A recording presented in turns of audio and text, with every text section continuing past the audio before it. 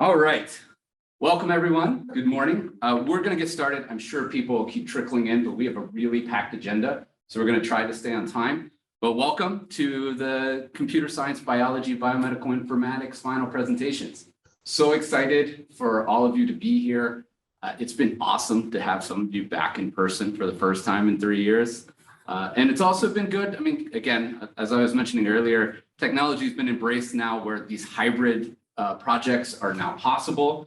Glad to have people joining us on Zoom, both students, mentors, and families. So welcome to all of you. I'm really excited for all of your presentations today. Congratulations, you're gonna do awesome. I'm really, really excited.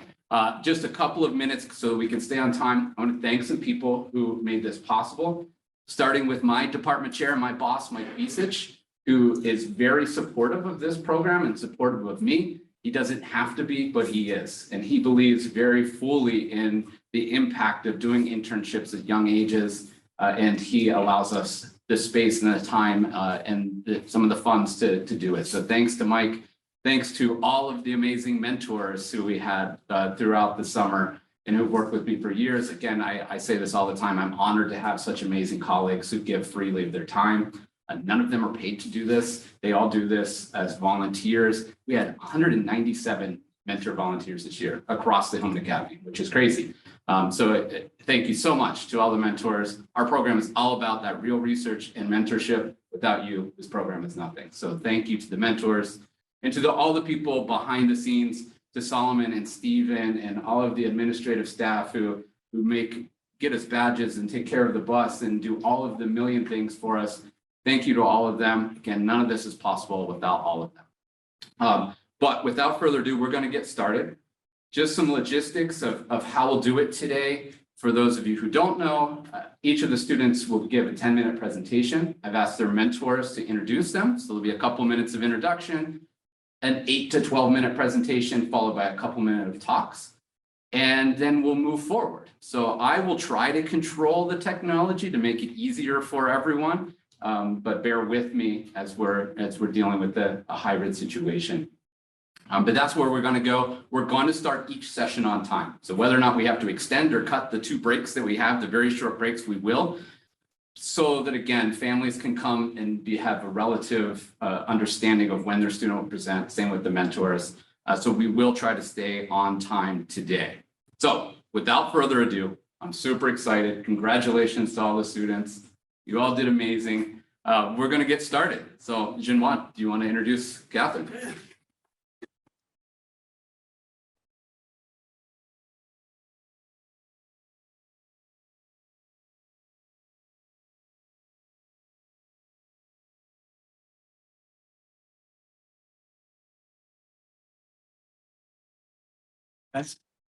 Yeah, it's taken some time to figure out the best way to do this.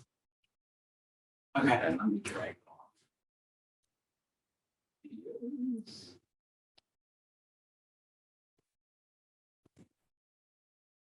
Right.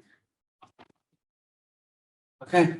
Good morning, everyone. Just like David mentioned, and it's really a pleasure to get back and just physically in my own office for almost 3 years, and I'll see so many people working together. It has been a great pleasure. It's just really fortunate for me to have the opportunity to work with Katherine, and she's amazing. Just we sort of know each other for a long time, and since she is with young girls, and Katherine is really just fortunate. I think in the sense that she's beautiful and she's smart. That's two really characteristics. We have been working together for summer, and we try to address one interesting problem in precision medicine. Is given a cancer cell's genomic data, can you really know whether this cancer cell will respond to a certain drug? If you work at this kind of work and work well, we will really have a lot of patients and really saving lives. I'm amazed by Katherine's perseverance. So we encounter a lot of challenging programming problems, and she never give up.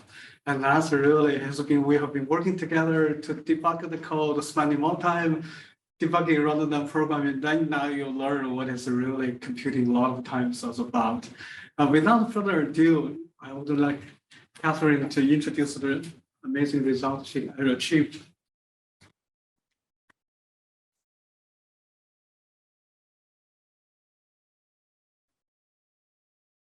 Hi, everyone. Thank you, Dr. Liu, for introducing me. My name is Katherine Hu, and it's a pleasure to be here today to talk about my project with you.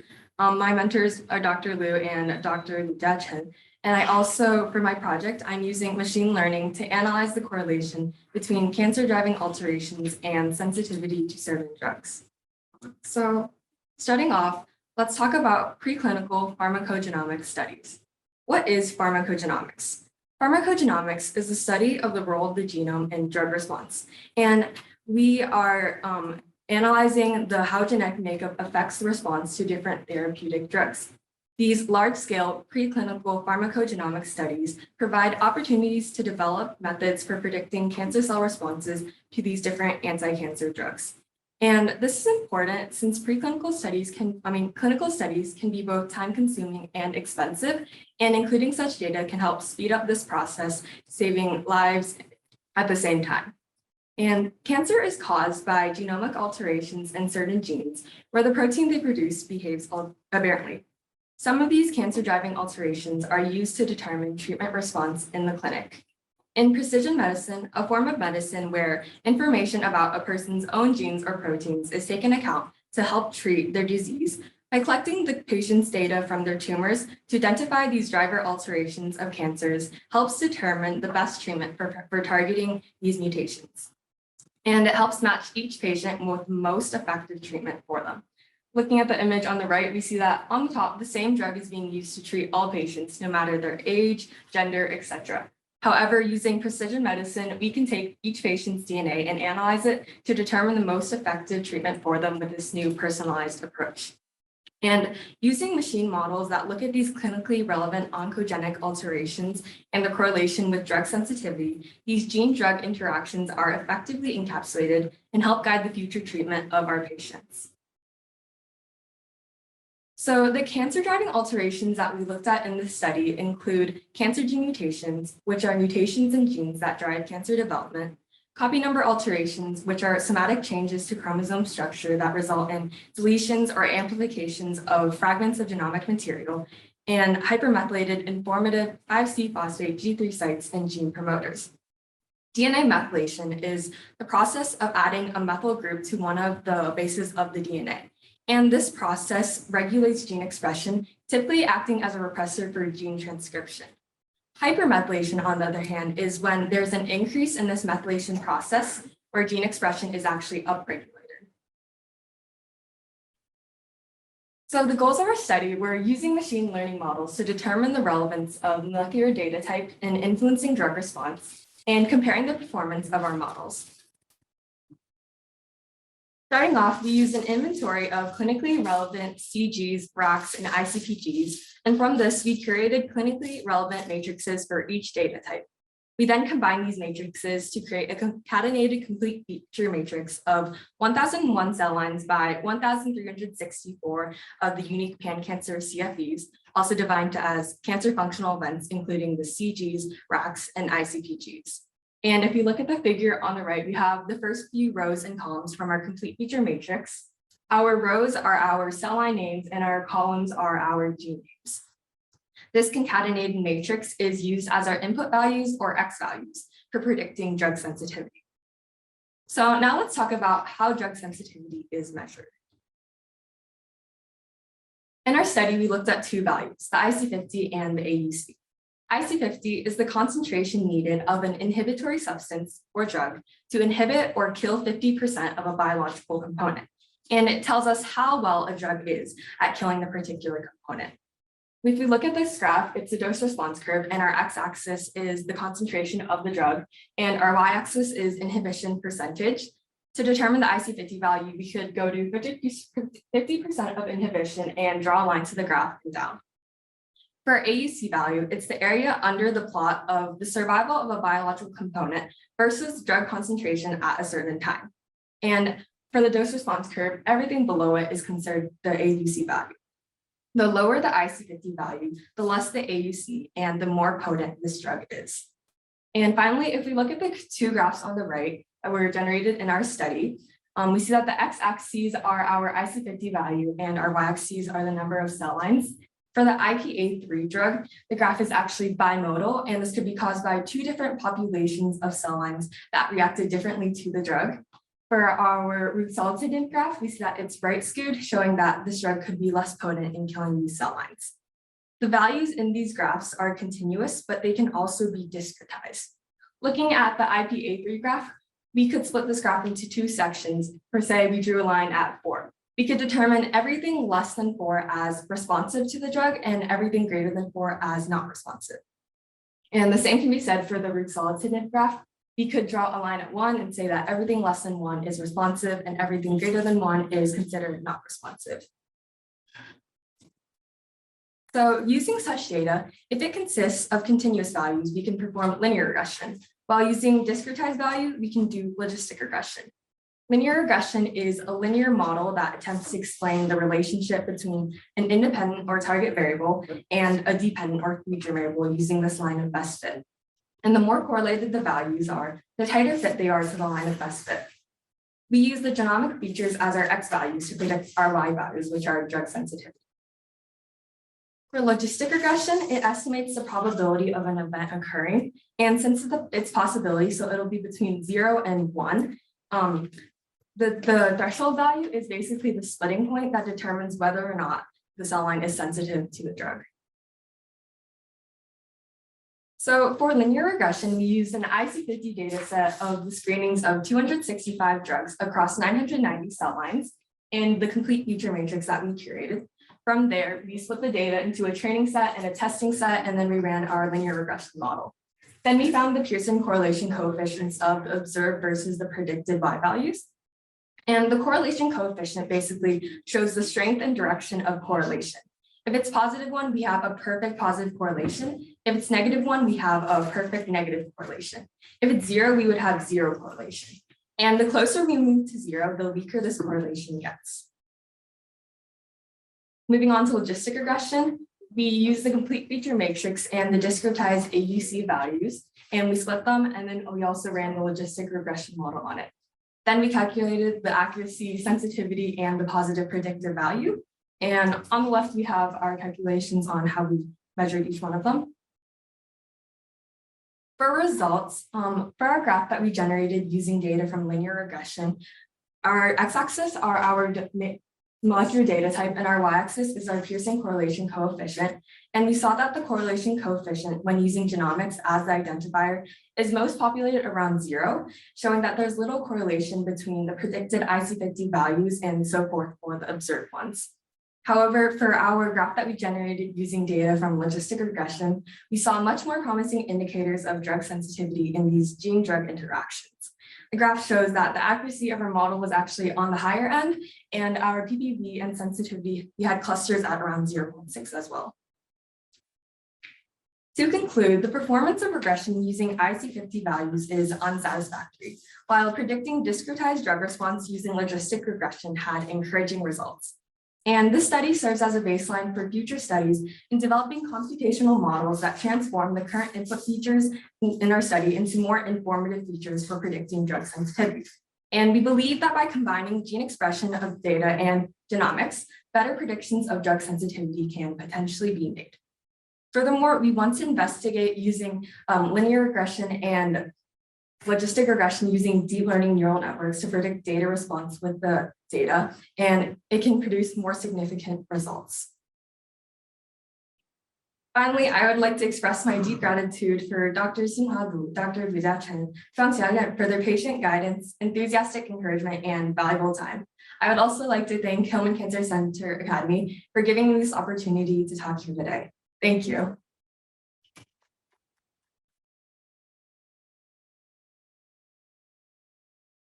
Any questions?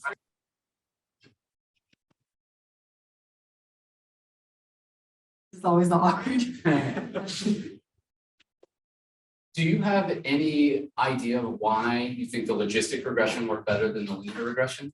I'm not sure exactly why, but we decided that the IC50 values couldn't exactly work as well because I think like using the or and function ways it's more easier to predict whether or not it works.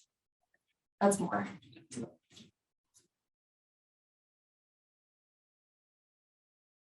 Any other questions? Dave? How did you prevent overfitting of your model? Well, we did tune it and make sure that it didn't we use like different sets of data so it was like split and we could test it and run it and we didn't overuse that one.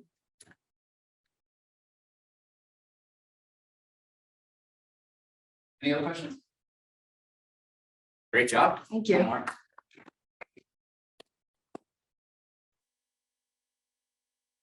Right. And Pradeep, do you want to introduce Arya as she's coming up? Yeah, I would love to. Excellent. I don't see the slide. Oh, here. Okay. Excuse me.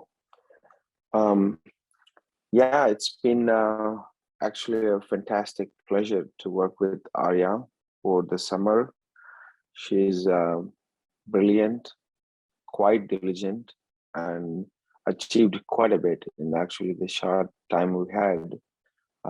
And she's helping build a fantastic data set that will be critical to actually develop some machine learning models to detect very subtle issues in MRI scans. As you know, garbage in, garbage out, and we're trying to reduce the garbage by producing a quality data via careful manual visual control as well as machine learning. So she'll walk you through the project slowly. Also, like most of the slides actually were made by her completely actually. So it's quite impressive what a high school student can achieve in a short time.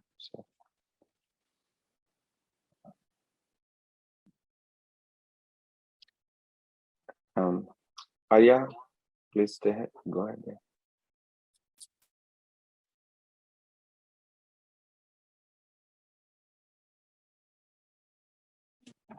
The cursor's on. Right?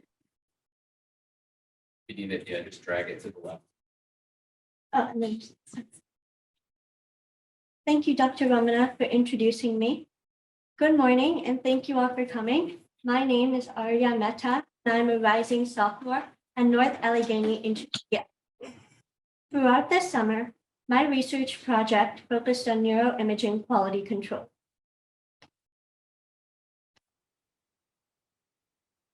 Magnetic resonance imaging, MRIs, are a non-invasive tool used to detect brain abnormalities, but their utility is affected by unwanted artifacts. So what is an artifact? An artifact is any part of an image that does not accurately represent the anatomic structures present within the subject being evaluated. Some common examples of artifacts include clipping, radio frequency noise, and susceptibility artifacts. Clipping is an error in which part of the brain is cut off from the rest of the image, as shown by the straight line. Clipping is caused by an operator mistake and a subject motion error, both of which lead to a bad field of view. Second, RF noise is light or dark specks that hinder the clarity of the image. RF noise is caused by an interference in the signals that produce the images due to loose connections or conductive debris. Finally, susceptibility artifacts are dark regions within the main image of the scan.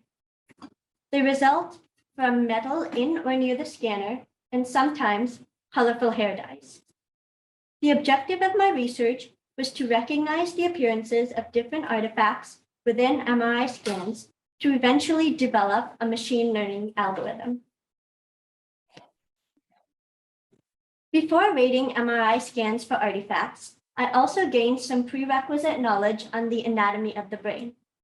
The brain has three main views: the coronal view, which is when a transverse intersects the brain vertically; the horizontal view, when a transverse intersects the brain horizontally, and the sagittal view, when a transverse intersects the brain between the left and the right hemispheres. On the right side of this slide is an image of Visual QC, a Python-based program designed by my mentor, which I used for my ratings. Visual quality control has a montage of slices within each view. It was important for me to accurately identify and refer to all three views when doing my ratings, because an artifact that appears in one view may or may not be present in another. Visual quality control has four main options when rating artifacts. The first would be the original option, which allows raters to see the distinct landmarks that are visible in each view. Tails trim is almost identical to the original option, but it illuminates the image and highlights the contrast of the main view. The saturate and background on options both allow raters to see objects that may be hiding in the background behind the main image of the view.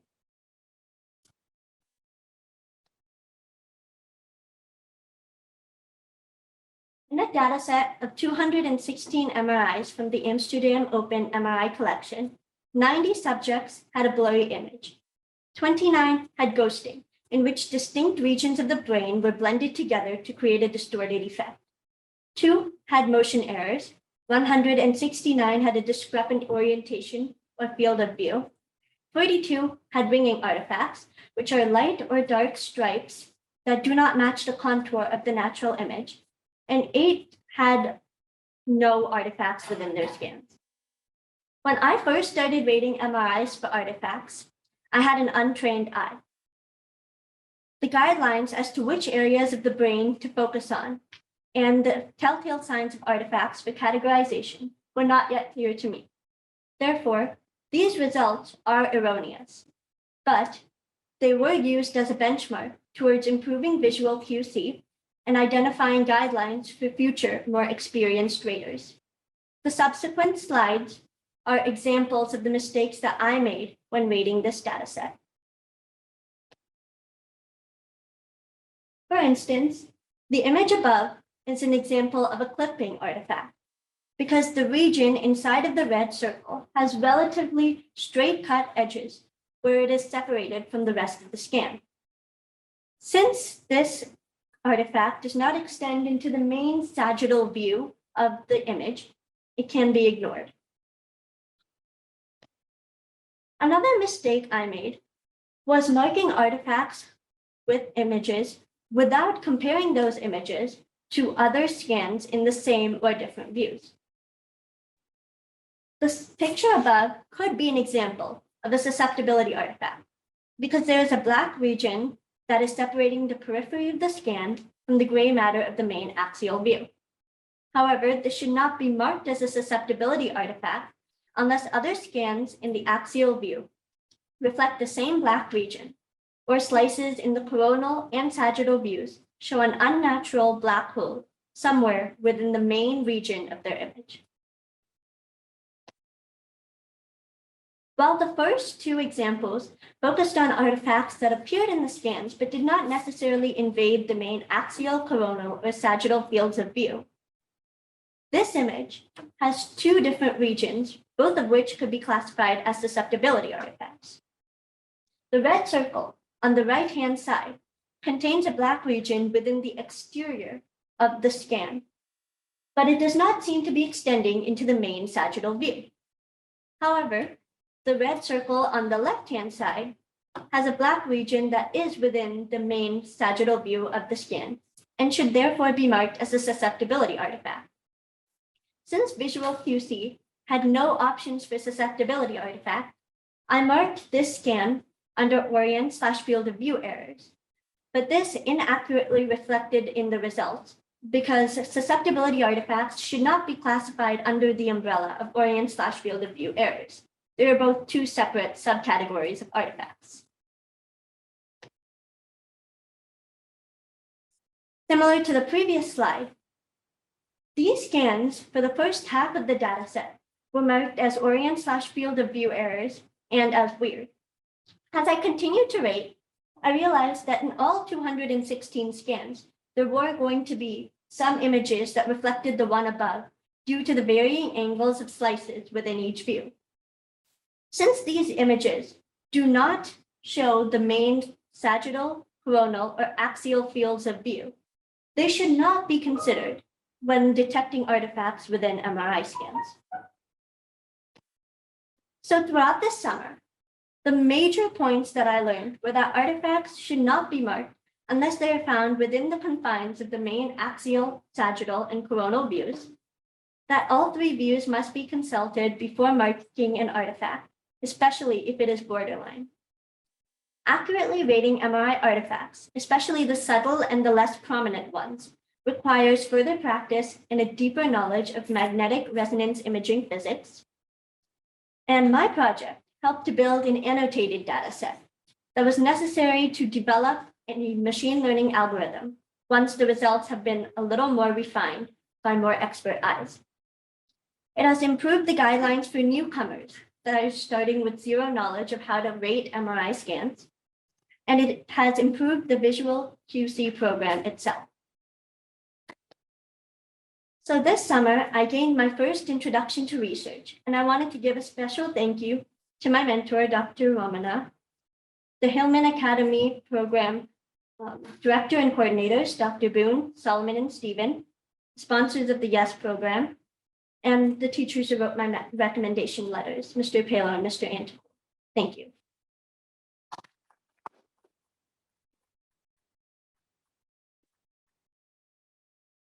Any questions?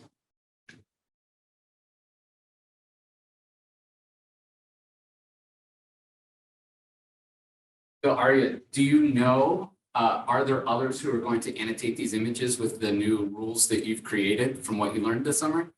I think so. I'm thinking of throughout the school year putting together like a manual that helps with the mistakes that I made this year. So whoever does this next year or in general in the future doesn't like repeat those mistakes.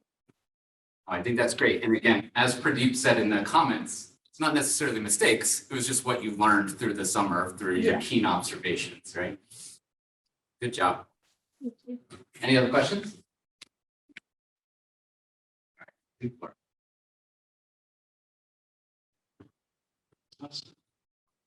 Evan, you're up next.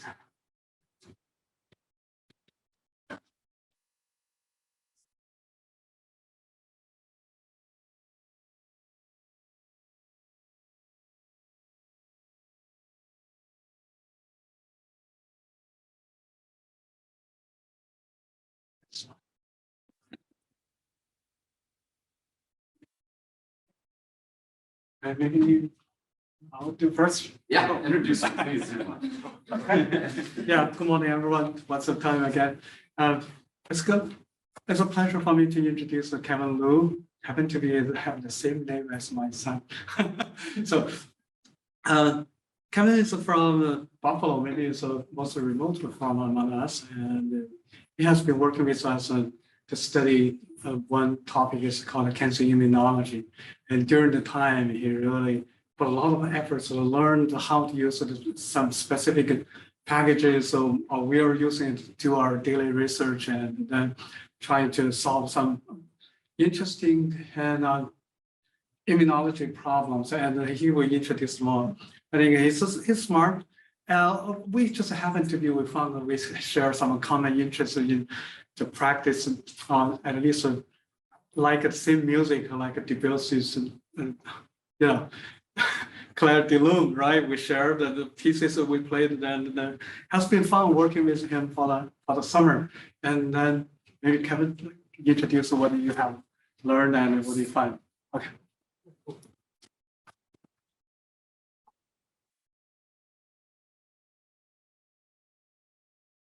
Is it a draw by its own? Okay. Well, hello, my name is Kevin Liu, and my advisor is Xinghua Liu. We have been doing an experiment called integrating T-cell analysis of IL-21 expressing CD4 T-cells in human tumors.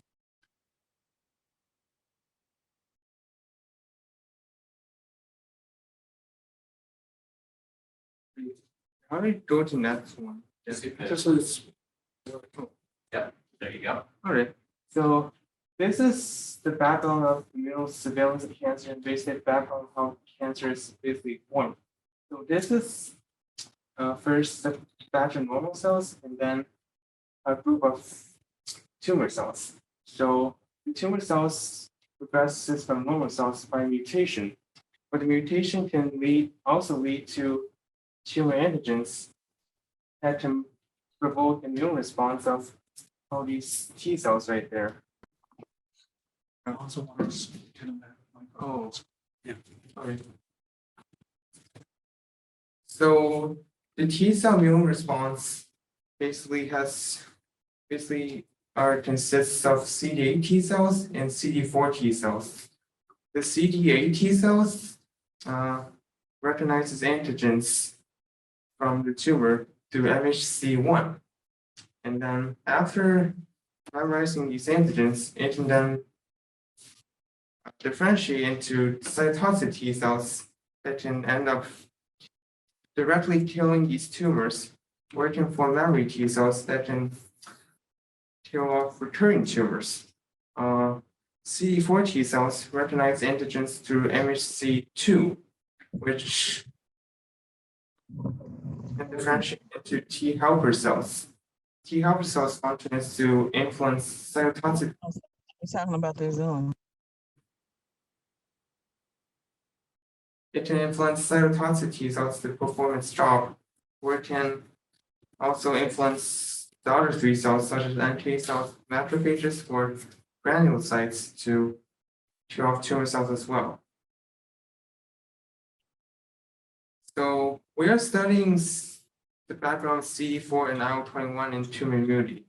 So this is a background of like the CD4 function. It has three distinct functions. First, it has to release IL-21 to provoke the CD8 T cells to basically kill off the tumor cells. Second, it has direct anti-tumor activity by using antigens to kill off the tumor cells by its own. And number three, it can release IL-21, which is the protein to make B cells produce antibodies. And IL-21, which is interleukin-21, is very important for the tumor microenvironment. There are a few goals of the study that we want to accomplish. First is to gain better understanding of CD4 T cells function in tumor tissues. Second is to learn about how to use data science and programming tools to study CD4 T cells that produce IL-21. So, in order to basically study these CD4 T cells, there's a process has to be done first. It's called single cell RNA sequencing, and we need to understand what that is. So first, it's basically just the big picture is that we need to identify gene expression of cells at the individual level. In order to do that, it has to involve many steps. First, we need to take some tissue out, which consists of normal cells, tumor cells, and T cells together. And then we need to isolate all of them into individual cells and sequence them. And then in order to sequence them, we need to take out the gene. We need to take out the RNA, which then we can convert them into reform them into DNA, which makes it easier to sequence. We sequence each nucleotide to see what their genes are in their base pairs, so that we can determine the gene expression. The gene expression results can then be put into this table right here, which is under read counts. This table consists of columns of cells and rows of genes, and the number represents the gene expression of each cell. This whole thing is called count matrix, which will be the data that we will initially integrate into our code. And then we can use many software, to analyze those genes and compare gene expression profiles of single cells. When we got this data, we got this from 3 papers. First, just T cells in colorectal cancer. Second is T cells from liver cancer. And third is lung cancer. And here, these are the number of T cells that are analyzed and studied. This is the specific procedure and methods we use. First, we need to download the data, which is count matrix, and cell and metadata, which consists of like cell descriptions. Second, we read in the data using a software called Pandas, which can handle large tables. Third, we have to interjoin count matrix because like it consists of many cancers, so we need to join them all together, but based on their common genes. For the metadata, we can just concatenate together. Fourth, we combine the count matrix and metadata together to form one single on-data object, which is called annotated data. And then data will be further processed by standpoint, which is used for single-cell RNAseq. And then data goes to PCA, which is principal component analysis, basically dimension reduction. And batch correction basically helps the clustering and annotating on CD4 T-cell subsets by removing like unnecessary variability from the data. And number 9, finally, we calculate the percentages of CD4 T-cell subsets in cancers. This is the human projection of all T cells and all T cell clusters, and it includes CD4, CD8, and so forth. This is the aftermath, and this is the result of principal component analysis. It finally gets to 2 dimensions, which cells are projected on the 2-dimensional graph.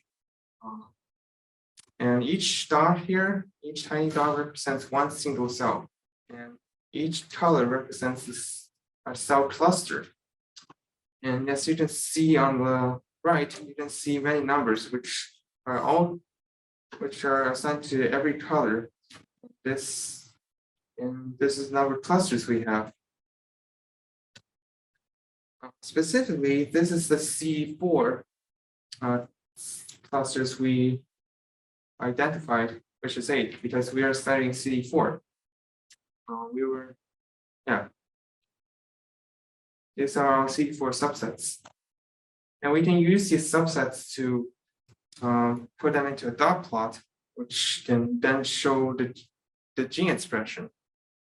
There are 2 important functions of this dot plot that you should know. This is first we need to determine, the size is determined by the fraction of cells that express the gene. And second, the color, the deepness of the color is represented by the mean gene expression inside the group. And we want to know which subsets produce IL-21, which is circled in a rectangle over here, which is CXCR13 and CXCR5. Then we can use this to determine the percentages of each CD4 subset in each cancer, which I said is lung, colon, and liver cancer.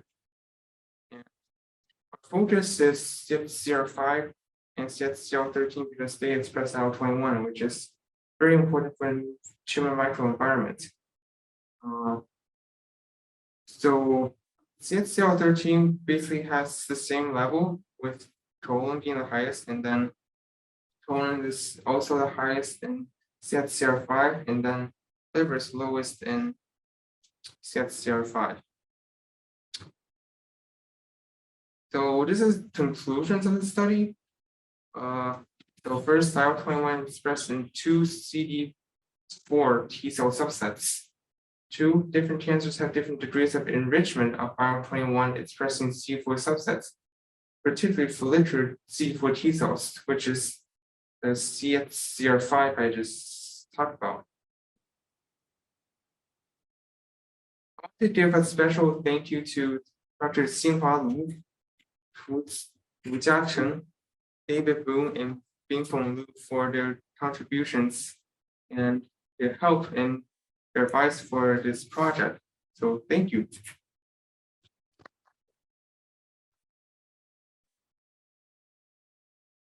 Yeah, any questions?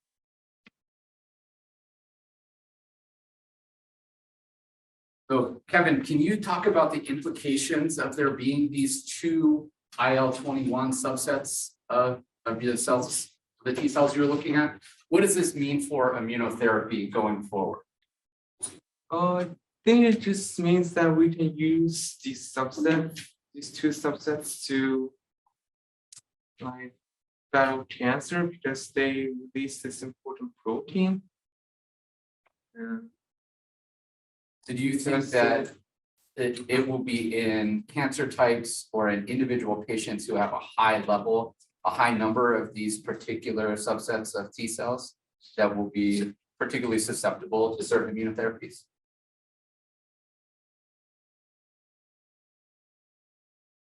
Wait, do you mean like just easily treated? Yeah, do you think they'll be more easily treated by Yeah, I think so. immunotherapy? Okay. Yes. Great. Thanks. Any other question? Right, great job. Yeah.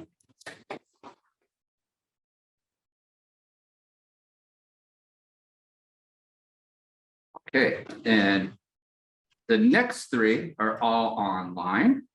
So I am going to turn it over. I've already made all three of you co-hosts, so you can share your screen. But next, Uma or Alex, do you want to introduce Olutoba? Yeah, Alex will. Thank you. Hello, everyone.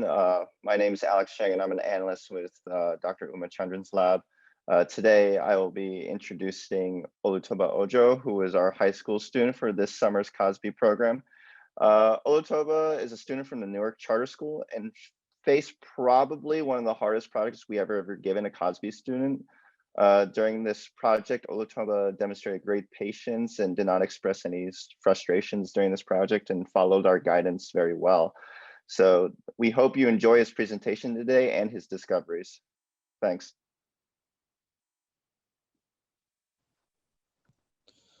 Hello, everyone. For my Hillman Academy project this summer, I did single-cell RNA sequencing, cell type annotation under the mentorship of Dr. Uma Chandran and Mr. Alex Chang. To start with the background, when we go into the complexity of an organism, our goal is to discover really what makes up an organism, examining the insides of a cell and observing how many RNAs it's able to make. The differences in gene expression correlates different proteins in different cells.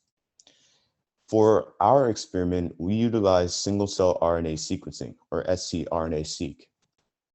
Single-cell RNA sequencing is a newer method to analyze the RNAs in individual cells, leading to a more accurate inference of the identities for the cells in a sample. In order for us to do this analysis, we must use complex computational methods to infer as accurately as possible. Single-cell RNA-seq is becoming more popular as it allows scientists to ask more questions and propose more answers for next-generation sequencing. On the left, we have a visual of the typical single-cell RNA sequencing workflow.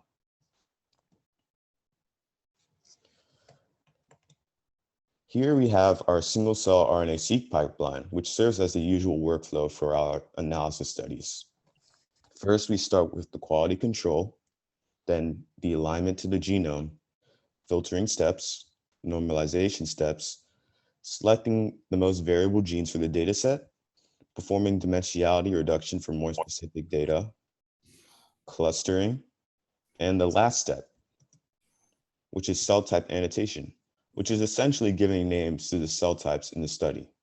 My own project involves this last step here, cell type annotation. So what is cell type annotation? Cell type annotation is the usage of computational / bioinformatics methods to assign identity to cells. Cell type annotation can be broadly categorized into these types here. One is called marker-based, which uses a gene list. Another is called correlation-based, which compares gene expression value from the data set to a reference data set. And the last one is supervision classification-based, which uses machine learning methods. Here's also an accompanying paper for these methods. The question that we proposed for our study was, how do cell type annotation tools affect cell type annotation? To answer this question, we downloaded data from the Pangolo database, which is a repository of single cell data. The database processes data and also performs annotation. We selected a mouse cortex data of 10,000 cells run on the 10x platform and wanted to compare the Pangolo database annotation with additional annotation tools. On the right-hand side, we can see what's called a t-SNE visualization plot of the annotation in Pangolo. As you can see, some of the clusters are labeled as microglia. Some of them are also labeled as endothelial cells and parasites and Cajal-Rotegia cells. However, you can note the abundance of several clusters being labeled in red as unknown, which means they are not annotated. We used 3 different classification methods for our annotation. The first was the Seurat classification via azimuth. The second was the correlation base via single R. And the third was a marker base via SC type. These were web and R-based methods. R was the main programming tool that I utilized for this project, alongside using Unix to learn analysis processes and make my way around a computational lab environment. Now getting into results. So I'll first discuss the results from Azimuth. Azimuth is a tool built by the HubMac consortium and has a lot of normal reference data. It is based on Seurat's methods from the New York University Genome Center Suchida Lab. We downloaded the mouse cortex data from Pangolo and uploaded it to Azimuth and used the brain cortex data in Azimuth as the reference. The UMAP figure here shows the Pangolo data mapped to the Azimuth's brain reference cell types. The next table is a contingency table, which shows how many cells from the unknown clusters map to known cell types in the Azimuth reference. For example, as a positive control, all the cells labeled in microglia and Pangolo are in fact labeled microglia by Azimuth as well. Similarly, all the parasites in Pangolo are also parasites in Azimuth, as you can see here. So what about the unknown or unannotated clusters in Pangolo? As we can see in this table, cluster 11, which is unannotated in Pangolo, 90% of the cells are mapped to MEIS2.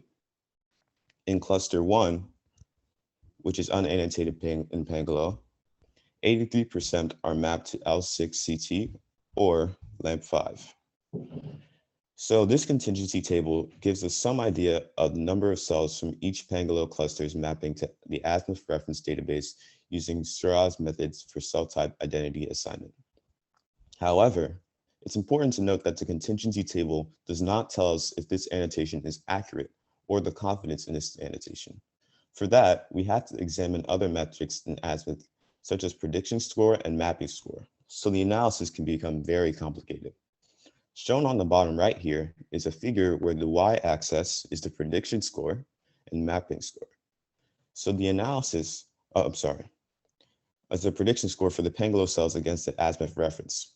The higher the prediction score is, the better, and each dot represents the pangolin mouse cortex cell. As you can see from microglia here and parasites, they both have high prediction scores, meaning what is called microglia are also called microglia by azimuth methods and with a high confidence. However, if you look at the cell which end up with the MEIS2 annotation, we can see that the prediction score has a range of values, which means we can't tell for sure if the unknown clusters were labeled as MEIS are in fact accurate or not. Therefore, we have to do more digging into the data to understand the annotation more.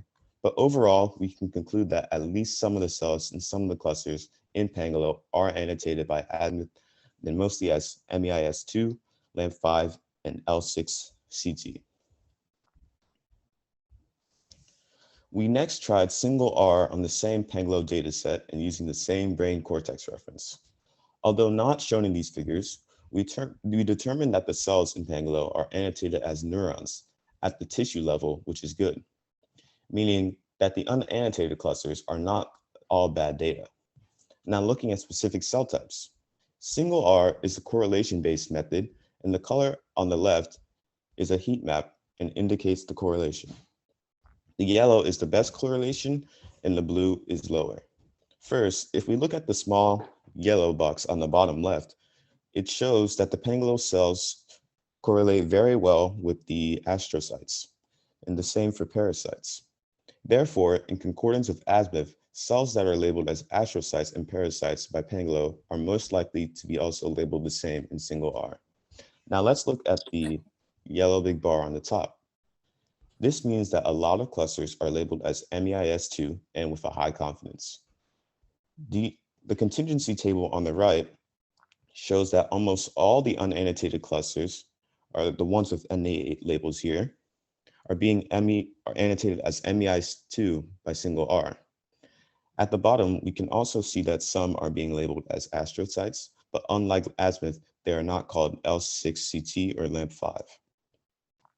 So, single R and azimuth agree on the annotation of the known Pangolo clusters such as parasites, but not on the unannotated clusters. Again, we have to look at the correlation score more carefully to understand the confidence in this annotation. The last tool is SC-type, which is marker-based. It produces a nice colorful output or bubble plot with the size of bubbles corresponding to the number of cells.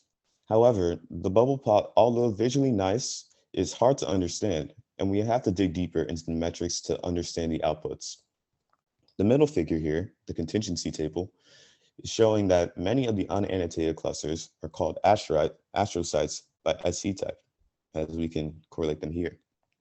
The chart on the right is what's called a normalized score, which is one way to assess or think about the accuracy of the annotations. For example, clusters annotated as parasites or microglia in Pangolo are also the same in SC-type and with high scores, like we can see here and here. Other clusters, the unannotated clusters, have lower scores, but still do pass the SC-type thresholds for annotation and what is considered acceptable. Again, as with the first tools, we have to dig deeper into the score to understand the accuracy of the annotations. To conclude, based on this cell type annotation study, we can conclude that the usage of different single-cell RNA sequencing annotation tools, single-cell RNA annotation tools can lead to different interpretations of results. Although all tools agree with Pangolo on the annotation of astrocytes, parasites, and endothelial cells, they do not agree on the annotation of the unannotated clusters. For example, azimuth labels some of the unknown as MEIS2, LAMP5, and L6-CT.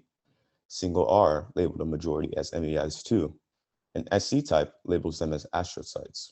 More work needs to be done in order to assess the confidence of all three of these tools. Annotation is a challenging subject within single-cell bioinformatics, and it's important to understand the variability amongst different tools and their algorithms.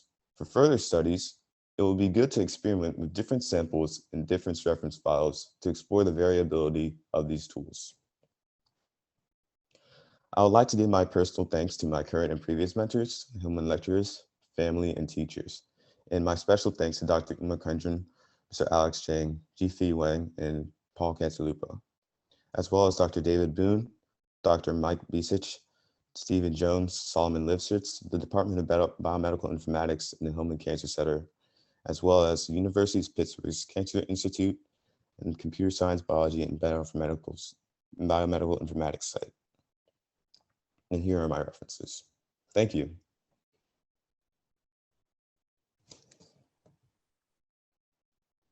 Nice work. Any questions? Maybe one way. And so I think if you compare 3 tools, but based on your experience, which tool you would use more often? I think there is another challenge, or maybe second question. So another challenge is that brain cells are usually, they have quite distinguishable characteristics. And what if the cells are more closer? What kind of tools you would like to use? I'm not sure whether you can hear clearly. What's the distance? And first is, if you do this in the real world, which tool you would use? Or you can combine 3 of them? Oh, okay. I believe I will combine all 3 of them, since the results of the experiment led us to believe that they can have different interpretations and different results. So I think having more methods utilized will lead to better understanding. Okay.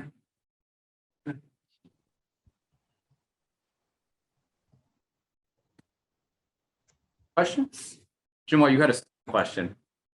Yeah, which is second question is the neuron cells in the brain is quite distinguishable. But if you put some cells quite similar and try to annotate which tool, maybe you have not studied, maybe you need to find another set to see which tool would be more useful, would be interesting. It's more a comment rather than. Yeah, absolutely. No, I think that's an important question of how much we know about these cells probably can determine how well we can annotate them, right? For all of these tools. Yeah. And that's probably why some of them are doing really well and some of them aren't. Yeah. Great job. Any last questions? All right, good work.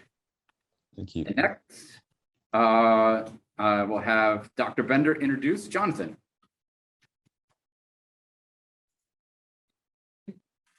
Good morning.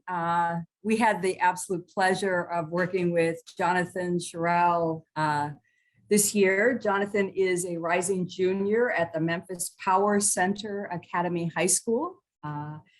We worked remotely with Johnathan. It actually worked quite well. He is a very bright young man and very dedicated. So Johnathan worked with some of our behavioral data, specifically around anxiety, as well as some of our genetics data from a study that we completed a while back in women with breast cancer. And he looked specifically at data shortly after women were diagnosed. Johnathan, looking forward to your presentation. Okay, so my presentation is about polymorphisms in DNA repair and oxidative stress genes associated with pretreatment anxiety and breast cancer. Go on. Here's some background. Breast cancer is the most common cancer in women, and it's the leading cause of cancer deaths among women. 75% of women with breast cancer are postmenopausal at diagnosis. Standard treatment for postmenopausal women with hormone receptor positive early stage breast cancer is aromatase therapy with or without chemotherapy. We got here. Studies have shown that high levels of anxiety are common among women with breast cancer at diagnosis, and women with diseases are at a higher probability of experiencing extreme uneasiness and depression. Yeah. And yeah, we're going here. And there's a variability in the level of anxiety experienced by women with breast cancer. Factors are associated with this variability are not entirely clear, and the mechanisms underlying anxiety in the population are not known. And evidence suggests that oxidative stress and DNA repair may be associated with anxiety in women with breast cancer. Now let's go into the purpose. The purpose of this study is to compare between two groups of women with early stage breast cancer and a control group of women without the disease, and explore the relationships between polymorphisms and oxidative stress and DNA repair genes in anxiety and postmenopausal women diagnosed with breast cancer. Now we go into methods. This study was a secondary analysis of data from a study investigating the effect of adjuvant aromatase inhibitor therapy on cognitive function in postmenopausal women with breast cancer. The sample was comprised of 3 groups for postmenopausal women. Group 1 was women with early stage breast cancer who received anastrozole and chemotherapy. And group 2 were women with early stage breast cancer who received anastrozole alone.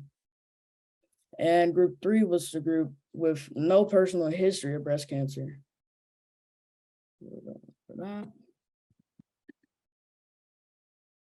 This shows the AIM study eligibility criteria.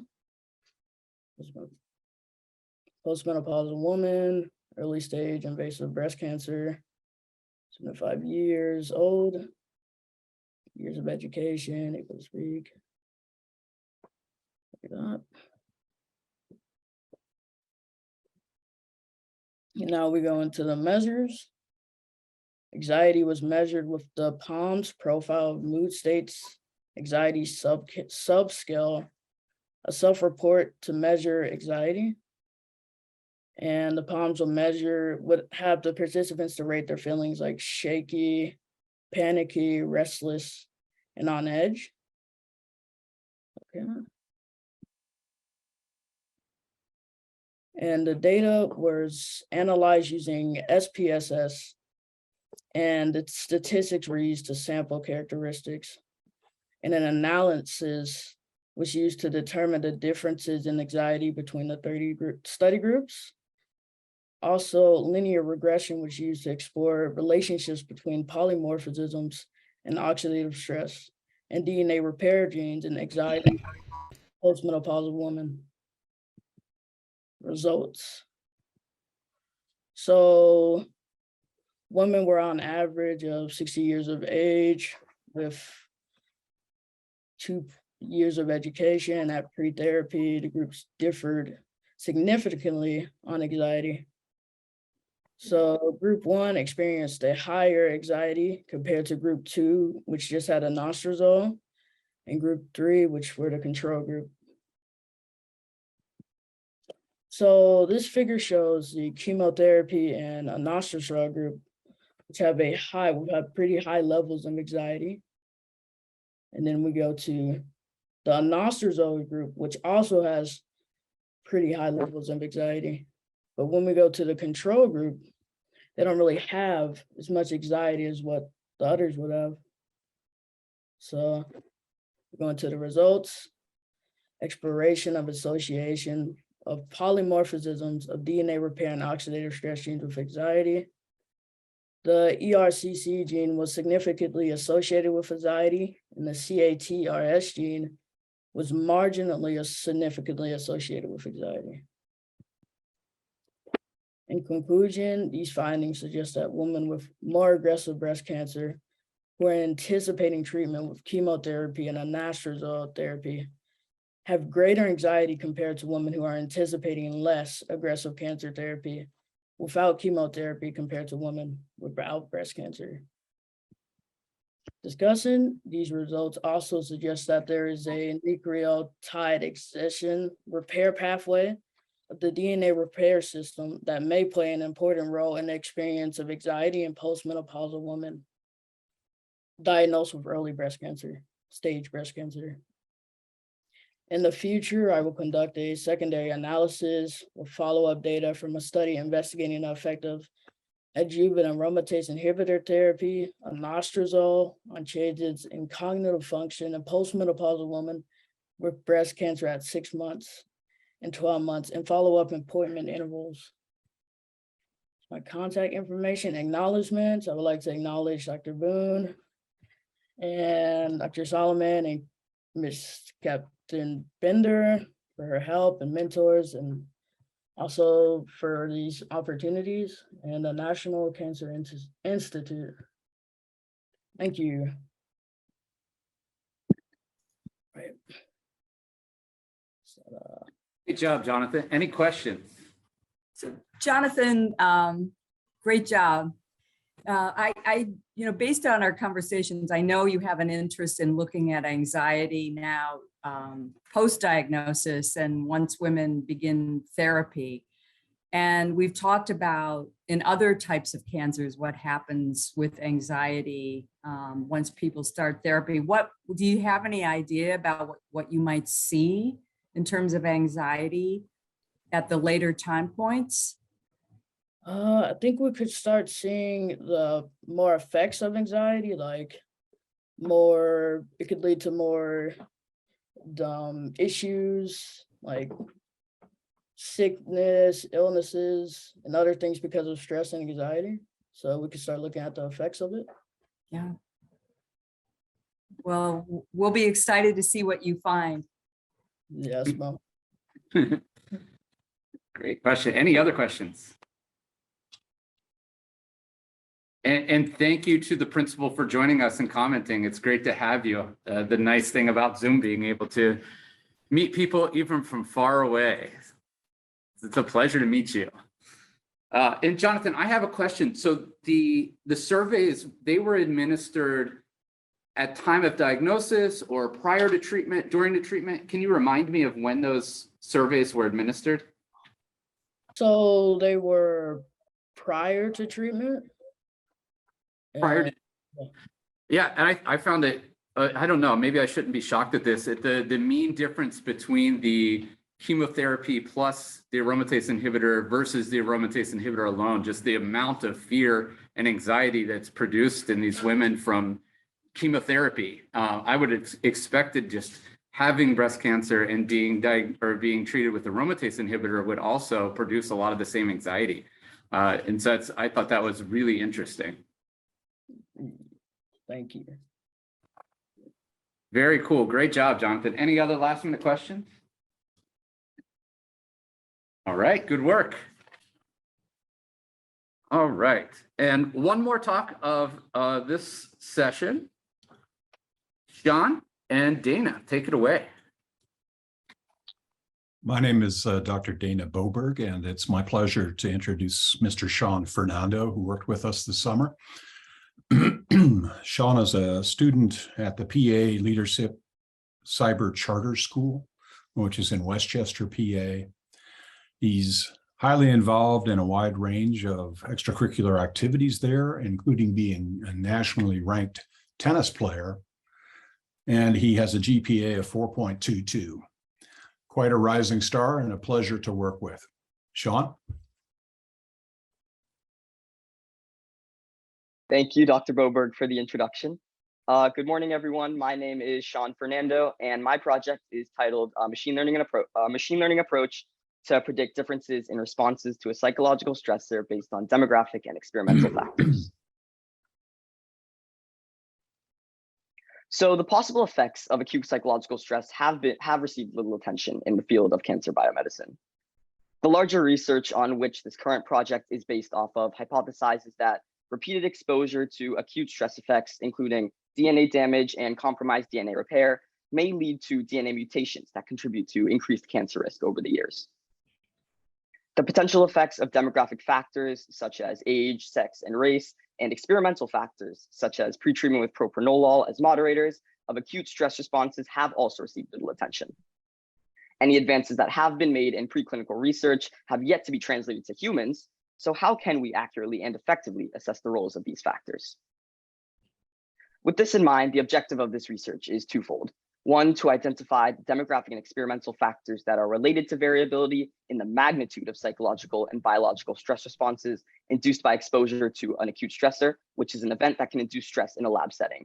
Two, to predict the magnitude of psychological and biological stress responses from baseline to immediately post-stressor based on significant demographic and experimental factors using machine learning.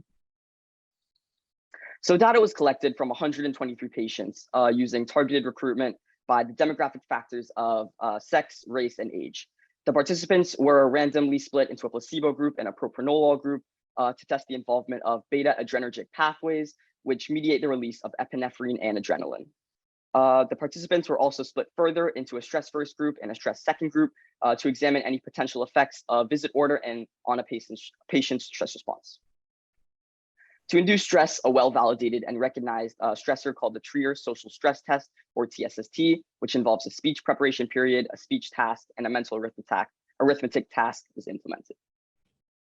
To quantify stress levels, 3 stress response measures were used: a visual analog score, or VAS, profile of mood states, total disturbance score, or TMD, and percentage lymphocytes in white blood cells, or lymph. The TMD and VAS measures were selected to assess the participant's psychological stress response, and the lymph measure was selected to analyze the participant's hematological stress response. The stress levels were reported on a VAS scored from 0 to 100 to indicate how stressed the participants felt, and the self-reported TMD levels were calculated from the profile of mood states, subscale scores like anxiety, depression, and hostility. The lymph values were calculated using a complete blood cell count with differential, which analyzes the different types of white blood cells in a blood sample. The VAS was administered pre-task, mid-task, and post-task. The TMD administered pre-task upon arrival, pre-task, post-task, and prior to departure. And finally, the blood samples or lymph were collected pre-task, post-task, and prior to departure. So to quantify the stress response measures induced by participants from the stressor, the change in each stress measure from baseline to post-task was calculated. To represent this graphically, the mean of these values were calculated, and these graphs show the significant differences between groups for demographic factors for each stress response. The lymph values were also scaled by a factor of 10 to be visible on the graph with the other results. For sex, the change in VAS and change in TMD showed differences between groups. For race, the change in TMD showed differences between groups. And finally, for age, the change in VAS and change in TMD showed differences between groups. The results for the experimental factor analysis are displayed in these graphs. For medication group, the change in VAS and change in lymph showed differences between groups. And for session order, no stress measures showed differences between groups. Now that the factors that cause differences between groups with each corresponding stress response have been identified, prediction of these stress levels using machine learning can begin. In this research, the K nearest neighbors regression algorithm, or KNN, was utilized, as it is easy to understand and visualize and does not rely heavily on the distribution of the data. So KNN works by first calculating the Euclidean distance from the test point to the train points. And based on this distance, the closest K training points to the test point are selected, where the value of K is specified beforehand. The algorithm then averages the values of the closest K training points to predict the value of the test point. This algorithm is very useful, but sometimes is not very accurate if there's not much data. So to overcome this, a resampling procedure called K-fold cross-validation is used, where the data is randomly split into K-folds, where K is specified beforehand once again, and one group is used as the test data set, and the remaining group is used as training data. So after each run, a skill score is calculated based on the accuracy of the model, and the average of each sub-skill score is calculated to find the accuracy of the complete model. So quantifying the accuracy of the model was achieved by calculating the R-squared value of the KNN model, which shows the variation between the independent and dependent variables. To identify how these factors with differences between groups impact the prediction of stress measure levels, the accuracy of the model trained by all of the factors was compared with the accuracy of the model trained just by the factors with variation for the corresponding stress response measures. So in conclusion, the results of this research are very promising. There are demographic and experimental factors that do impact a person's stress level significantly. And using these factors with variation, we can predict with an acceptable accuracy one's stress response measure levels accurately. We also found that just using the factors with variation increases the accuracy of the model compared to using all of the factors as training data. As human responses to stressors are very complex, there were some limitations to this research. Even though a thorough evaluation was conducted before enrolling the healthy volunteers to the study, human stress responses are very hard to predict because of multiple influences, such as past trauma. Also, stress was induced through only one stressor, and the VAS and TMD stress response measures were scores given by the participants themselves, but people may vary in their reports of stress response. In the future, a more advanced machine learning model could be utilized and more data could be tested, with more factors to reduce any unaccounted variation. In the future, we can also attempt to predict the levels of DNA damage induced by exposure to an acute stressor, as well as the stress response measures included in this. So I would like to thank my mentors, Dr. Dana Boberg and Ms. Jessica Mankulich, for helping me throughout this whole summer with my project, as well as Dr. Frank Jenkins, who was our lab statistician. I would also like to thank Dr. David Boone for making this program so enjoyable and engaging, and Solomon and Stephen for managing the Academy. And finally, I would like to thank the National Cancer Institute for funding our lab's research. Thank you.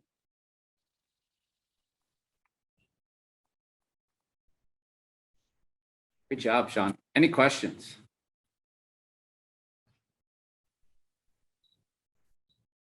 So Shuan, identifying different socio-demographic factors contribute to stress levels. What does that mean for the future? So what does that mean for developing different interventions or the future of medicine? Do we need to think about how we treat people differently based on who they are? Yeah, so I think taking into account the factors that showed variation will be very important when you're assessing psychological stress. So the treatments based on different ages, treatments based on different races, and treatment based on different sexes will have to vary as shown in this research that because there's variation. Great. And Shuan, I can't remember. So Shuan's sister did our program a few years ago. She did it for a couple of years. Were you ever here on the last day? I think I was here every year. So yeah. I thought that you were. So now how is it being on the other side of it? It's pretty I guess crazy, because I was always looking at her and seeing like, wow, I didn't understand any of this. And like now being able to present something that's like hopefully up to something that she did is great. And it's very exciting.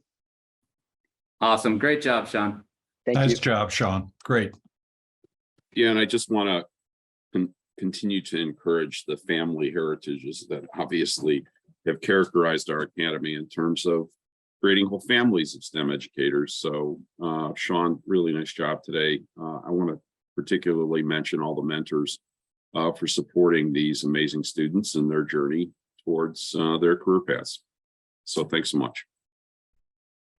Thanks, Mike. Thanks, Shuan. And again, let's give one more round of applause to all of the students and mentors for the first session.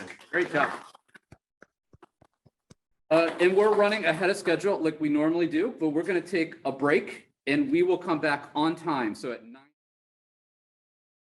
All right. So back at 9:40, still right on time. We're going to get started for the second session. Thanks again for all of those who are just coming in. I thank you again for all the hard work you put in this summer, all the students, all the mentors. Thank you so much for the work that you've done. Again, without the mentors, this program is nothing. Thank you so much for giving freely of your time and oftentimes your energy and resources and other things. So thank you so much.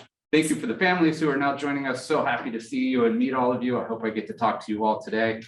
But we're going to jump right in again with a tight schedule. So Bushra, do you want to come and introduce Aiden, our next talker?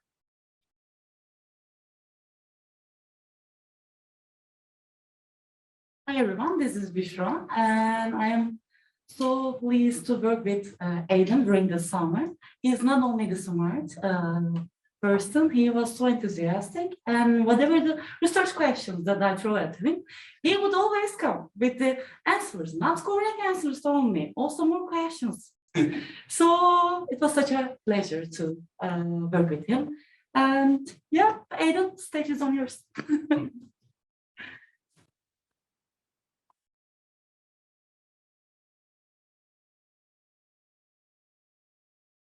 All right, so my project was looking at objective analysis of mindfulness for youth with autism spectrum disorder. Okay, so some background on the motivations for this research.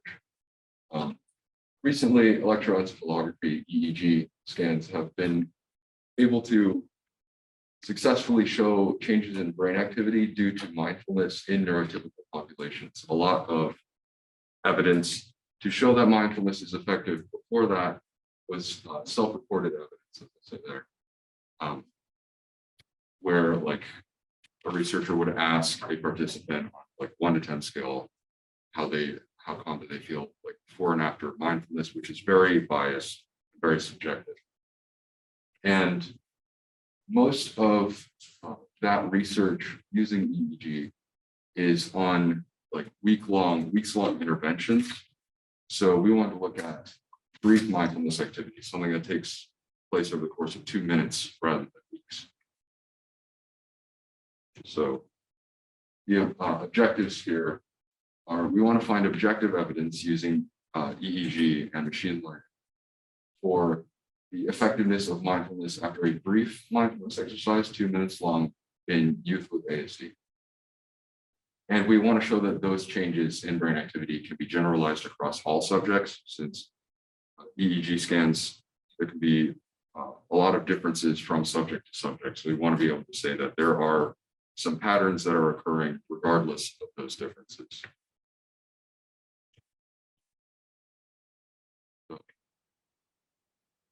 The demographic was 12 to 21 years of age, and they all have a clinical diagnosis of ASD and an emotion dysregulation inventory raw score greater than or equal to 7.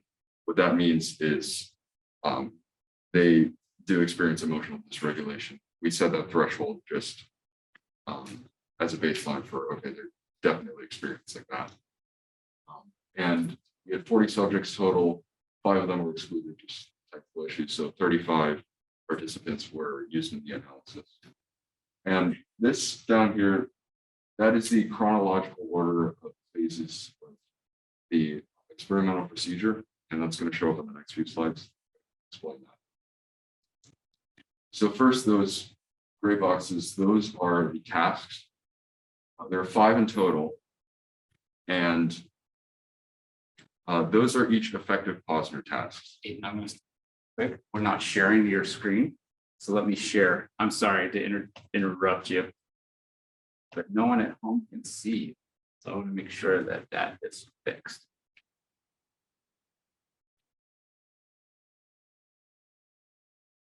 So the effective Posner task here is a game where the participant is presented with 2 cards on a screen. They have to choose the side that has the star.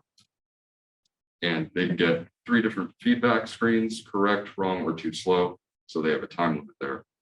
Task 1 and 2, these first 2, those are practice rounds. No data was collected during those, but from the end of task 2 onward, EEG data was collected throughout.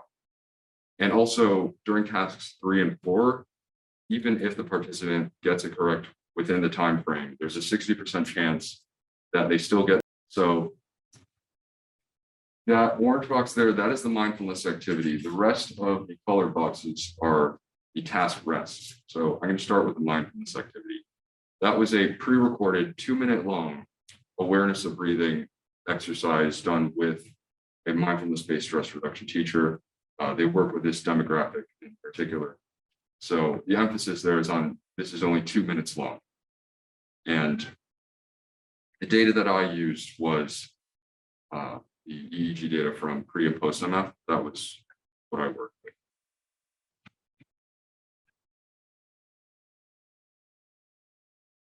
So the goal here for me was I wanted to create a classifier that can get a row of EEG data and tell whether that data is from before or after the mindfulness activity. If it is able to successfully do that at a non-random rate, then we can say, okay, there's enough of a difference here that is able to tell, it is able to separate between pre and post MF. So there must be some significant difference between the 2.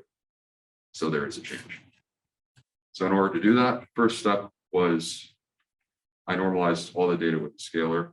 And in order to train the classifier, I have a training set and a testing set. So the training set I use to tweak the parameters of classifier, and the testing set, use that trained classifier on the testing set to see how well it is able to classify data that is outside of the data it was trained on. So as I said before, we want to be able to generalize this across all subjects. So I took all of the data from one participant and used that as the testing set. So because of that, I'm testing the model on a subject that it has never seen before. So if it is able to successfully predict pre and post MF on that subject it hasn't seen before, then we can generalize it across all participants. Another thing is that EEG data is very noisy, and I was also working with 133 features, which is a lot for 35 participants. So I wanted to reduce the features. So there are two ways I tried to do that: principal component analysis and sequential chord selection. There is a difference between those two. I'm just going to leave it at PCA. We'll look at the redundant noise in the features and combine the features that are redundant, combining them linearly. And sequential chord selection, we'll look at what is most closely related to the pre and post MF, which has the highest correlation, and select based off of that. So PCA is using features that aren't the original sequential chord selection does. Really, they're just two different methods that I applied. So I took that normalized and reduced data and I run it through support vector machine. That is the actual classifier that I use. So this is what I want to be able to tell if a certain scan is pre or post MF. And I used a radio basis function kernel. Okay, so as far as the results go, I used accuracy, sensitivity, and specificity as my metrics, and that's accuracy, that's sensitivity, that's specificity there. So overall, the mean was around 0.5 for all of those. And if you have two classes, pre and post MF, and you get an accuracy of around 0.5, that's pretty close to a random guess. Generally, it was above 0.5, but as you can see here, it's not very consistent around. Some of the participants have very high metrics. Like I think that participant 420 in particular have pretty high metrics for all three of these. So this isn't to say that there was absolutely no results. There is some promise here, but overall, I can't really conclude too much from this. So even though these results were inconclusive, there's still a lot more to be done here. EEG scans are pretty complex. There is a chance that an SVM classifier is just not the best fit for this. There are a lot of other options, in particular, artificial neural network may work better in this case. They tend to need a bit more data though, and more data is being collected by the rest of the research team. So there's going to be a lot more to work with than the 35 participants that I had. And there is a lot of noise with EEG data, but that is just one of the problems that we sort of knew going into this. So there's a lot more to be done. It's very likely that there is a difference that I just was not able to find with the SVM.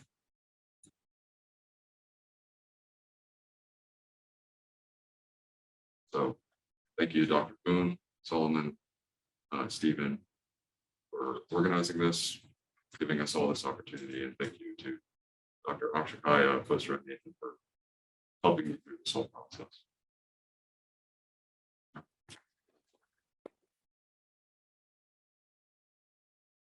Great job. Sorry about the technical problems. Any questions?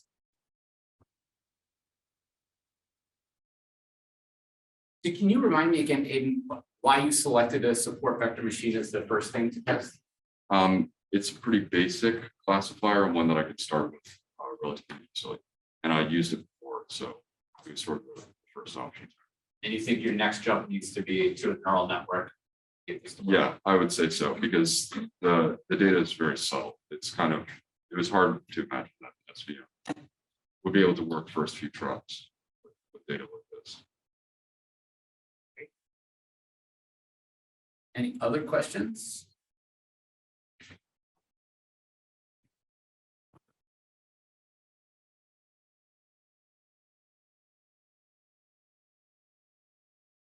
Good job.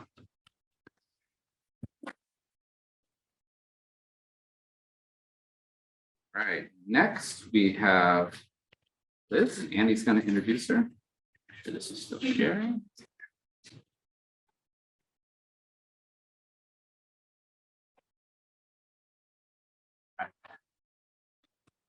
All right.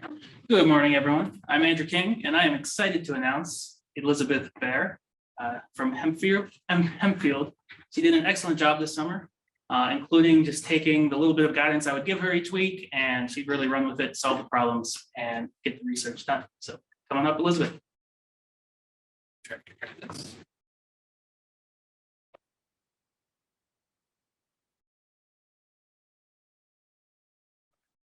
Software for you.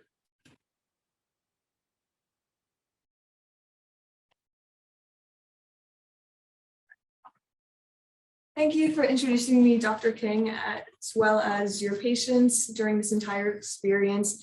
As Dr. King said, my name is Elizabeth Bair, and my project is generating summaries of oxygen therapy decisions from transcribed representations of ICU patients.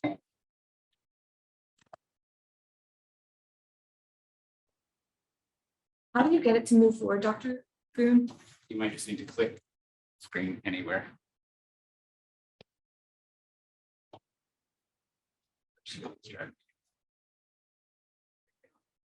Okay, thank you. So the ICU cares for critically ill patients, most of whom have one or more failing organs, and they're cared for by interprofessional, highly skilled care teams. These care teams meet daily in ICU rounds to discuss each patient's progression and treatment plans. A common treatment plan is oxygen therapy, which was used to treat COVID patients during the peak of the pandemic that required oxygen therapy treatment. Oxygen therapy decisions are based off of past decisions made for a patient. And so ICU teams would benefit from having access to a summary of those decisions. This picture is an example of non-invasive mechanical ventilation. Other examples of oxygen therapy would be high flow nasal cannula, which is whenever a patient has those tubes in their nose, and then invasive mechanical ventilation. That brings us to my hypothesis, which was that an automatically generated summary that extracts the temporal status of information will be more accurate than one that randomly assigns it. Temporal status indicates when a sentence is referring to. Examples of that would be the patient continues to fail spontaneous breathing trials, or SBTs, which indicates that that's a past decision to order a spontaneous breathing trial. Or let's order this patient a tracheostomy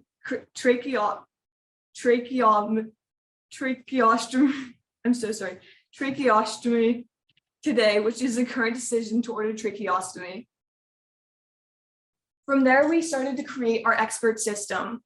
We try to find patterns in those sentences using verbiage like continues or today. So if continues is in the sentence, then the decision is past, or if today is in the sentence, then the decision is current. We were able to work with 135 patient cases and extracted 327 sentences about oxygen therapy from those. Most of the decisions were past, which we'll get back to, and we later dissected them more into our training and test sets. Our training set set out to create a dictionary. We used 116 of 327 lines and split those into 5. We created a set of rules and evaluated them and updated them based on accuracy. We added to this dictionary keywords or key terms. As you can see, the accuracy was pretty consistent. As we would have liked to have seen it improve, there were new verbiage used in each of the different splits, so consistency is okay. From there, before we started our program, we had to decide on a method. We had 2 different methods called the majority method and the final classification. We used regular expressions to pull out the keywords like real, sedated, and continue in this top example. This top example uses the majority method. Since real and continue are current, sedated is past, and there are more current than past, this would be classified as current. As you can see, the actual classification that was annotated is current. In the case of the tie, we would default to past, since it was more commonly used in the 327. The bottom method is the final classification method, and he is and continues are both past. But since wean is the final classification pulled out from the regular expressions, that's what the classification would be. However, this actual classification was past, and that happened a little more often than it did with the majority method. As you can see in these figures, the majority method outperformed the final classification method in accuracy and sensitivity. Moving forward, we compared the expert system, which used the majority method, against a random assignment. The expert system applied the rules and counted how many of each classification there was, and then classified based on that majority, following the majority method. From there, it solved true positive, false positive, true negative, and false negative. True positive is whenever the program classifies it as a past decision and it is a past decision. But a false positive is whenever it classifies it as a past decision, but it's actually a current decision. The same goes for true negative and false negative, as the figure writes out when the program correctly classified it versus whenever it incorrectly classified it. From there, we calculated accuracy, sensitivity, and specificity. Accuracy solves for the percent that the method correctly classifies all of the decisions. Sensitivity calculates the percent that the method correctly classified past decisions. And specificity calculates the percent that the method correctly classifies current decisions. Our expert system went against a random assignment, which randomly classified true positive, true negative, false, true positive, false positive, true negative, and false negative. And from there, we calculated accuracy, sensitivity, and specificity. We applied this to a test set of the remaining 211 lines from our original 327 transcribed and annotated lines. We ran this program 10,000 times to create our 95% confidence intervals. From the expert system and the random system, you can see that the expert system performs better in all categories. That brings us back to my original hypothesis, which was that an automatically generated summary that extracts the temporal status of information will be more accurate than one that randomly assigns it. Our null hypothesis was that there would be no difference between these two assignments, that the accuracy of the expert system minus the accuracy of the random assignment would be equal to 0. And our alternative hypothesis follows our regular hypothesis that this wouldn't be true, that our expert system would perform better.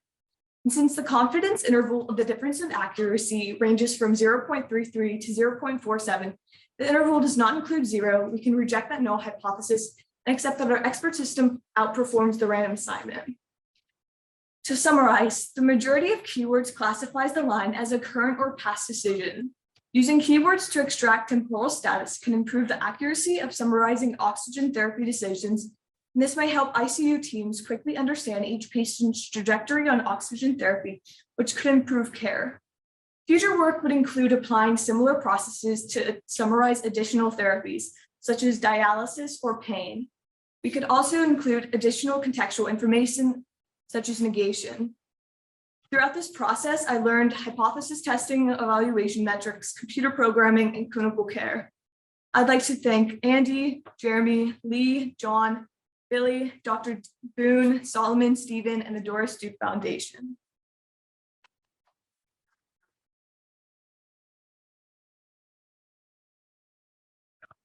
Any questions?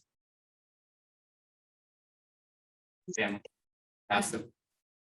Hello. Hello. Yes. Hello. Do you have a question?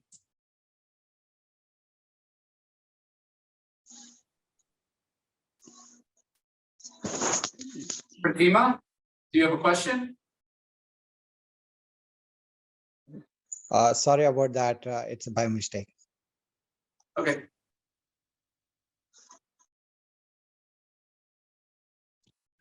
Good, yeah. How difficult was it if there were both past and current tense and sentences? We defaulted to past just at most times, but were there a lot of cases where that happened? Cipher tense? So it depends on whether we use, what method we use, because oftentimes they would begin with one tense and then go to like the current. So like he had mechanical ventilation and we will start to wean him. So that often worked for that method, but using the majority method, that wasn't as much of an issue. Did you have examples of future tense that you ever had to deal with? Well, I keep referring to it as future tense because the annotated classifications were current and past and then future, which indicates a past decision and a current decision. So that was just my bad. Good job.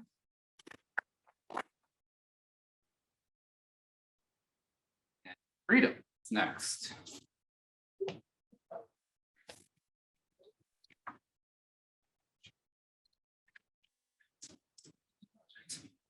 And Ziao, feel free to please introduce him.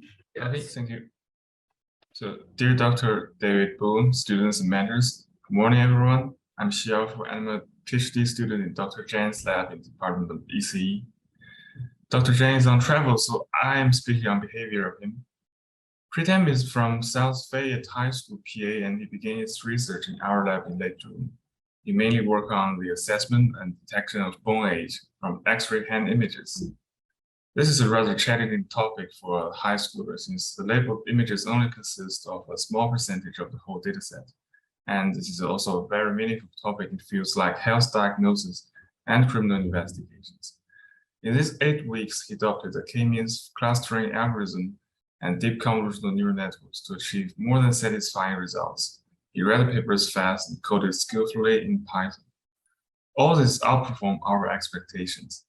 During this period, he showed that he is talented and a very hardworking student, and is able to absorb new knowledge and technology in a very short time. So without further ado, let us hear from Pritam's presentation now. Thank you. Thank you, Ziao. As he said, I'm Pritam Chikalkar. I'm a rising junior at South Fayette High School. And this summer I worked with Ziao and Dr. Liang Zhang on my project, Unsupervised Pediatric Bone Age Assessment through U-Net and K-means X-ray segmentation.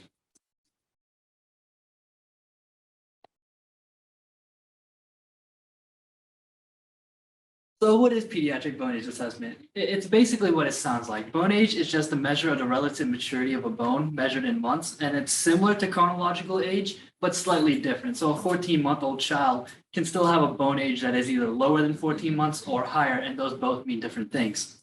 And currently there's 2 widely accepted methods for assessing bone age, and that is Tanner-Whitehouse 2 and Gruelich-Pyle. Both start off with the image of a left hand and wrist, and it takes an X-ray in. And in the Tanner-Whitehouse method, you assign a score to each of 20 different bones inside of the wrist and the hand, and then use those scores to get a final bone age in months. And in the Gruelich-Pyle method, you look through an atlas of different X-rays that are already labeled with different bone ages and see which bone age and which X-ray match the original that you were looking at most closely, and that's the bone age that you end up predicting. But these 2 methods, although widely accepted, have 2 major problems. To do just one patient, it can take anywhere between 7 and 12 minutes. And there's large differences between radiologists looking at the same X-ray because each score or looking at an atlas is an extremely subjective way of doing it. And this wouldn't usually matter because there's only an error that ranges between 1 to 2 years between radiologists. But when you look at its different applications, such as forensic science and authenticating age, all of a sudden, if you believe someone to be 18, but their bone age ranges from 17 to 19, all of a sudden that doesn't help nearly as much if you have a lot of uncertainty. And in diagnosing diseases early or looking at different deficiencies with bone, you might get a lot of false positives where you think that the bone age is lower than it actually is. So it can obviously be improved upon. And as with much of other medicine, machine learning is being used to increase the accuracy, precision, and speed of bone age segmentation. But X-ray images are extremely complex and noisy, and as you can see, there are extremely fuzzy features that are hard to distinguish even by human eye due to differences in brightness. And so X-ray images can rarely be used as a direct input for machine learning. So you have to do image segmentation, which is going through and labeling on a pixel by pixel basis, whether each part of an image is part of the bone or part of the background. And this extracts the different features from the image so that you're looking at what is actually the bone and what is actually the skin versus the background. And it's much more clear and compatible with machines to learn from. However, just like bone age assessment, there's multiple problems with image segmentation as it is today. And the two main ones are the requirement for excessive amounts of data that can number into thousands of images, and also just the difficulty in segmenting an image by hand for a machine to learn from. For example, I actually made the segmentation myself, and I'm not a trained radiologist, so it's not even completely accurate. And that still took me up to 7 minutes to go through pixel by pixel and see whether something was part of the background, skin, or bone. And there's also just error in it because the original X-ray image is so difficult to see. And currently, to do image segmentation, there's two main methods: the convolutional neural network, or CNN, and the DDU-Net, which builds on top of the convolutional neural network. A neural network is just a series of neurons with weights and biases that are adjusted through the training process. And in a convolutional neural network, it adds on a convolutional layer to the start, where it takes each part of an image and applies what is called a kernel, which is just a matrix of numbers that is adjusted through training, and creates what are called feature maps. And so each part of an image will have multiple feature maps, as you can see here. And then these feature maps are used in a neural network to try and classify each pixel as 1 or 0 based on whether or not it is background. The DDU-Net builds off of these basic ideas in the CNN, and it is technically classified as an encoder-decoder network with skip connections. The encoder half, or the left side of this DDU-Net-shaped architecture, reduces the size of the image and extracts these different feature maps through convolution. And then the right half, where it expands back up, known as the decoder, increases the size of the image back up to the original size of the X-ray, and takes these generalized features from the first half and combines them through skip connections with the original image to keep context and create extremely precise segmentations without having to have a doctor go through and look at each one. And so our hypothesis tried to solve both the problems with bone age and with image segmentation with one model. And we asked the question, can a model with a DDU-Net architecture perform image segmentation without human intervention while still achieving comparable accuracy to current state-of-the-art supervised models? And so the first step was defining what the state-of-the-art model was. And the state-of-the-art model that we used utilized 12,000 X-ray images with 300 annotated images from a radiologist, and used the DDU-Net to learn from that huge data set and achieve scores of above 94%. It also used an ensemble regression method to predict the actual bone age from the segmentations and achieved an error of around 7.4 months on average. And so the data we decided to use comes from the RSNA Pediatric Bone Age Challenge, which is a data set of 14,000 left-hand wrist X-rays, all of different shapes, sizes, intensities, and from different facilities across the world. And we used a very small subset of this huge data set, using only 100 images for the training and 50 for testing, which the model would never look at until it was time to evaluate it. However, there was one problem with the subset of the model of the data that we chose, and that was the distribution of bone ages, which, as you can see, is skewed towards older children with bone ages above 120 months or 10 years. And this will come up later when we're evaluating the model. And for each of the 150 images we used, we utilized pre-processing with Claude normalization, and also did basic background removal using Python. Claude normalization just brightens the actual bone of the image while dimming the skin and the background, so it's easier to look at and easier for a model to distinguish between the different parts. When we were looking at the data, we noticed multiple challenges that had been faced by other people that used the same pediatric bone age set. And that is the expensive or just unavailable annotations that you would need a radiologist to go through and segment pixel by pixel traditionally. There was no standardization across X-rays, as each one looked extremely different from each other. Even if a radiologist took 2 X-rays back to back, they could still have hands in very different positions and with different brightnesses based on how they're taken. Also, as you can see here, this image itself is extremely complex and noisy, and even with a trained human eye, it can be difficult to tell the different parts that are important for bone age, especially the smaller wrist bones that can barely be seen in an X-ray until it is blown up. So this data showed that we required the ability to generalize and adapt quickly from whatever model we chose. And this lined up perfectly with what the DDU-Net has been used for traditionally in the past, and that is for biomedical images and generalizing through the adjustment of hyperparameters through training. UNets also require very little data for training, but 150 images was still rather difficult to use because UNets traditionally still use somewhere in the hundreds of images. And so what we first tried off was to adapt the basic structure of the UNet using a Mumford-Shaw loss functional, which is essentially just a descriptive statistic that compares the original X-ray image to the segmentation that's being produced. And through the learning process, it tries to minimize the loss function. This loss function rewarded pixel boundaries that were decided based off the original image. And it would look at how similar pixels within a boundary are to each other and how different they are from the pixels around them. And so this would end up producing something that looked more like a checkerboard or a black screen, because in a checkerboard, each pixel within the box is extremely similar to itself because they're all black, but they're also very different from the ones surrounding it, which are all white. And so that obviously didn't give us the results that we were looking for. So we moved away from the UNet and tried different traditional unsupervised methods, starting off with the GAN, or Generative Adversarial Network. This is an unsupervised method that tries to fool itself in distinguishing fake X-rays from real, and is usually used for hyper-realistic images, such as creating artwork based off of an artist's style.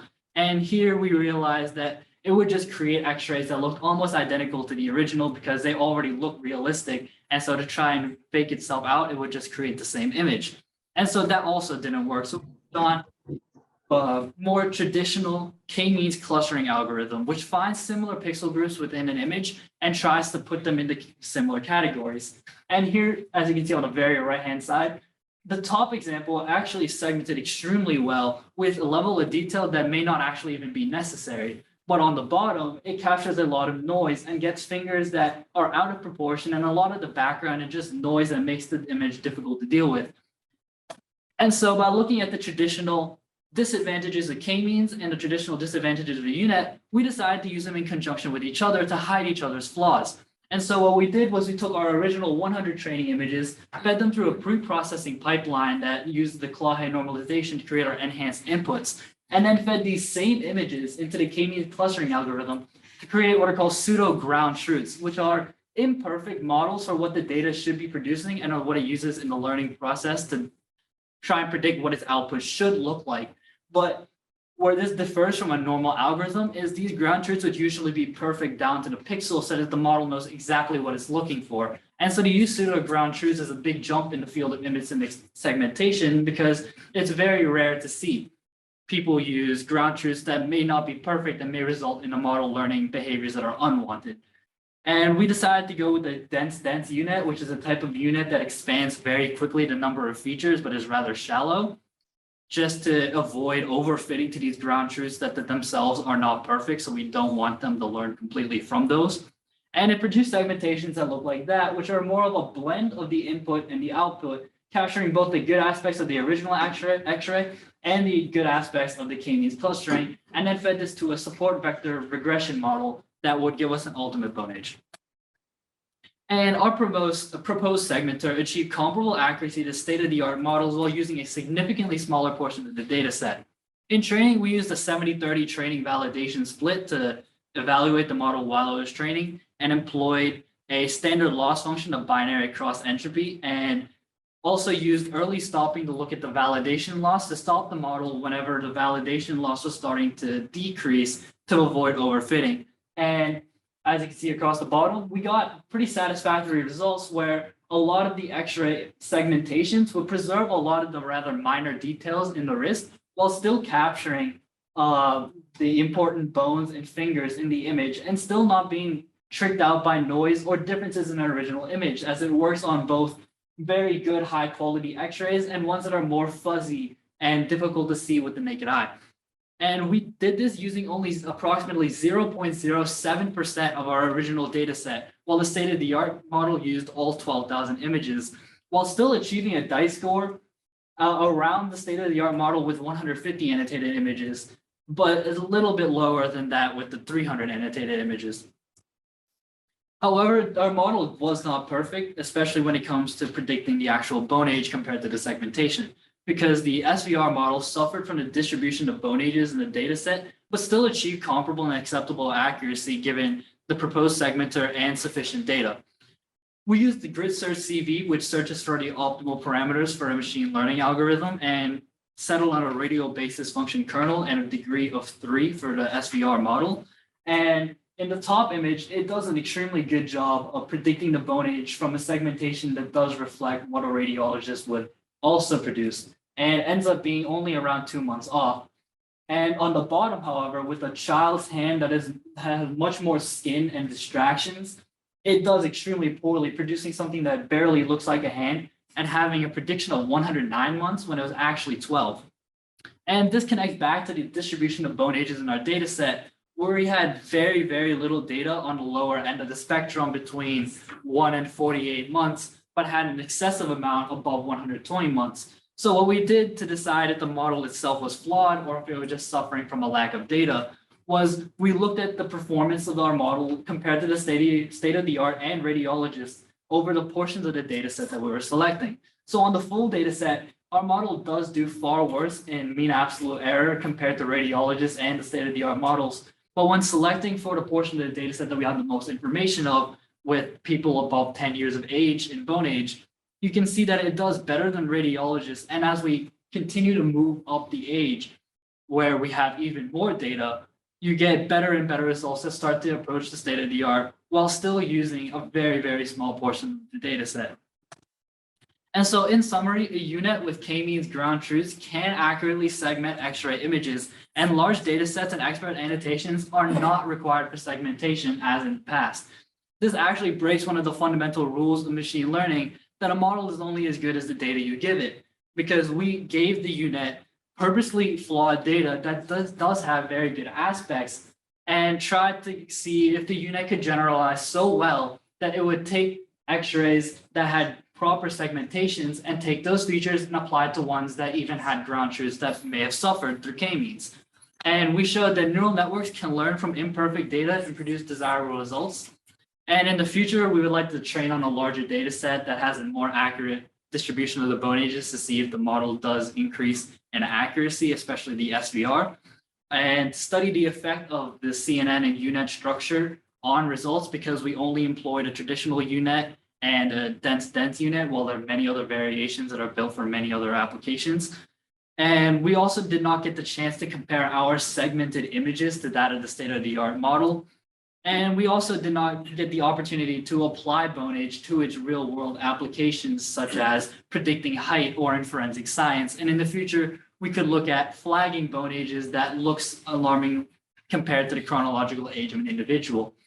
And in the future, we can also see how this U-Net and this proposed structure performs on other types of data and other biomedical imaging problems, because in the past, image segmentation has been held back by its reliance on heavy data sets that are expensive and time taking to create, just to create one data set for one model.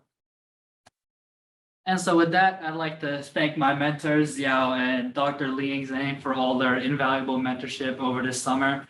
And I'd like to thank Dr. Boone for being the only person in this room with me approximately half of the summer, and Stephen Solomon for just setting everything up.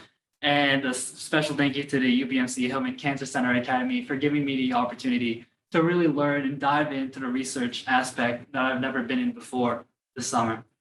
So thank you.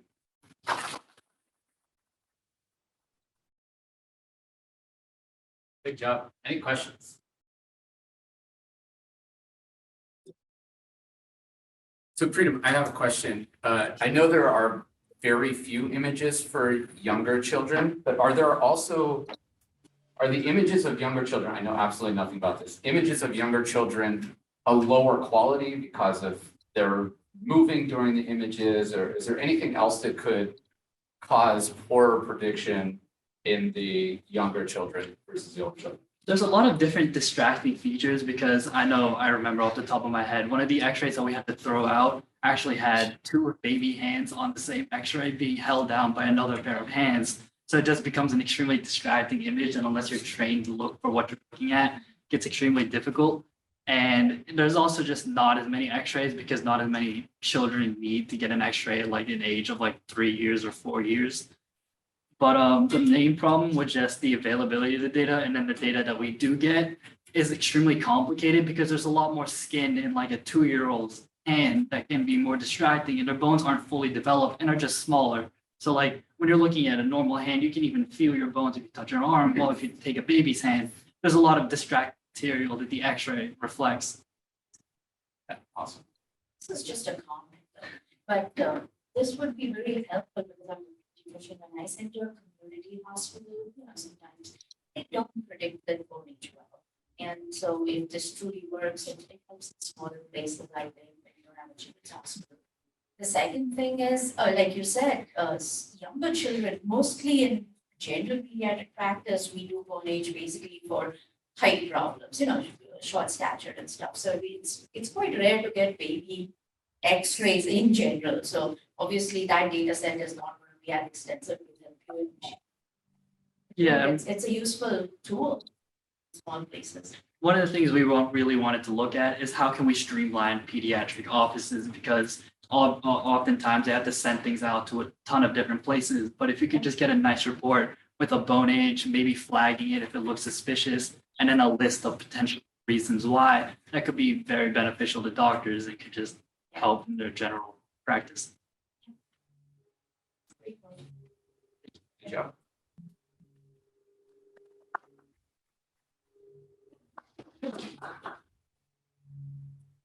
Right. Next, we have someone who's been here for 3 summers. We've been fortunate enough to work with her, but we'll have Chanel to introduce her. She's online. Hello, everyone. I'm a 6th year bioengineering PhD student under Dr. Stephen Abramowitz, and I'm here in his place. And Anissa, there's so many great things I can say about her. She's a superstar. Oftentimes I felt I got into a lot of trouble keeping up with her pace. She was able to pick up a lot of computational software that even clinicians or clinical fellows have trouble using.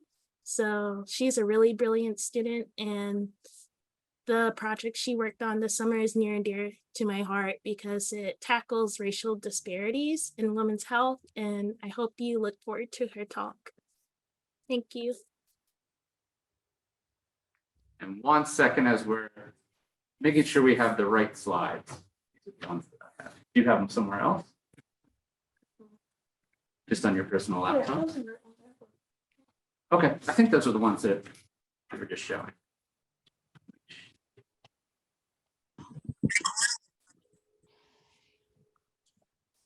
This is that. Okay, we did have the right size. Awesome.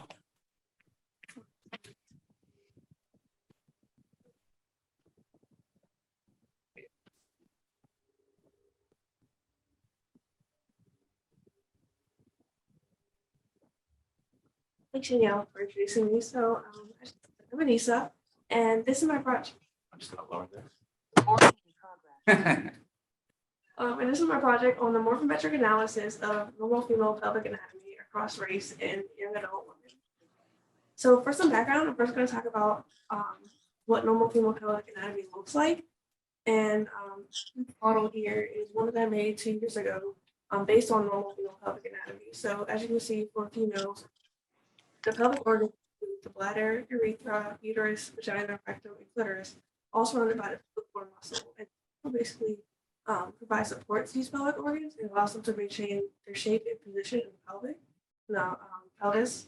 My lab sort of focuses on the pathogenesis of pelvic organ prolapse, which is when the pelvic floor muscle is weakened, and so these pelvic organs aren't provided the support that they need to stay in their place and maintain their shape. So what can happen is that they start to push into each other and they cause sort of complications like urinary or fecal incontinence, so not being able to control your bladder or bowel movements or pain during sex. So there's normal daily bodily functions are difficult.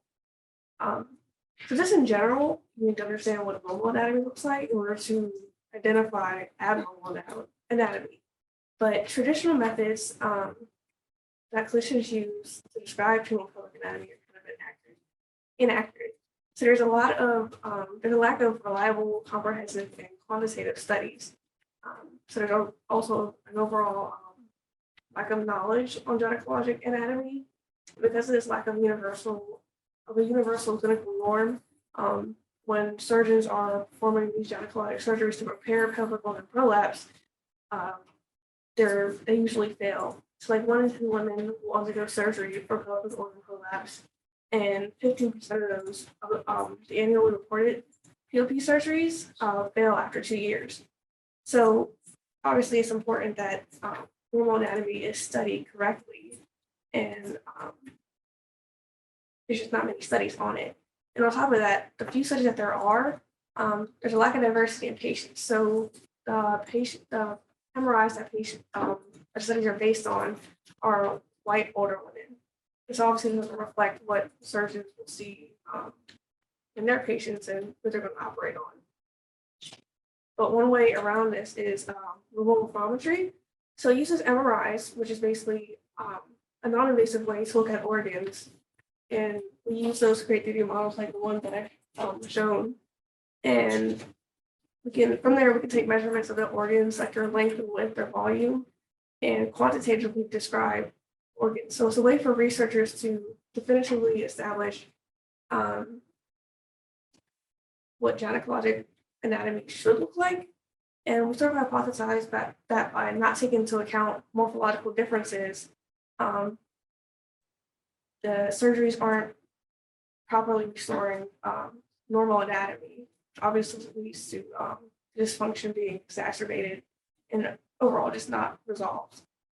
So my goal this summer was to quantitatively describe the morphology of normal female pelvic anatomy between Black and white women in the young adult age group. So it was just patients that were between 18 and 34, but this is just part of my study.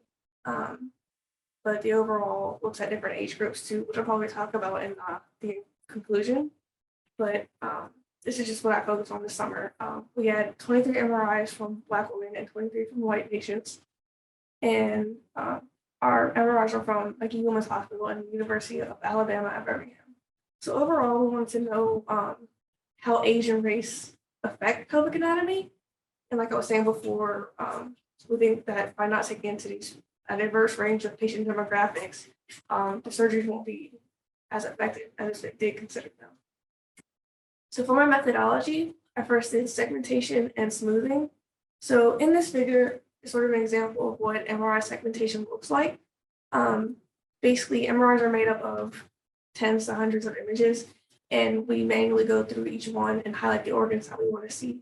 So in the bottom figure, it's an example that I did this summer, and the green is the clitoris, yellow is the urethra, and the pinkish orange color is the vagina. So that's what we're looking at for pelvic anatomy, just for this summer. And then we take those, and because MRIs have like different varying thickness of millimeters, that's how we get the 3D reconstruction, similar to the one that I did down there. And so once we put those all together, obviously it doesn't look like what realistic anatomy would be.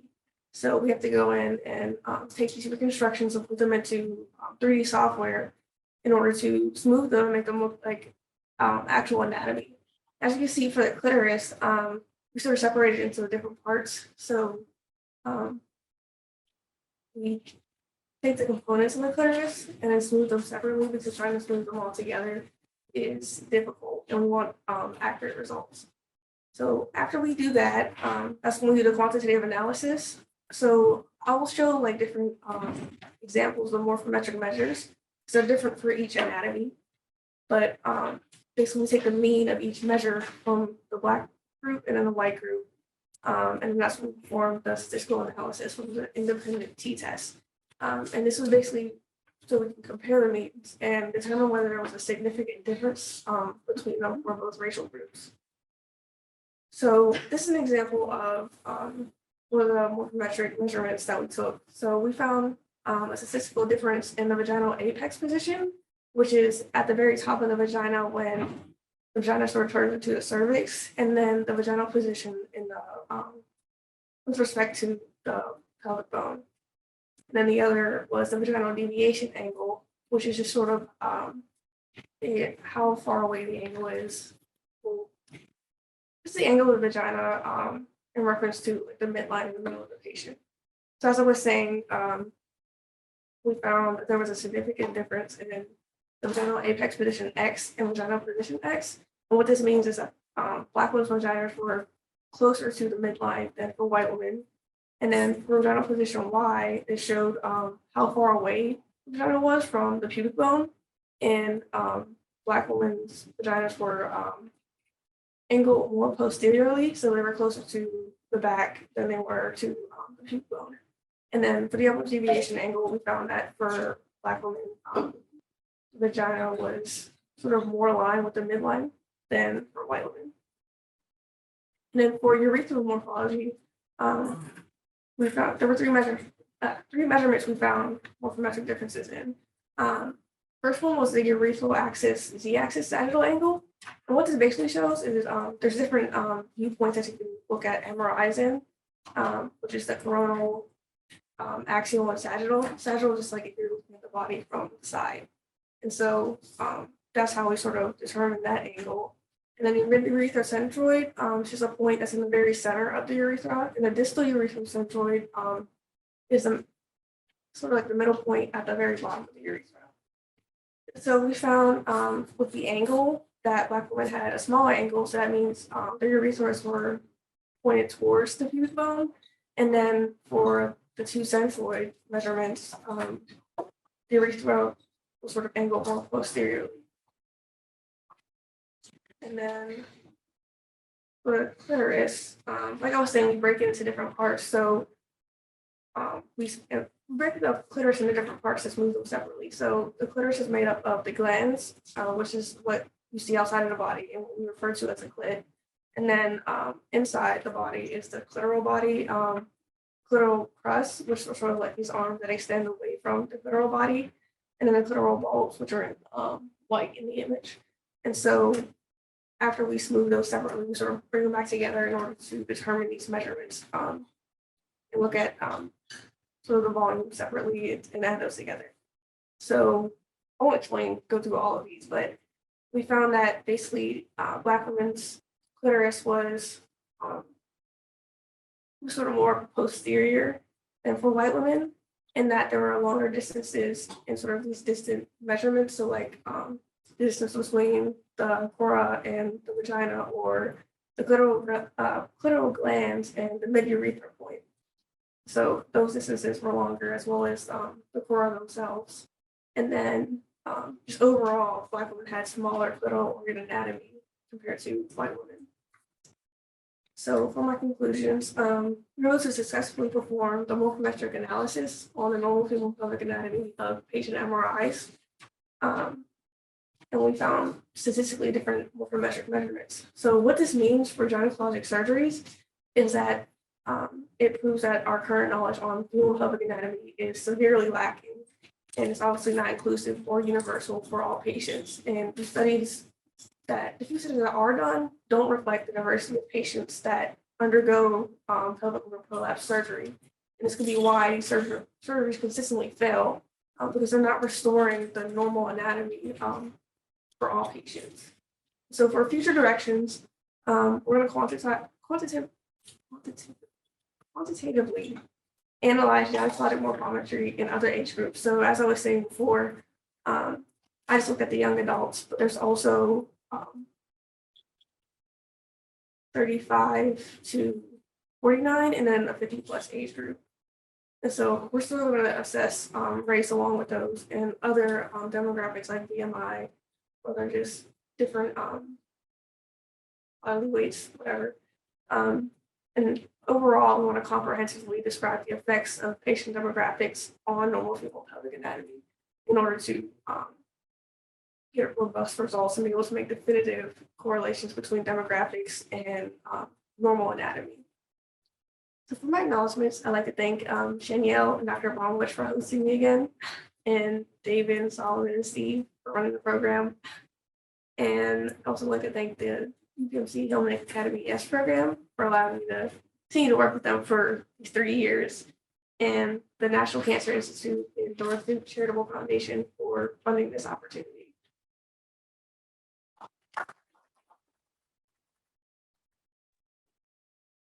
Awesome job. Any questions?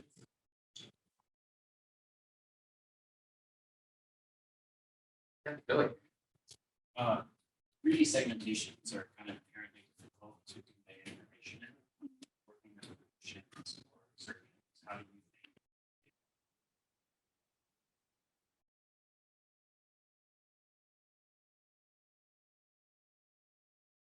It's gonna mostly be, I think it's gonna be both. So we're gonna give obviously these measurements to other clinicians. The site, the principal investigator for this project is a gynecologic surgeon. So I think she'll work with other surgeons in order to establish normal anatomy and probably provide not only 3D models just for examples, but also the actual measurements, so that when they're trying to restore anatomy, it's more accurate than just whatever the knowledge is based on now. Any other questions? And Anissa, can you talk about kind of the evolution of what you've done from your first summer? So you've been working on this modeling for a long time, but you even worked with Steve and his group throughout the year. What did you do in your first summer? Was it one model? Yeah, it was the model that I showed in the beginning. It was the very beginning, and now you've measured like 100 of them and done all of this quantitative analysis. So it's really cool to see it evolve over time. Yeah, it's been really exciting. Right. Any other questions? Okay. And so since you've been working on this project so long, have you had a chance to be on any publications involved in this work? Actually, we're thinking that this one might get published just because it's sort of like the first study that is inclusive and comprehensive about female anatomy, because there's not really a lot of studies done on it in particular. So that's probably why a lot of surgeries aren't really helpful for restoring female anatomy. Very good. And you'll just be at CMU, so not far away. Great job.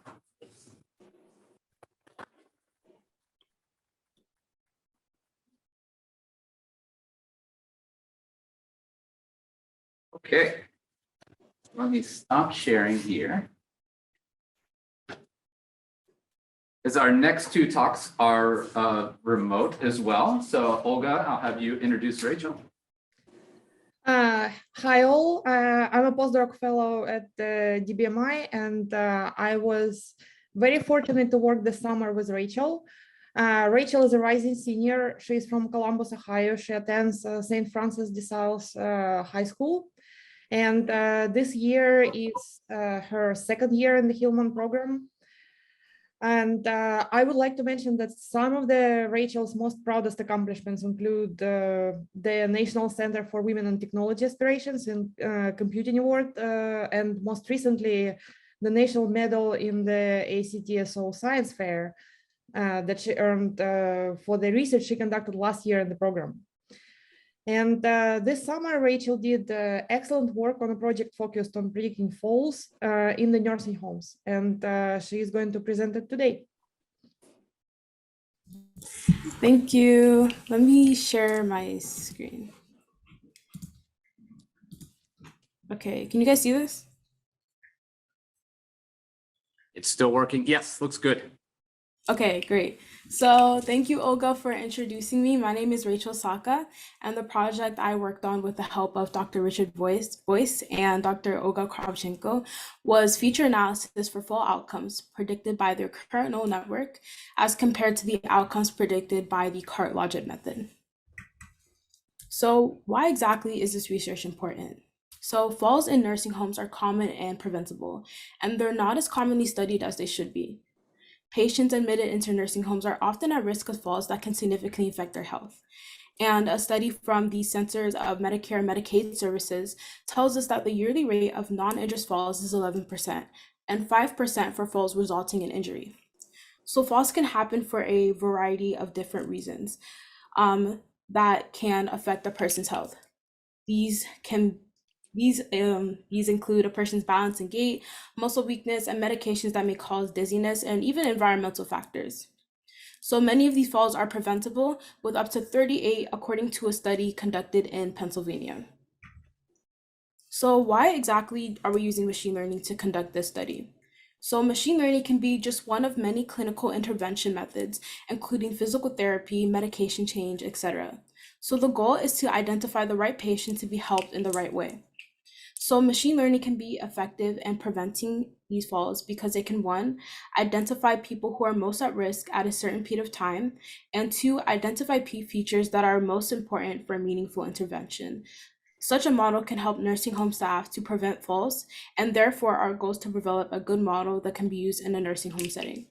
So looking at the figure on the left, we can see just some of the features that went into the fall prediction model and predicting the probability of a fall. So 2 different models were created that had good performance characteristics. So one of these models was more explainable, namely the CART classification and regressive tree largent model, and the other one was more ambiguous black box, also known as the recurrent neural network or RNN. So we wanted to identify features that were most important when both models determined the fall correctly, and which ones were important when the models disagreed. So then we want to investigate what may have caused these differences. So now we can talk about our data and how exactly we used it. So the dataset that we used was called the long-term care minimum dataset.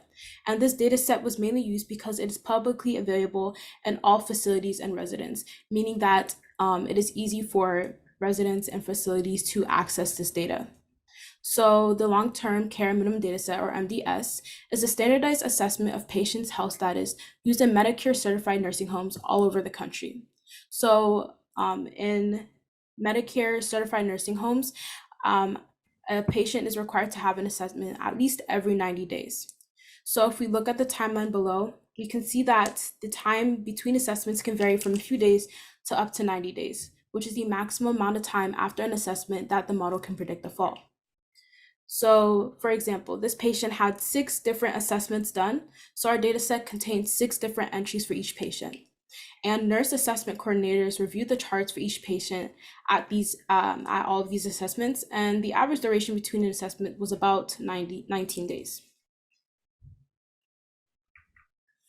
So now we can talk about the RNN model and the CART Logit model. We talked about it before, but what exactly are these 2 models and what is the difference between them?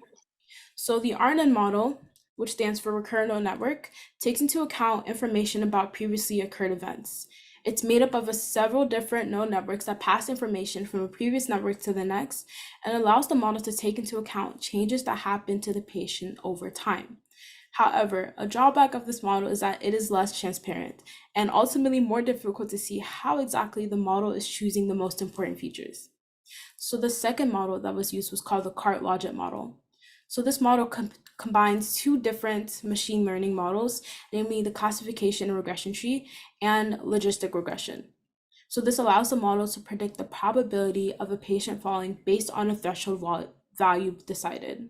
So this model, in contrast to the RNN model, is more transparent, which means it's easier to see how exactly the model makes its predictions. But a drawback is it doesn't take into account changes in patient records over a period of time. So now the methodology. So we started out with 13 different entries in the dataset, and then we ended up with 914 that we found were tested on both the RNN and the CART Logit model.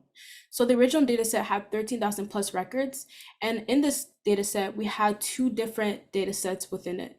So we had 3,692 records that were tested on the Recurrent Neural Network model, and then we had 3,190 records that were tested on the CART model. So we wanted to find the intersection between these 2 datasets in order to use it for the final analysis. So we ended up finding 914 records that were tested on both the RNN test set and the CART test set that we could use. So continuing on our methodology, the data analysis was conducted using Python and various libraries. We used test sets for CART Logit and the RNN to conduct analysis, as said in the slide before. And then we confirmed the performance of each data set matched the statistics of the original data set using various performance characteristics. We then used Pandas profile reports on the test sets for each data set. And then we used the 5K correlation test to pull out relationships between variables. So running the performance characteristics for the CART Logit model, we found the precision, recall, and F1 score to be 0.237, 0.67, and 0.346 respectively. And then we found that the RNN model performed significantly better on all facets other than sensitivity, with precision, recall, and F1 score calculated to be 0.374, 0.559, and 0.448 respectively. So to get these, we created confusion matrices, and then using this, we were able to calculate the performance metrics that are seen in the table. So now for our findings. So we further split the 914 entries in the final data set into two different categories. So set A was when RNN and CART Logit had the same predictions and they both predicted correctly. And then set B was when RNN and CART had different predictions, but only RNN predicted correctly. So we were able to split the 914 into two different test sets. So set A, we found that there was a correlation between the delirium scale and the RNN predictions. So this could indicate that delirium scale is important and might be correlated with something that is in the CART model. We know this because since they had the exact same predictions and predicted correctly, this could indicate that the delirium scale could correlate with something in the CART model, because the CART model, which is an actual decision tree, also takes into account delirium scale. So in set B, which is when RNN and CART had different predictions, but only RNN predicted correctly, we found a correlation in the cognitive scale, Parkinson's variables, and prior history of falls with the RNN predictions. So this gives us a newer picture of the variables that RNN uses that CART model doesn't take into account. And another interesting thing that we found was that because the CART model is a decision tree, a prior history of falls, which is a terminal node in that decision tree, means that it disregards all the other features. In contrast, the RNN continues to take into account other features, even when detecting that there is a prior history of patient falls. So the next steps are to create a logistic regression model to find statistically significant associations. And after an investigation of the features that had the most significant statistical difference, a logistic regression will run for those specific features. So then we want to test these new variables found in the logistic part of the CART model and ultimately see if the model will improve. So acknowledgements, I want to thank Dr. Boone, Solomon, and Steve for giving me the opportunity to explore this field of research. I know planning out this program was definitely stressful, so I have to give major props to you guys for putting this together. And then my mentor, Dr. Kravchenko, for being such an amazing and understanding mentor. I know this is your first time mentoring a high school student, so I just really want to give you props as well because you did amazing. You were such an amazing mentor to me. And then Dr. Boyce for providing additional support for my project and also introducing me to the research that he's been doing for over a decade now. And then everyone at Hillman Academy for being such amazing people to intern with and experience this summer with, and then the University of Pittsburgh for hosting this program. Thank you.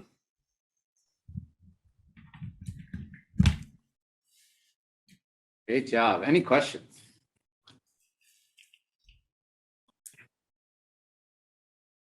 So Rachel, this is really interesting, really great work. And again, just to bring you up, because this is your second summer too, like Anissa had stayed in the same lab for 3 years and you got to experience two completely different things, right? I mean, you did causal analysis last year and machine learning this year. So really demonstrating your interest in computing.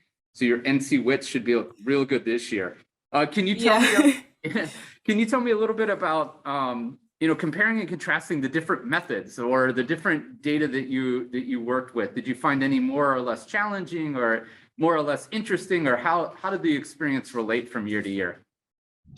So my first year was pretty much just like an introduction for me. So even though I had known how to program in Python, it was a whole different experience actually learning how to use Python for data analysis.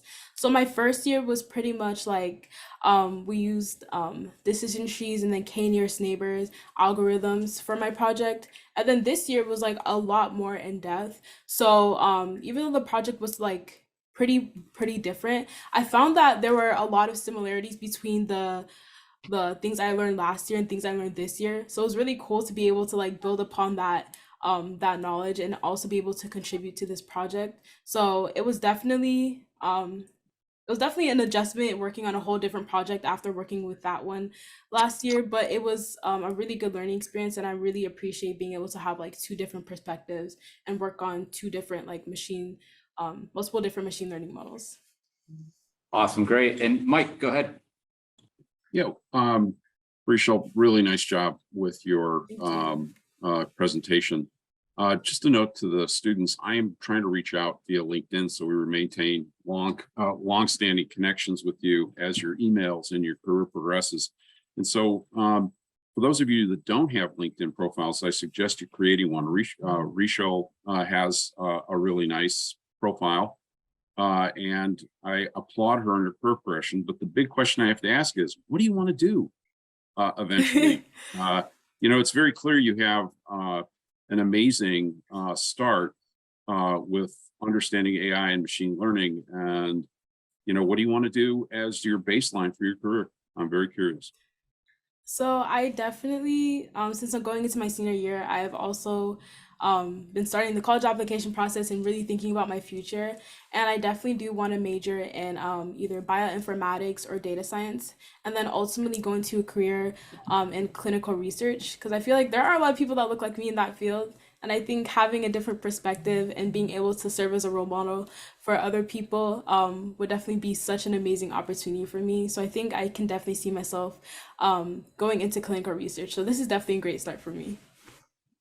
Yeah, I have to tell you, the more you talk, and I've seen you for 2 years now, the more I'm convinced that you're going to have an impact going down the road. And let us know what we can do in helping you in that progression. And thanks to Olga and Richard, Stephen and David for the amazing job they're doing in bringing such talented people to the table through this program. Future's bright. Thank you. Right, great job, Rachel. Okay, and our last speakers for this session are Samantha and Zivia, but I'll let Debo take it over, or Daniel. I don't know if Daniel's on, but Debo to introduce them. Oh, there he is.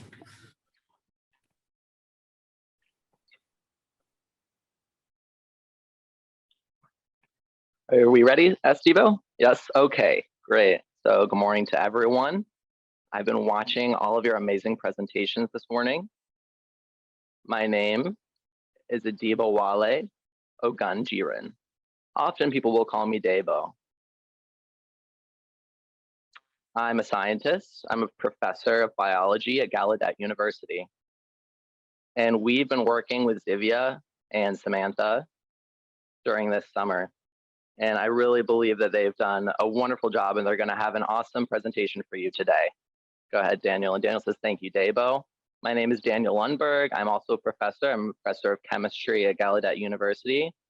This is my first experience at Hillman Cancer Institute, and it's been my first experience mentoring high school students. So I was wondering, you know, with all of this, I've just been so impressed with their work. They've blown me away. They're brilliant students, and I've really enjoyed working with them for the past 7 weeks. So they can go ahead and take it over with their presentations, and they're saying thank you. And I'm going to go ahead and share my screen, says Samantha.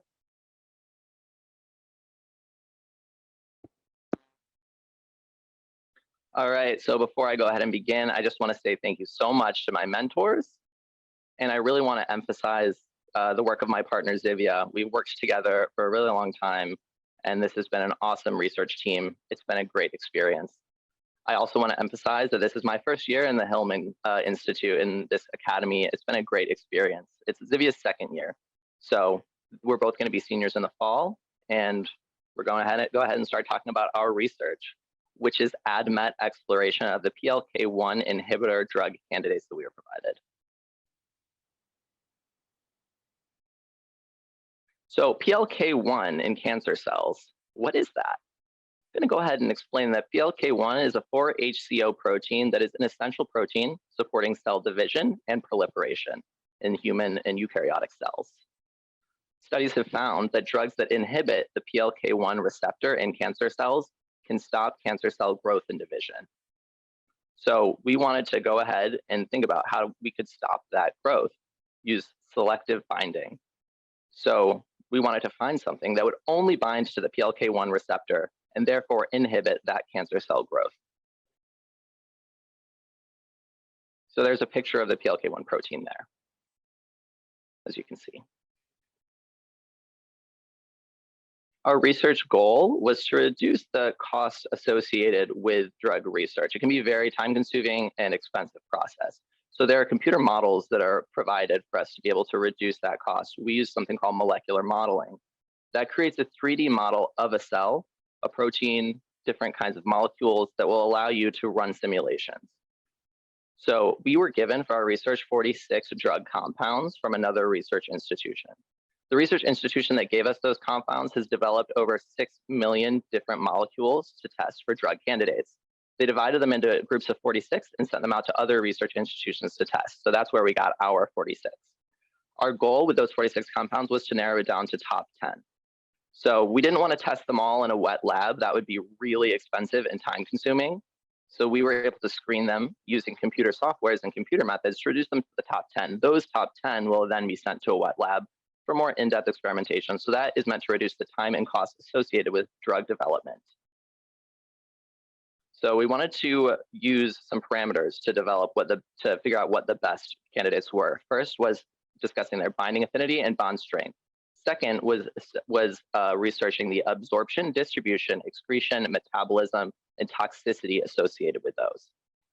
It was really important that the molecule also didn't have very strong side effects, because we didn't want to have anything that had a serious side effect like carcinogenic properties. So these were the things we used to narrow down the scope. Now I'm going to show you what our approach was. We were able to identify all 46 of the compounds that we had, and we used a variety of computational methods. The first was OpenBabel. This software was used for adjusting the formatting of the molecules.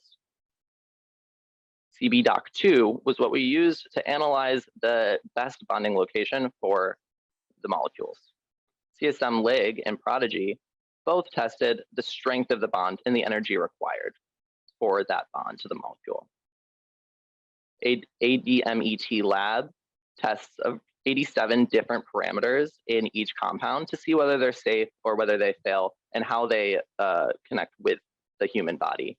Swiss ADME provided a chart, and that tested bioavailability of a compound. So that provided that information to us. Lastly, we screened the compounds using ToxTree server that tests the toxicity of a compound and classifies it based on that. So I'm going to show you again this flow for how we reduce those 46 compounds down to a top 10. In the first step, we screened all 46 of the compounds for toxicity and binding affinity, pharmacogenetic properties. Then we identified our top 20 molecules for each of the servers that we use. So we used those separate programs, and we screened down to a top 20 for each of those categories. We used that in that bioavailability chart. We tested that on Swiss ADME to reduce those 20 down to top 10. Those 10, we went ahead and checked out their toxicity using the ToxTree server. We wanted to see how those medicines will be used. They can be used in hospitals if they're of a high toxicity. I will let you know that. And then those last 10 will be sent away to wet lab testing for other people to go ahead and analyze more in depth. Now, Zivia is going to go ahead and present.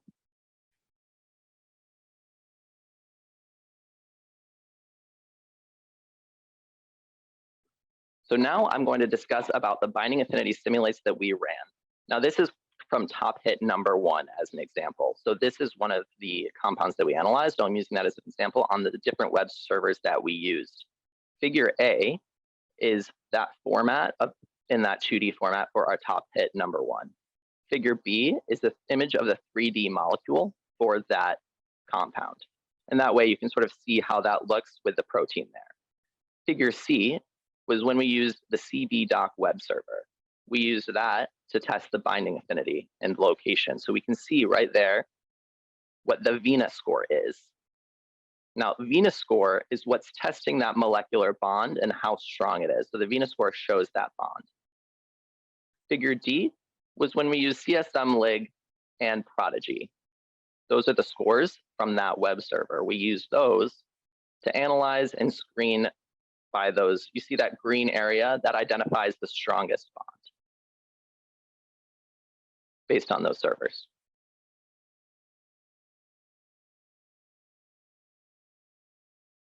Then we used ADMET simulations. One moment. So you can see figure A here. Figure A shows a few of the parameters from the ADMET. Now remember, altogether there were 87 parameters that were studied. So let me discuss one of the toxicity rules here. So based on these labels, they show the toxicity. You see the dots in the middle, red, green, and yellow dots.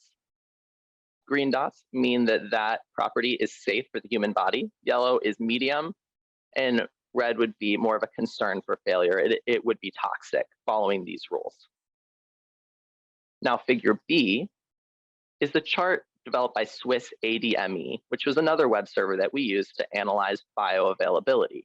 So you see this chart, there's that red section in the middle of the chart. Ideally, the molecule will all be inside of that chart. Otherwise, it's not bioavailability. It doesn't have bioavailability if the red line goes outside the chart. Now, figure C is the results from our ToxTree web server. And that analyzes toxicity. And this is based on class. So they're sorted into different classes, class 1, 2, and 3. Class 1 drug would be safe. Class 2 drug would have some moderate level of toxicity. And class 3 would be a high level of toxicity where a dose would have to be managed in a hospital setting.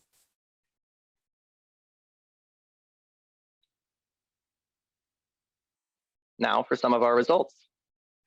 So these were the top 10 compounds that we were able to identify using our screening process from those 46 original compounds.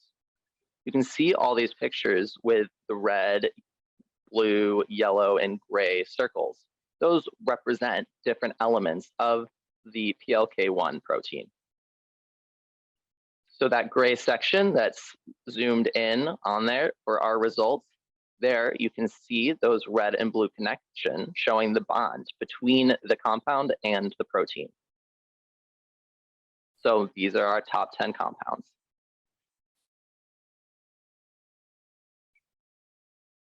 So we did have some challenges in this project.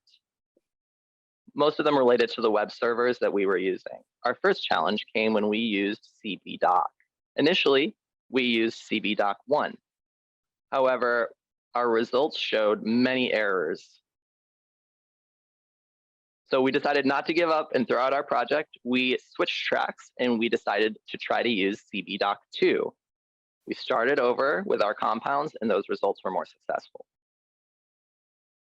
Other issues that arose were related to the ToxTree server. Initially, in our screening process, we were planning to use ToxTree as step 2. But that halted our progress because all 46 of the compounds were labeled as class 3 drugs. So we rearranged our process and moved that to step 4 so we could learn more about the compounds before running that. Thirdly, the ADMET screening was challenging because remember, I said that there were 87 different parameters in there. So we had to carefully read and screen all 87 parameters for each drug and make sure that we were not making any errors.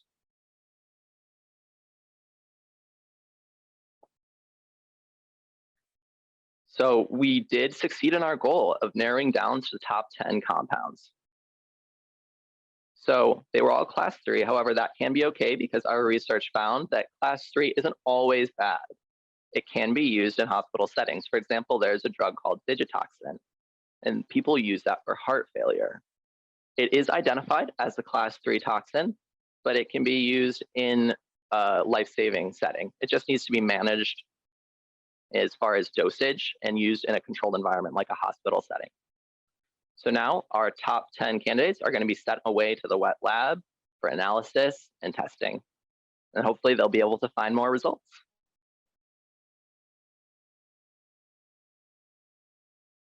So those are our references and our acknowledgements. Great job. So Samantha's saying, I just want to thank our mentors again, Daniel Lundberg, Debo, Tuba, and also our interpreters, as well as Dr. Boone, Solomon, Samuel, and everyone for providing this awesome opportunity to work with this foundation as well. So thank you so much. And the Doris Duke Foundation. And Zivia says, thank you so much for this awesome experience this summer as well. Great job. Thank you.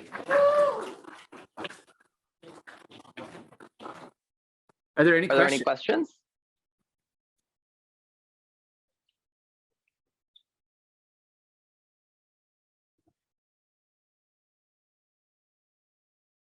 Go ahead, Mike. Yeah, I think that this is just an amazing piece of work, and I want to congratulate not only our Guadalupe University colleagues, but the students for doing what I think is world-class innovation through this summer academy. I am so grateful for all the people that have helped put this together, and this type of expansion of our work is something that's going to have phenomenal impact for years to come. So kudos to the mentors, the students, and our team here. Thanks, Mike. And Samantha and Zivia, I do have one question. Thank you so much. We really appreciate that. I have one question to either Samantha or Zivia. You mentioned the class 3 drugs, and you gave an example of a medicine that's used for heart conditions. Your intention is to use this as an anti-cancer drug. Can you tell me where classic chemotherapy therapeutic reagents, are they class 3 drugs as well, like doxorubicin or any other very common chemotherapeutic drugs that are used to treat cancer already? So how would your drugs relate in toxicity to those, I guess is my question.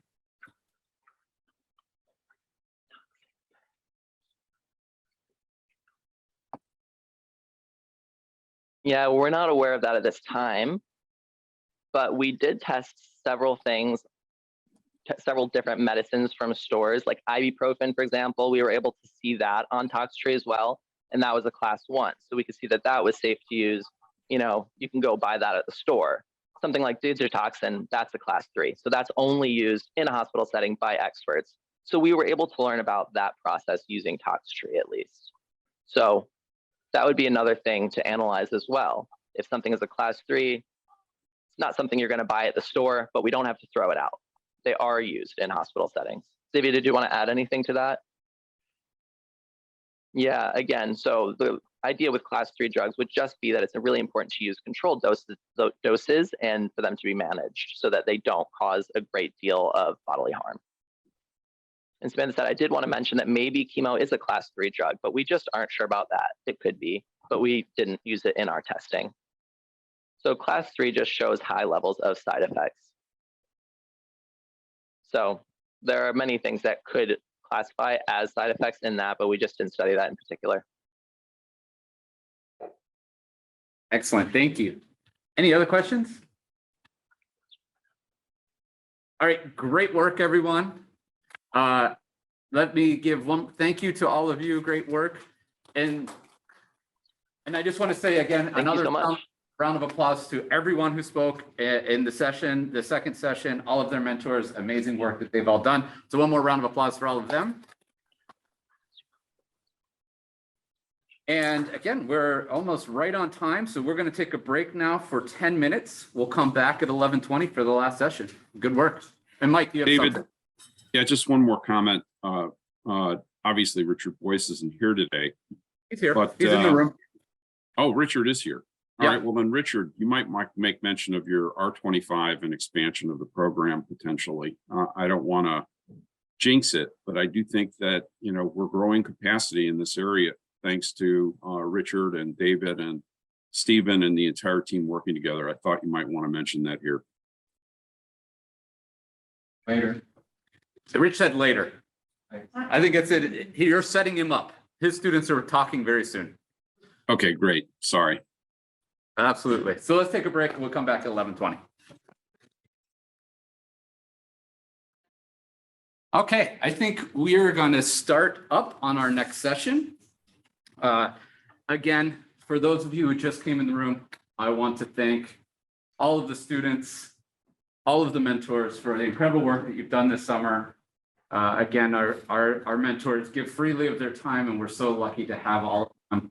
I feel really honored to call them all colleagues, and all the students are doing amazing work. So thank you to all of you for doing great work. We're starting up our last session now here at CoSBBI, and we have food for anyone who's staying afterwards. We have one more talk online, and then we're going to finish up with 5 talks in the room, and then we'll be finished. But for now, I'm going to turn it over to Balaji and Ryan to get started. Okay, thanks. I'm going to introduce Ryan Krishna. So Ryan Krishna is from Winchester High School from Massachusetts. Ryan and I have been working together on a topic related to one of our NSF projects, focusing on time data release using blockchains. In particular, Ryan actually identified a very interesting use case of time-based release and event-driven release for healthcare. And he has developed a nice use case and also a prototype, proof of concept version of that application using Python. And Ryan is going to speak about that today. So with that, over to Ryan. Hi everyone, my name is Ryan Krishna, and thank you to my mentor, Dr. Balaji Palanisamy, who kindly introduced me. So let me just screen share my presentation.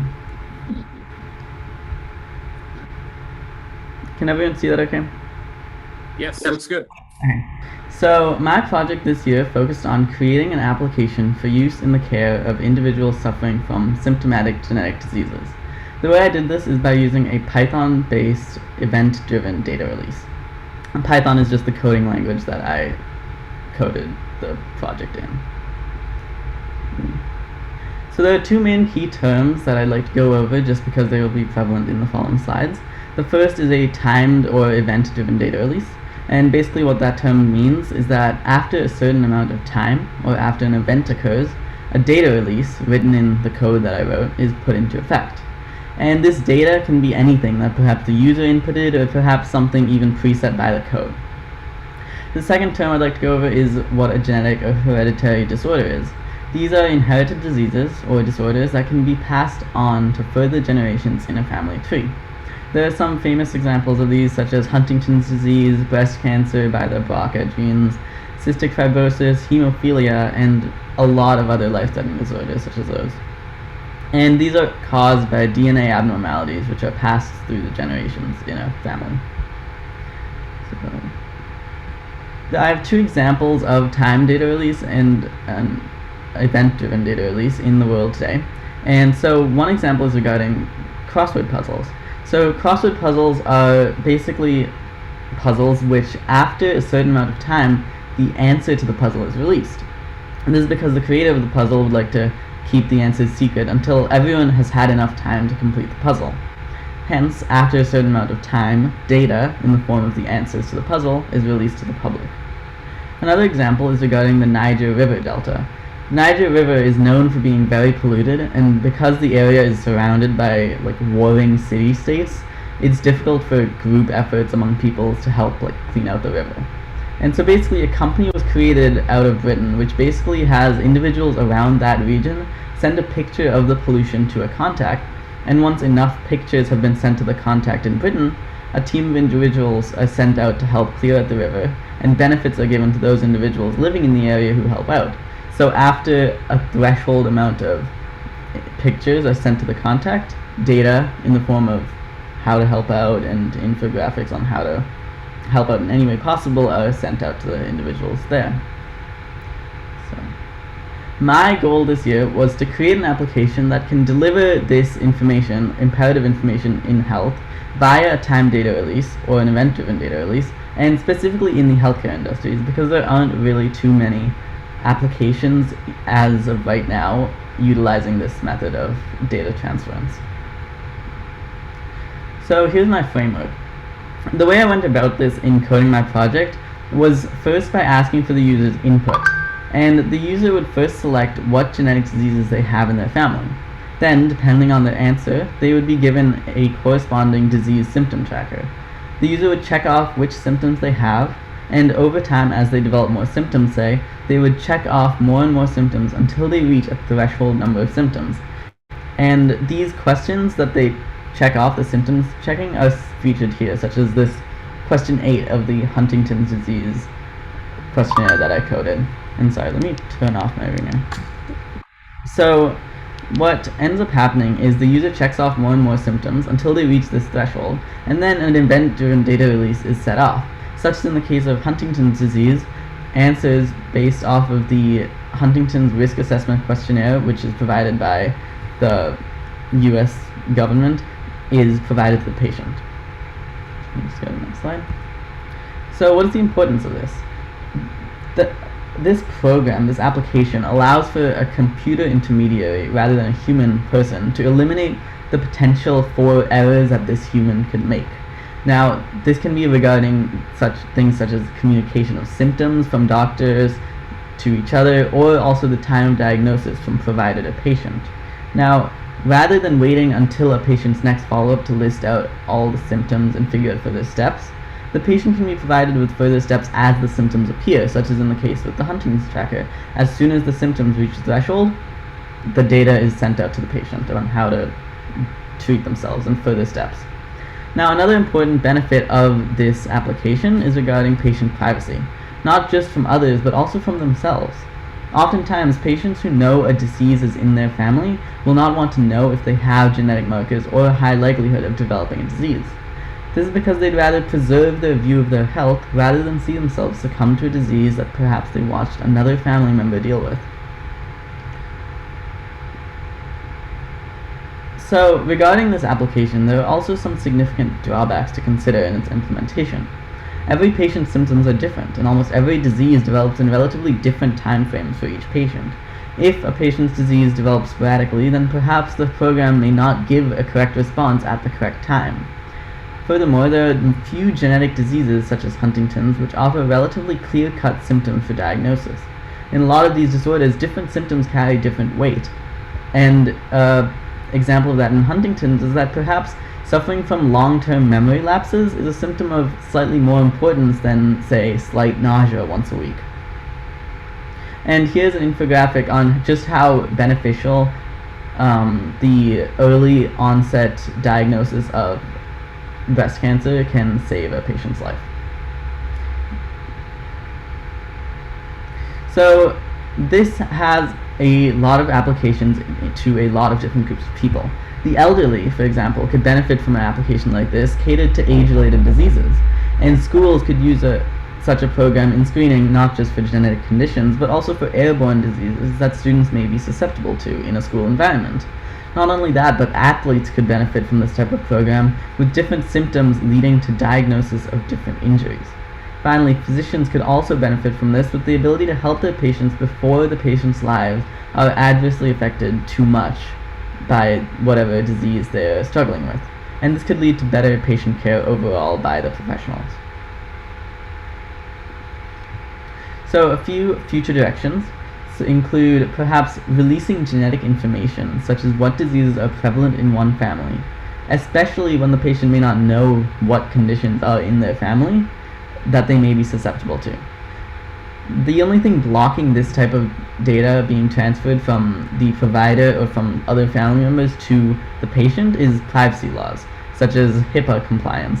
And many of these privacy laws, as you can see in this infographic slide, show that they stop transfer of medical information, personal data, security, and all sorts of things get blocked, even among family members. Without the consent of both parties, the data can't be transferred. And so this creates problems, especially in situations where individuals may not be in good enough health to notify their family members about diseases that may be running in their family. Now, a summary of what I did for my project is basically I went through event-driven data releases and applications and how a time data release or an event-driven data release such as mine can be applied in the healthcare industry, how it can help in patient care such as with ARDs, age-related diseases, as well as genetic conditions, the benefits of using a computer intermediary rather than a human intermediary, prevention of human error, and timely diagnoses are better than untimely diagnoses, and the drawbacks to such a system, such as dealing with HIPAA compliance and privacy laws that prevent us from sharing our data with others. Acknowledgements. For acknowledgements, I would like to thank the UPMC Hillman Cancer Research Academy for hosting me this summer. I'd like to thank Dr. David Boone, Solomon Lifshitz, Stephen Jones, of course my wonderful mentor, Dr. Balaji Palansamy. I'd like to thank my family for helping me along the way, and I'd like to thank some of my school teachers back at home who helped me get into this program and are helping me this year. Any questions and answers? Not answers, but any questions? Rachel, go ahead.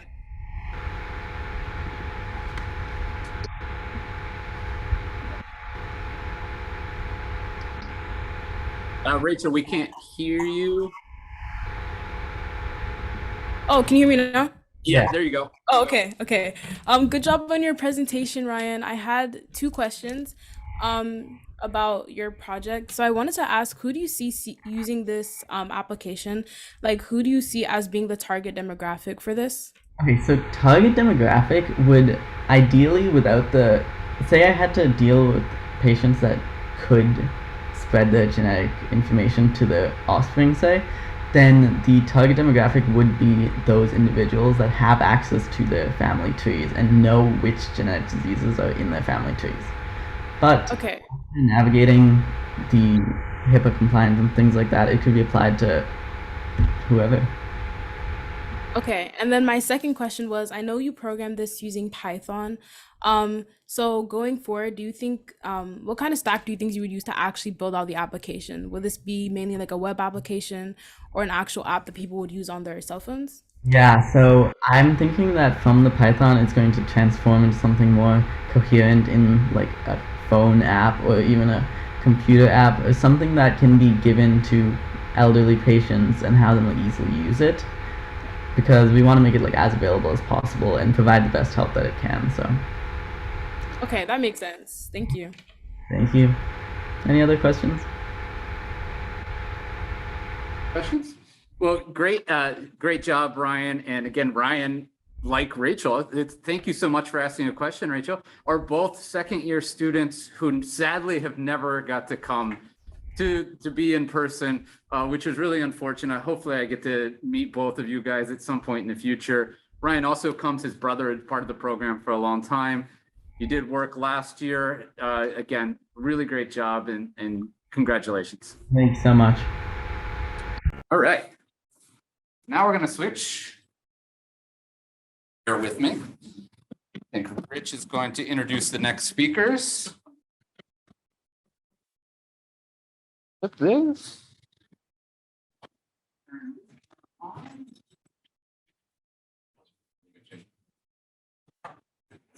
And interpreters, please let me know if we need to.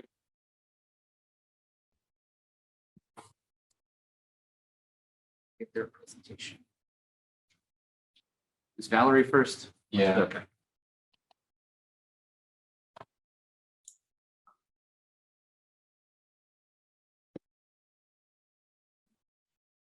You're such a master just now. Yeah. DJ.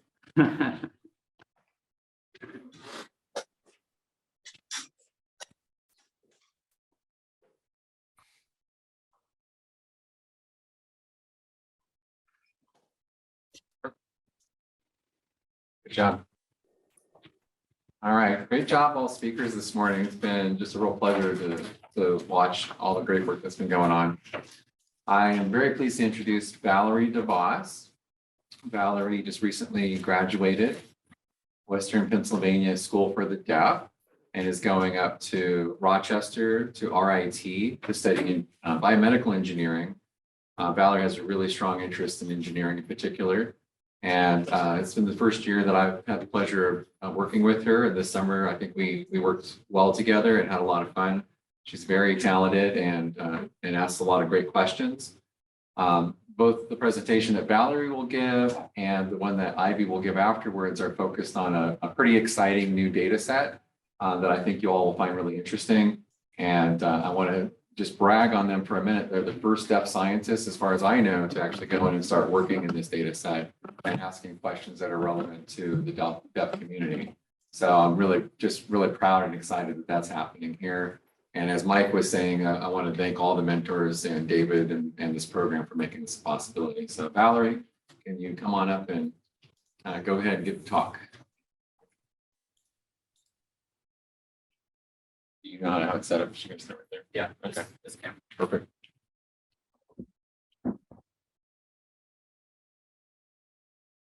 All right. Can everyone hear me okay?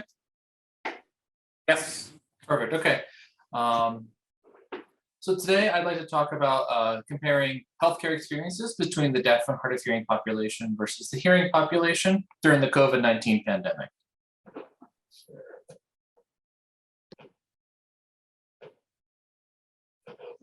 Deaf and hard of hearing people tend to go through the healthcare treatment, and their communication may not always go as well. Sometimes interpreters are not available, sometimes they are.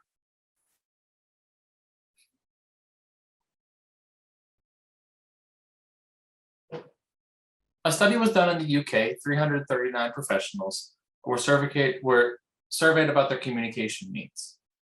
Of those 339, 83 responded, with 87% saying they relied on lip reading, while 21 most and interpreter support. While 78% also believe their communication were not being considered.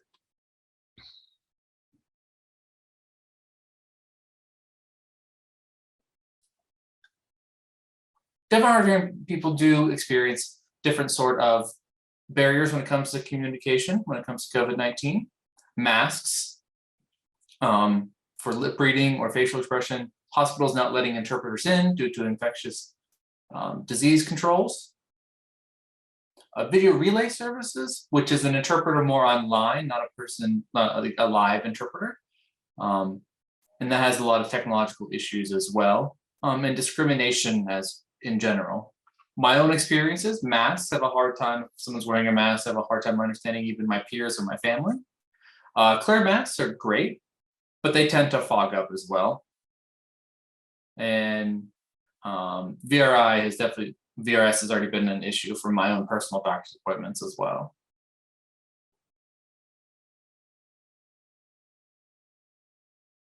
So with the survey evidence from the UK, suggests that deaf and hard of hearing patients were profoundly affected during the COVID-19 pandemic in relation to their communication. So we have hypothesized that we'd have similar evidence in the survey data in the large cohort that we have here in the United States.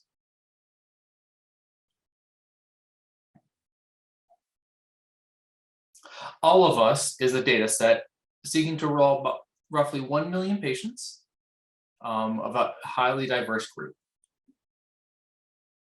These patients completed surveys on various topics to help researchers gather data. More so for this project, All of Us was more looking at the data set related to the COVID-19 experience and comparing the deaf and hard of hearing versus the hearing using the All of Us workbench. To gather this data, we used Python and Jupyter notebooks inside of the All of Us workbench. A workbench really just being a secure computing environment with access to version 5.0 of the All of Us dataset. For this project, we focused on the survey COVID-19 participant experience, COPE. We compared the percentages of the responses for health between deaf and hard of hearing and hearing.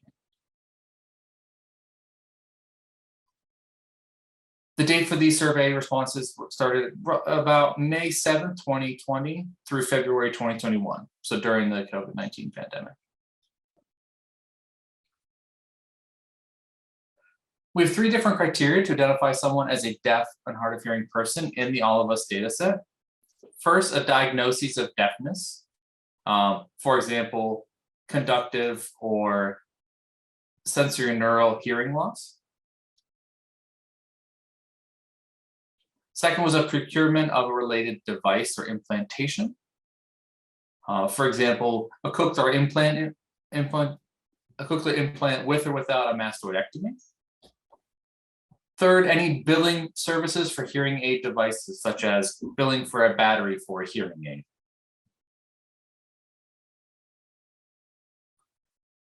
Anyone who did not qualify under those 3 criteria were then deemed to be hearing in the All of Us data set.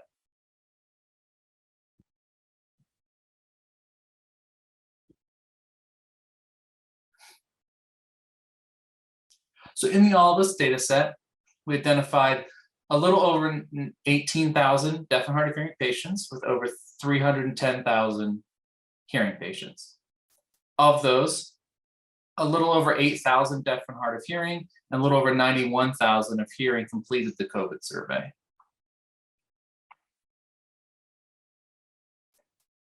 Here are the various demographics for people who completed the COVID-19 survey. We can tell that the mean age for the deaf and hard of hearing is a little bit older. And with the hearing, there were more females than males that completed. Race seemed pretty comparable between the two.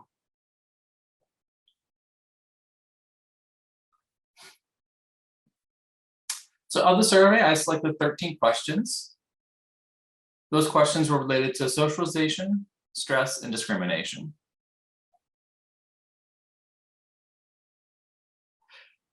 We averaged the differences for each one of these categories. Socialization, an average of negative 0.1% with 2 questions with 5 responses. Stress, average of negative 0.2%, 2 questions of 5 responses. And discrimination, the average of negative 0.545, 8 questions with 4 responses and 1 question with 11 responses.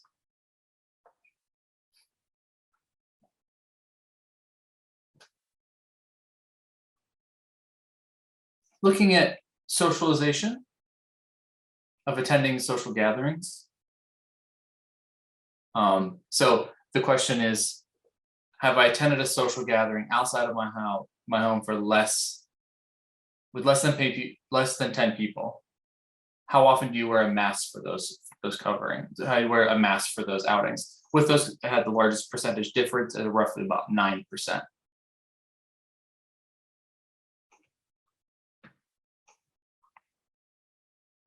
So overall, we notice a small amount of percentage difference between the 2 populations, deaf and hard of hearing,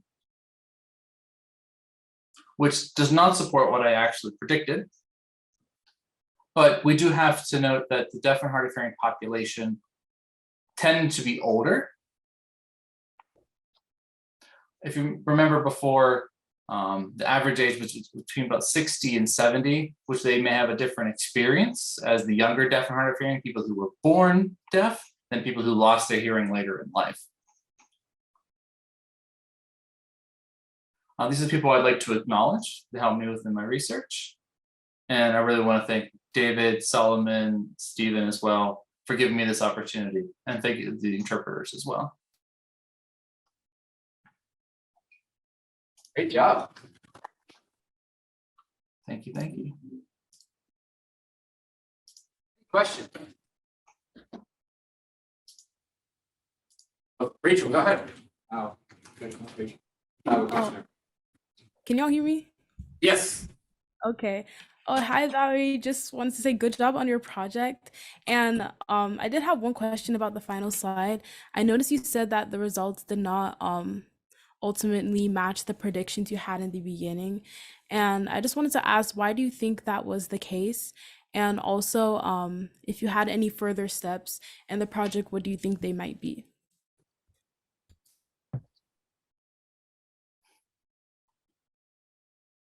So to just your first question, I mean, I expected deaf and hard of hearing to have a larger, different experience than the hearing, but the percentages really didn't support that. Again, they kind of went back and forth. Some had larger hearing and some had deaf. As of why, I'm not really too sure. Okay. Good, Rich. Yeah, so Valerie, nice job. Can you go back to the slide with the 9% difference?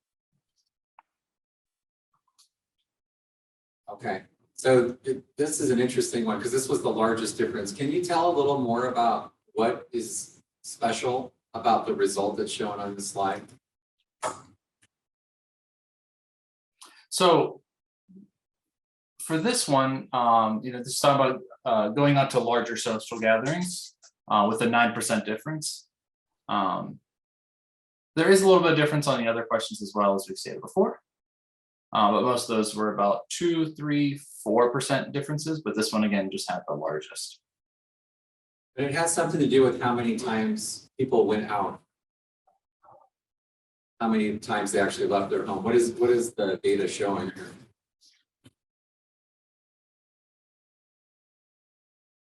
It's showing that deaf actually end up staying home more often.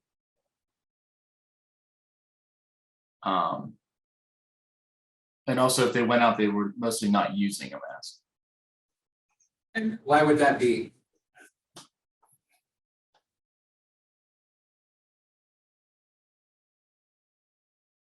I mean, with the way the mask kind of inhibit communication, it would be deaf people not wanting to use a mask just to communicate clearly with each other. Great, thank you. Great. Any other questions? Great job. Thank you, thank you.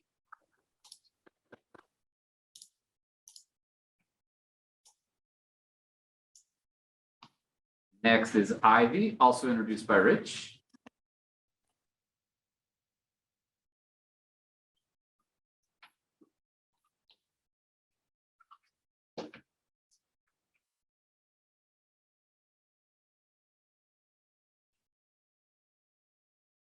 Great. Just before I introduce Ivy, I want to also say I'm very proud of both of the students because they have posters that they're going to present at the Rochester Institute for Technology's Deaf Science Day next week. So we're going to be up in Rochester, and it's going to be really great to see the science that's going to be presented there.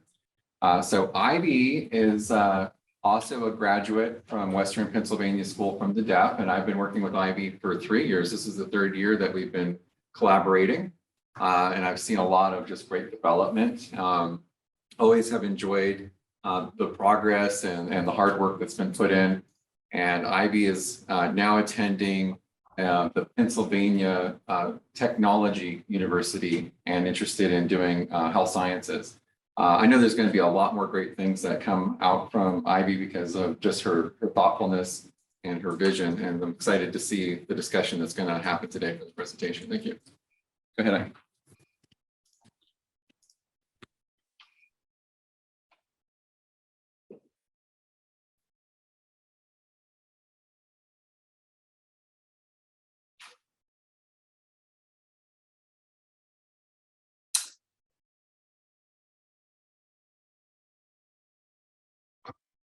All right, so I'm Ivy. My presentation is about mental health disparities between the deaf and hard of hearing and their hearing peers.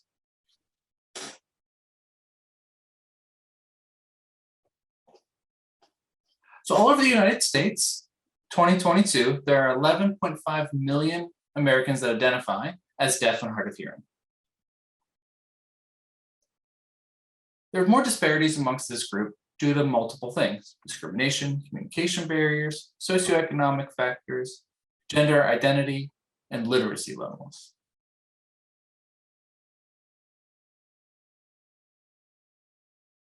These barriers can negatively influence a person's mental health and then their overall physical well-being. In our more specific focus, we were looking at people who were affected by depression, PTSD, and bipolar disorder. Their treatment may be impacted by the fear of having a sign language interpreter during their therapy sessions for lack of privacy, and working with professionals that have a lack of knowledge in deaf culture. So overall, our goal was to study the difference between the deaf and hard of hearing and hearing with their mental health treatment. Using the All of Us database. Again, All of Us, a national cohort seeking to enroll 1 million patients who are highly diverse, which then would obviously include the deaf and hard of hearing.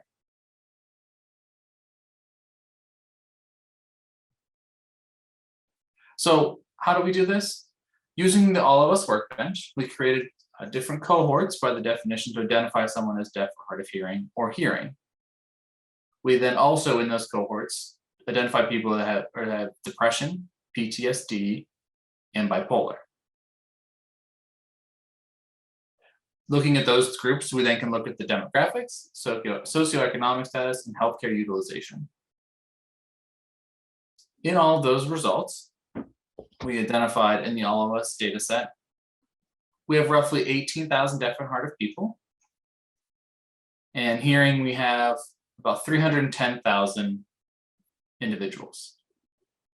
We then were focused on trying to see the difference in medication prescribed to each one of those communities.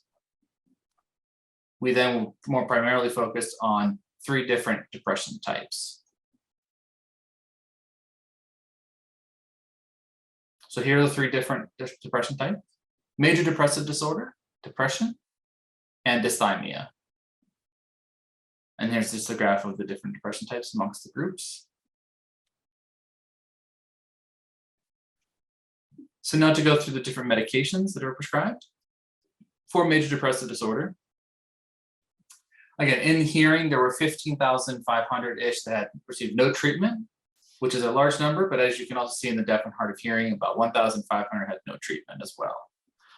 You can see the largest disparity here within the red, that one medication. There's a pretty large difference between the 2 populations. Depressive disorder and their medications. Hearing, 16,000 had no treatment, and deaf and hard of hearing, 2,800-ish had no treatment as well. Now for the last one, dysthymia. Hearing, around 3,100 had no treatment. On deaf and hard of hearing, about 600 people that had no treatment. As you can see, not a large difference here. So in conclusion, there's evidence that there might be differences between the treatment for major depressive disorder in the All of Us data set for deaf and hard of hearing versus hearing patients. The other 2, we had less evidence support that there is some sort of difference. Also, to the number of no treatments in major depressive disorder and depression disorder were very different than dysthymia. And we're also still working on a more detailed statistical analysis to cover PTSD and bipolar. These acknowledge all the people that are involved. Also want to thank the Hillman Academy and the Cancer Foundation for giving us the opportunity again to be in person. And the party, yeah. Great job. Any questions?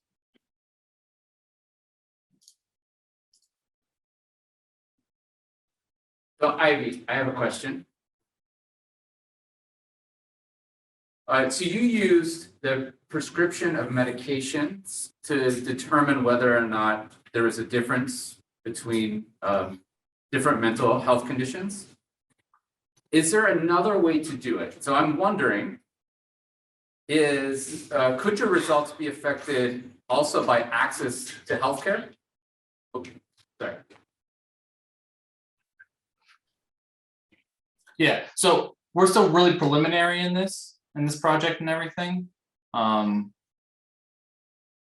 There's definitely a lot more that we could be doing with it, and a lot other approaches that we could take for sure. Yeah, that's great. And the question that I really had was, do you know if there is a known difference between deaf and hard of hearing and hearing access to healthcare and insurance? And could that affect your results here as well?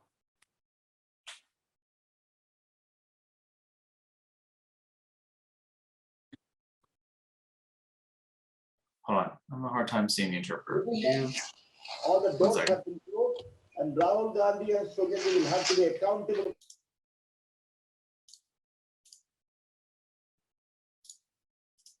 Okay, yeah, definitely. So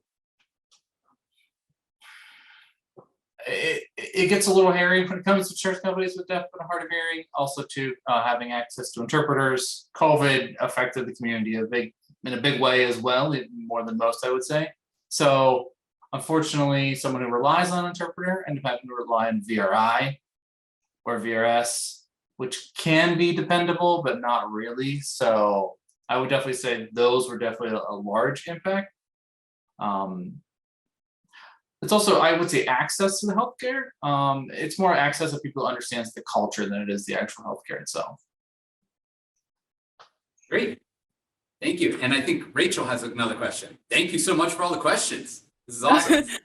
Oh yeah, so I just want to congratulate you and Valerie on your conference in Rochester. I hope you guys do amazing. And then I also did have a question on how exactly does the does actual therapy and treatment for deaf patients and hearing patients, like what exactly is the difference? Like do hard of hearing patients typically have interpreters, or are they usually assigned to therapists who are fluent in sign language? And how exactly does this affect that the treatment that they're getting and how they're diagnosed?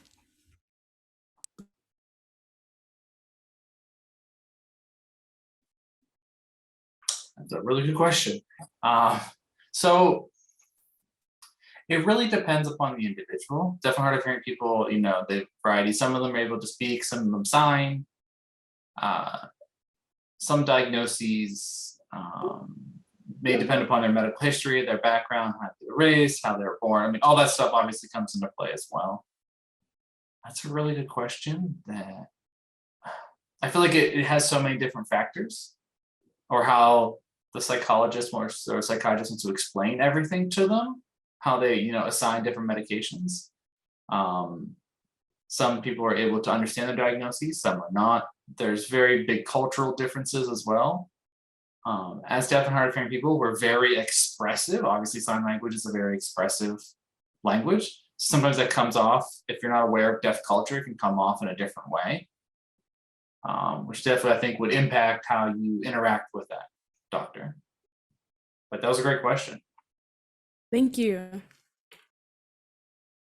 Great job, Ivan.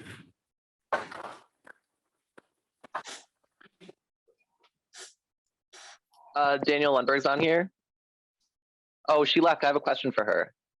Oh, Ivy. Oh, one more. maybe there's not enough time, but go ahead. Sure, yeah. Thank you for your important work this summer. And I really agree that deaf people can have a lot of issues with that interpreter and with getting their treatment. So that therapeutic treatment can cause a lot more people. We need a lot better service there. So thank you so much. And my question was, how did you collect that information for people in the All of Us data set? How did you collect that? How did you access the data? So Valerie and I actually had to go through the same process to get into the All of Us data set.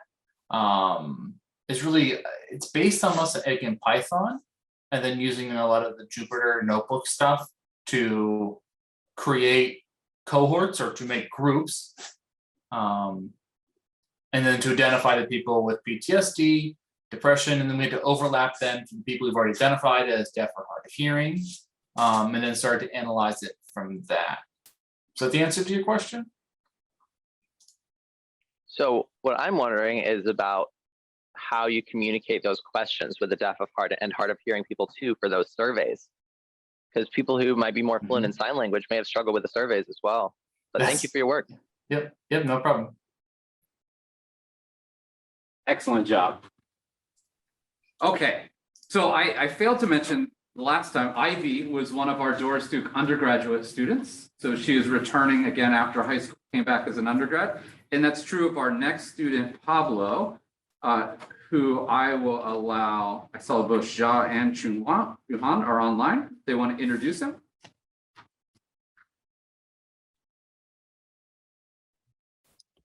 Yeah, hi David, I don't see Pablo here. He's coming. I'm just getting everything ready. I see, okay. Let me see, start with you. Pablo is can I call him a Pittsburgher because he's both born and raised in Pittsburgh area, and he's now attending University of Southern California. He's actually a returning trainee for our training program. And Pablo has taken his work very seriously. He's very responsive and always have done the tasks I sent him in time and as expected. Anyway, we enjoyed working with him, both me and Shuan, we enjoyed working with him. And I hope he has already have a, he has had a fruitful and memorable summer working with us also. Now I let Pablo to talk. Thank you, Dr. Jiang. So hello, I'm Pablo. Good morning. I hope you've enjoyed the presentation so far. I'm always fascinated at what everyone's been doing, and it's great work. But yeah, my mentor, Dr. Jiang, just introduced me, and I also worked with Chuhan Xu, which is a PhD student here, and she's great too. But without further ado, this is what I did at home in the summer 2022.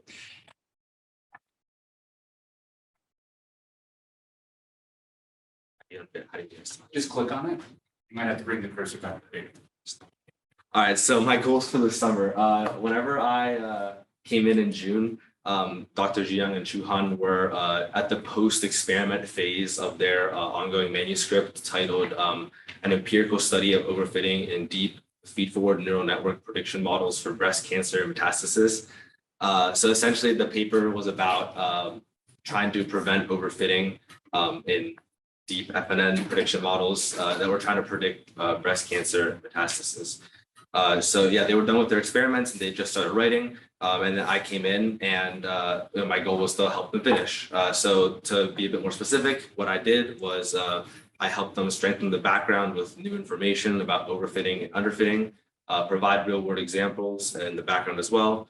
I studied and analyzed feed-forward neural networks alongside K-fold cross-validation and just in general, a lot of proofreading, a lot of editing, a lot of rewriting, and learning about the process of working on a paper and submitting it at the end of the summer, which is great. So let's get into overfitting, which is the main topic of the paper.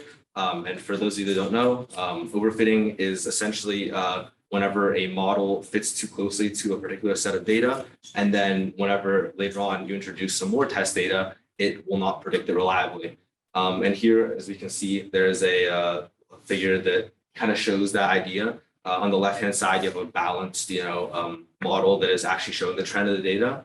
And on the right-hand side, you have a overfit model, which is showing the trend of the data, but just a bit too well. It's really, showing all the points, and it's kind of tracing it like a child might if you give them a sheet of paper with those points on it. And that's not good, because whenever you give it some new data, it will base the prediction of that data off of this data set here instead of off the data that it's supposed to be predicting, which isn't good. So we don't like overfitting, and it happens quite often when working with machine learning or neural networks or deep learning, etc. Now, underfitting is the opposite of overfitting, essentially. So instead of capturing the data too well, it doesn't capture the relationship between input and output at all, which means that you'll not only have a high error rate in the training data, but also in the testing data. As you can see from the example, the underfit side just kind of draws a line based off the first few points. It doesn't really capture the idea of the data set, so that when you show it more data later on that hasn't seen, it will do the same. And it's not good.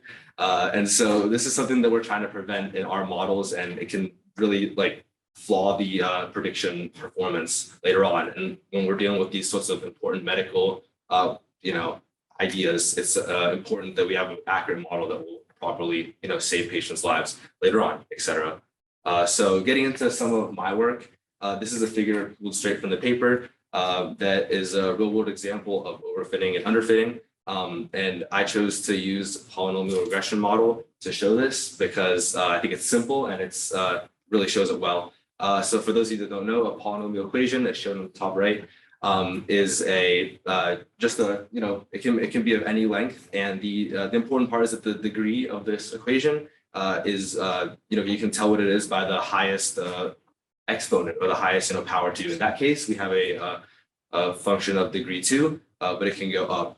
Right, so to show the underfitting model, we can set it to degree 1, and then in this case, since it's so uncomplex, it doesn't have enough information or enough processing power to predict the data.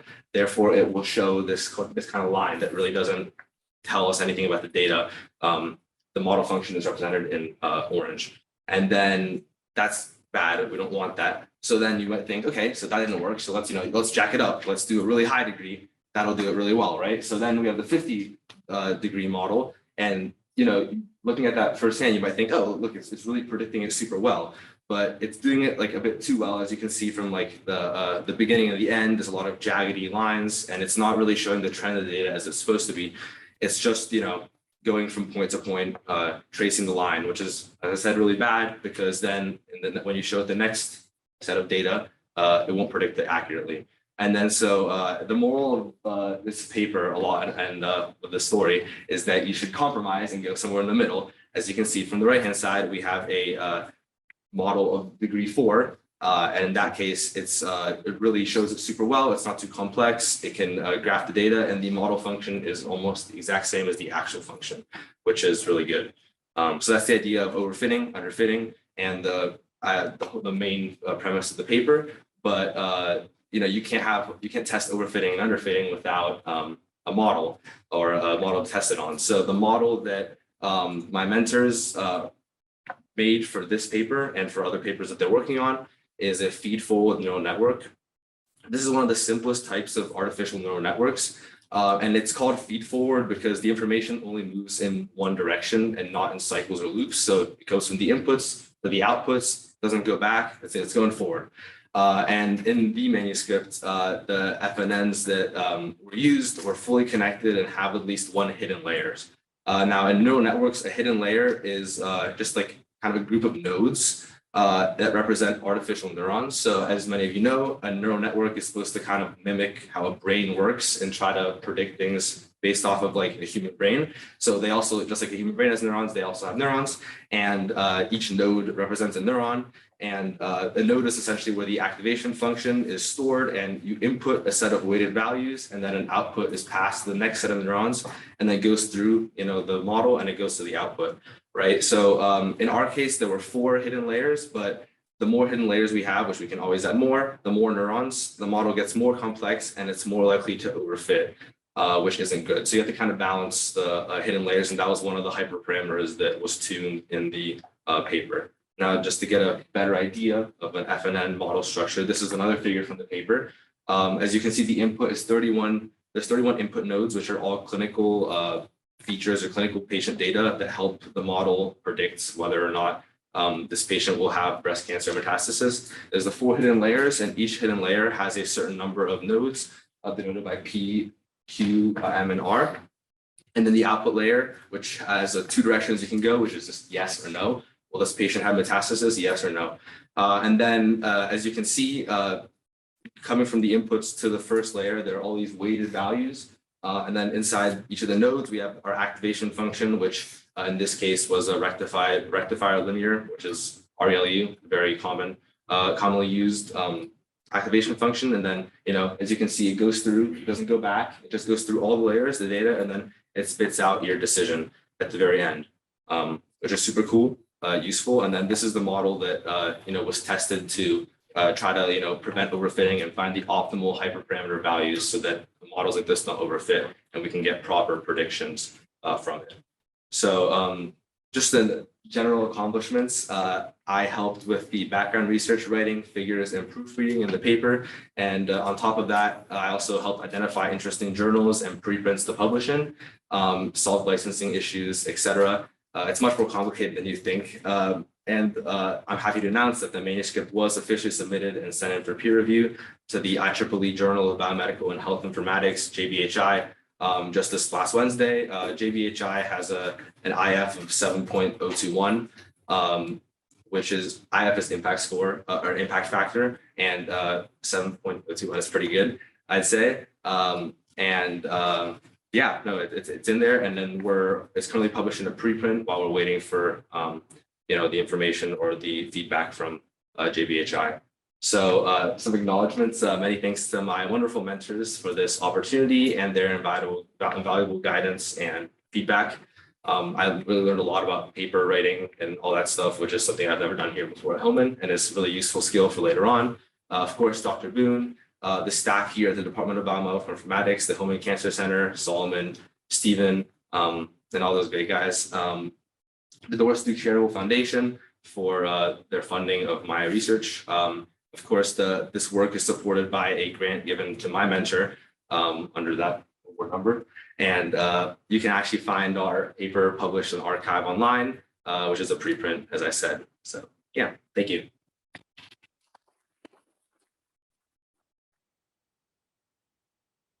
Any questions?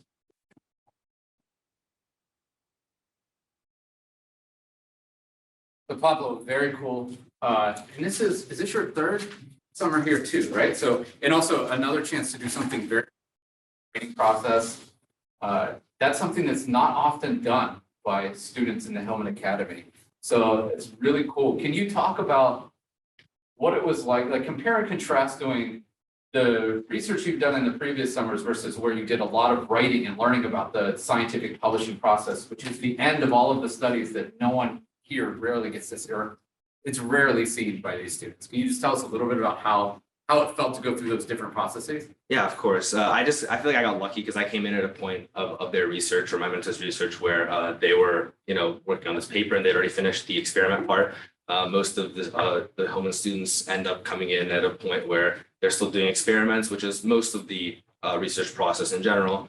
And then they'll just my first years, I just sat in front of a computer and coded for hours on end. Or just debugging stuff and working with my mentor on that. But this year, I'm glad that I got to do something different. And it just really opens your eyes to all the different parts of research. I know a lot of the Hillman students want to go, maybe into a research lab in the future or do this sort of stuff in the future. And I think it's important to know all the different types of things that you'll be doing later on. And of course, writing is an invaluable skill that you'll continue to use coming into college and in the future, no matter what you do. So it was super cool to see that. And it's, like I've been saying, it's a lot tougher than you think. There's so many different revisions. We were supposed to publish the paper.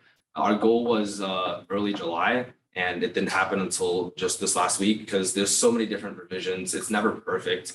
And you have to ask yourself, what will these peer reviewers or what will these other people ask you about or criticize your paper, and fix that beforehand to try to get your best chance of getting admitted into a good journal. So it was really eye-opening just seeing how much revision, how much work goes into all these papers that you might read for background for your coding projects or just information in general. And I have a lot more respect for how people that publish these papers on the daily or on the yearly, just sit down, do it. It's so much work. How many times was it revised? Oh boy, I probably proofread it the full thing. We were okay, we're gonna sit down, we're gonna proofread it, and we're gonna be done maybe 3 or 4 times. But it's mostly there's full revisions and there's section revisions where would do the background section and then we would look at it again and they'd be hey, this is missing, and we go back and we do it again. So they were hundreds of times throughout every section. It was insane. Any other questions? And are you going to be involved in the inevitable revisions that will come back after peer review? Hopefully, yeah. We haven't really talked about that, but I'm always down to help out, and I really want to see this paper go through to actually, getting published and having that, on my record and on my mentor's record too. So absolutely, yeah, I'll be there. Awesome, great job, Hum. Thank you.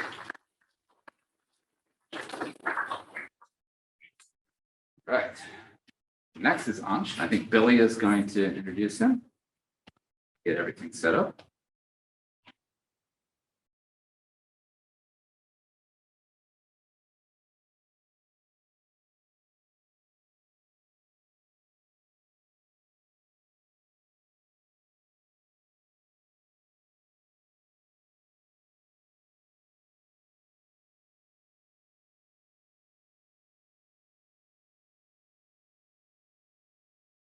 Hi, everyone. I'm Billy. I work with Dr. Siskine and Joy doing MRI research at the Children's Hospital.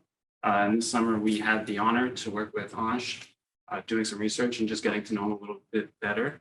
It's always difficult when you're designing projects for summer students because you don't want to go too heavy or too light because of and otherwise they're really not going to find it fulfilling and they're not going to take away too much from it. And with Ansh, we definitely decided to go a little too heavy. And he definitely exceeded all of our wild expectations for what he was able to accomplish in this short amount of time. He overcame not just technical challenges, debugging, working through errors, but also just theoretical. He kind of had free reign about how to solve this problem. It was really great to watch him solve that. And it kind of makes me think that he'll be successful with no matter what he goes forward after this. So while we are going to be very sad to see you leave for the summer, we're very excited for all the work that you were able to get done and your results. We're very excited for what you're going to present here today. So without anything further, Ansh.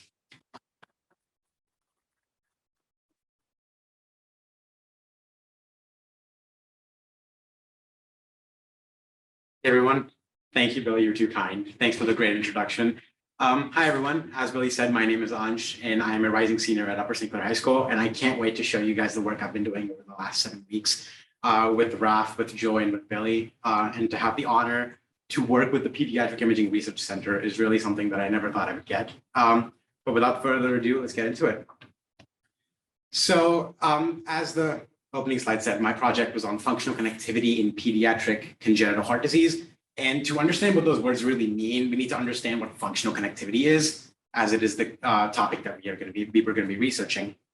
So functional connectivity, the technical definition is the correlation in measured activity between anatomically separated brain regions. Now that's really heavy. So the way that I thought about it really was that it's a concept that helps us understand how different brain regions interact with each other. Now, this is a field that's had many research papers over the last few decades, and it helps us understand what the field is a little bit better. So we observed many correlations to neurological impairments such as Alzheimer's, ADHD, schizophrenia, and many others. And it's really a field that's really interesting. So this is an image of what functional connectivity looks like. So as you can see, different brain regions emit different types of signals. And if those signals line up, like you can see in that first image, those regions are said to have high functional connectivity. Right? So now let's understand the population that we were testing on, which is congenital heart disease patients. Now the word congenital means present from birth, and congenital heart disease is sort of a catch-all term of many heart defects that are present in patients from birth. So there's many different types. So this is a picture of a normal heart, what it normally looks like when it's functioning.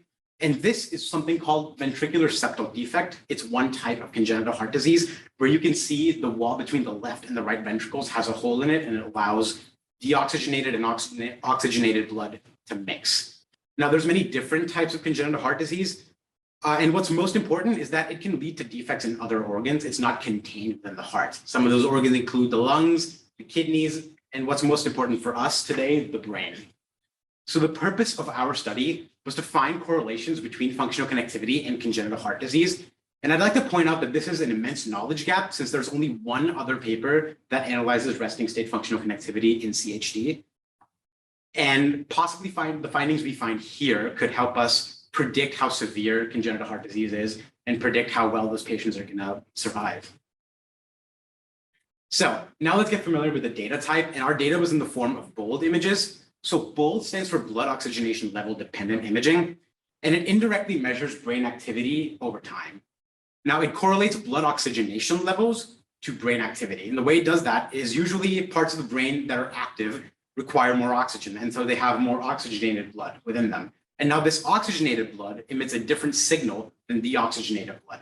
And the MRI image can pick up those differences in signal between oxygenated and deoxygenated blood and give us an imperfect but very useful idea of how different brain regions are being activated over time. So bold images are usually taken for 5 minutes over intervals of 3 seconds each. There's a new frame that is taken, so they usually have 150 frames within the image that can show you how brain activation patterns change over time. And this is an example of a bold image that actually came from the Pediatric Imaging Research Center. That is a bold image when the subject is being exposed to stimuli, whereas that is the resting state bold image, and that is more similar to what we would be analyzing. So let's get familiar with the data set. We had 142 initial images with 58 CHD patients and 84 control volunteers. Now 50 of those images were actually rejected, 17 of which were rejected during manual quality assurance by me, and 33 were rejected later. Now, here are some examples of images that were removed during manual quality assurance. As you can see, there's an artifact right in the middle of that image where a section, there's literally a hole in this person's brain. And that's not something that we want to analyze when we're analyzing our images. This is another example where, I don't know if it's really that visible, but there's horizontal striations within the image that make that image essentially useless for us. So 17 images like that were rejected from our analysis by me, and another 33 were rejected later on during artifact detection, which we'll get to soon. So over the course of these 7 weeks, I had 2 major tasks. And the first one of those was to build a fully functioning pipeline from scratch that can take a bold image and process it into something that we can actually analyze. So for this, we used the FSL or the fMRIB software library to import some algorithms that we could use to process our image. So here's a list of some of the processing steps our images went through. The first of which was motion correction. So as I said, bold images have 150 frames taken over a time period. And these images are very susceptible to motion. If the patient moves at all between the MRI scan, that can distort the image. So motion correction helps take some of those frames and realign them to best match what the image would look like without motion. Second is artifact detection in DVARs. Now, these are algorithms that are used to find artifacts within certain images and find frames that have too much motion that should be rejected. So artifact detection and DVARs both created lists of frames within each image that were unusable, and we removed those frames. And also, if any images were left with less than 125 frames after artifact detection and DVARs, we ignored those images completely, which is where the 33 other images were rejected. Next, we went through bandpass filtering, which removes extraneous frequencies and signals from the bold image, as bold images can have other frequencies interfering with the signal. And then finally, we went through spatial smoothing to remove any final inconsistencies within the image.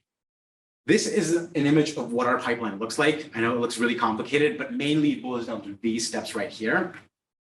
This is what an original bold image looks like. This is just one frame, and this is the axial view.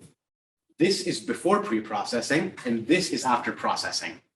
So clearly you can see there's a huge difference there, and that image now is ready for analysis. So now while we have an image that is ready for analysis, our analysis actually required us to analyze brain regions separately rather than the whole brain. And for this, we used a process called segmentation, which Preetam talked about in his presentation as well. So since each brain looks different, we had to take a template segmentation that divides all of the brain into all of its separate brain regions. And we had to extract the brain from our main image. But after that, we had to register our template segmentation to match our bold image, because we can't have segmentations that aren't aligned to our particular brain. So we went through 2 registration algorithms, the FLIRT registration algorithm, which is a linear registration algorithm, and the FNERT registration algorithm, which is a nonlinear registration algorithm. Now, the difference is that linear registration algorithms apply the same changes to every single voxel of the image, and a voxel is a 3D pixel, by the way. And FNERT is more flexible, and it can apply different transformations to different pixels to best match the image. So as you can see in that in the figure right there, the first image is the template without any registration, and you can see underneath the bold image, you can see how different those are. And after registration is completed, you can see how the template image now almost perfectly matches the bold image in structure. Once this was done, we had to apply those same changes to the template to the segmentation, and what we were left with was something that looked like this. So each of those colors is a separate brain region, and they have been completely segmented so that we can see which voxels are part of which different brain region. Now that that is done, we have an image that we can use to gather our data. And we have a segmentation that can help us consolidate that data into different brain structures. Now it's time to actually extract that data. So the way we did this was each voxel has an intensity value that essentially shows how whether that brain region is being activated or not. The higher the intensity value, usually that indicates that that brain region is being activated and has a lot of oxygenated blood. So we gathered the voxel intensity values from the brain structure, ignoring the background, and we averaged those voxel values per structure. And then we calculated what's known as the Pearson correlation coefficient, so that we can see how each brain structure is related in intensity to every other brain structure. And then we had to arrange that in a similarity matrix, which looks something like that. Now, I'd like to preface that those are mock values. Those are not the real values we got. But this is just to give you an idea of what our matrix looked like. Now, this just has 6 columns and 6 rows. Our matrix had 170 of each of them. and they compared each structure to every other structure. Now, once we had those similarity matrices, we designed a graph that looks like that. And now that makes no sense, right? That's not something that we can really understand what that means just from those images. So what we did was we calculated 3 different graph metrics using the brain connectivity toolbox, which is a handy toolbox that's used to analyze brain networks. Those 3 metrics were global efficiency, local efficiency, and clustering coefficient. Now, global efficiency is essentially a measure of how well each region of the brain is connected to every other region within the brain, while local efficiency and clustering coefficient measure how well a specific neighborhood of structures is connected. So those 2 values, the local efficiency and clustering coefficient, are mostly related most of the time, and that's going to come into play later. And we ran a t-test to find all the statistically significant results. And what we were left with was this finding here, which is that patients with congenital heart disease seem to display decreased clustering coefficient, but increased local efficiency in certain parts of the brain. Oh, did I move past that? I didn't move past the slide. Right. So that table right there shows our results. And you can see that local efficiency, usually at the very last column, you can see which is greater, the CHD or the control. And you can see in all of the statistically significant cases that local efficiency was actually greater in CHD patients, while clustering coefficient was reduced in CHD patients. What's interesting is that the thalamus shows up very often in both the local efficiency and clustering coefficient regions. And the thalamus is a hub that connects to many other brain regions within the brain. So that's really interesting. And you can see these graphics here that show you all the different brain regions. They kind of spin. It's pretty cool. Thanks to Billy for making those for me. Right, and you can also see in this graphic, the red is the local efficiency and the blue is clustering coefficient. And the brighter the color is, the greater the difference between CHD and control patients. So to recap, changes in global efficiency weren't really statistically significant as we found them. There were statistically significant increases in local efficiency in CHD patients, while there were statistically significant decreases in clustering coefficient. Now, this is really interesting because, as I said before, local efficiency and clustering coefficient should ideally be related, proportionally related. And the fact that we see an inverse correlation between these two is something that is still puzzling to us.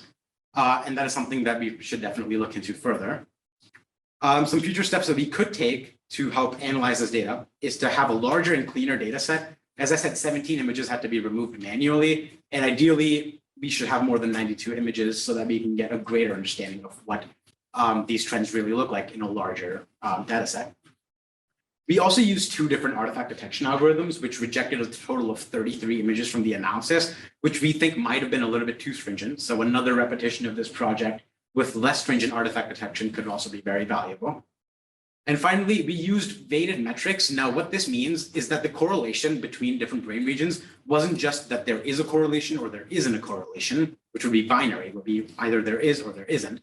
But we used weighted measures, which means there's a certain degree of correlation between those certain brain regions. And we wonder whether binary graphs would make our analysis a little bit easier to understand. Now, I'd like to thank Billy, Joy, and Dr. Siskeen for all their tremendous help throughout these past 7 weeks. I'd also like to thank Dr. Panigrahi for allowing me to work in the lab at the Pediatric Imaging Research Center. And I'd like to thank David, Solomon, and Stephen for all their invaluable efforts throughout the last 7 weeks. Thank you, everyone.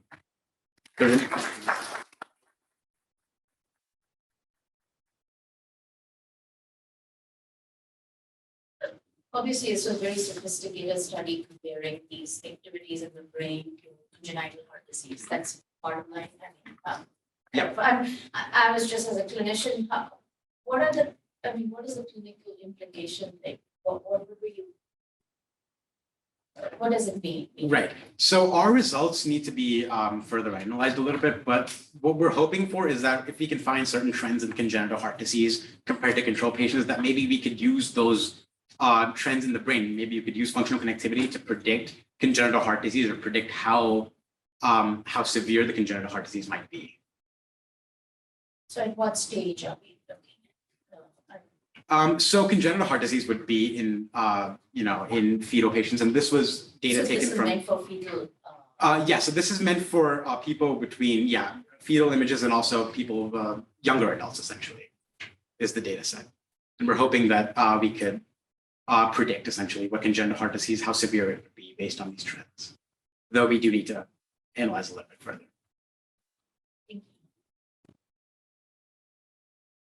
Any other questions? Hey, Don, great job. Thank you.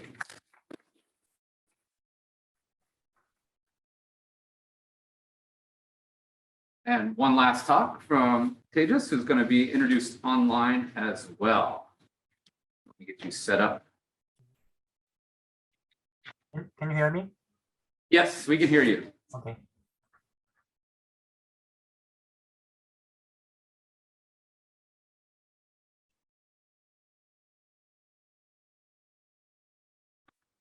Okay, so let me introduce the Tejas method.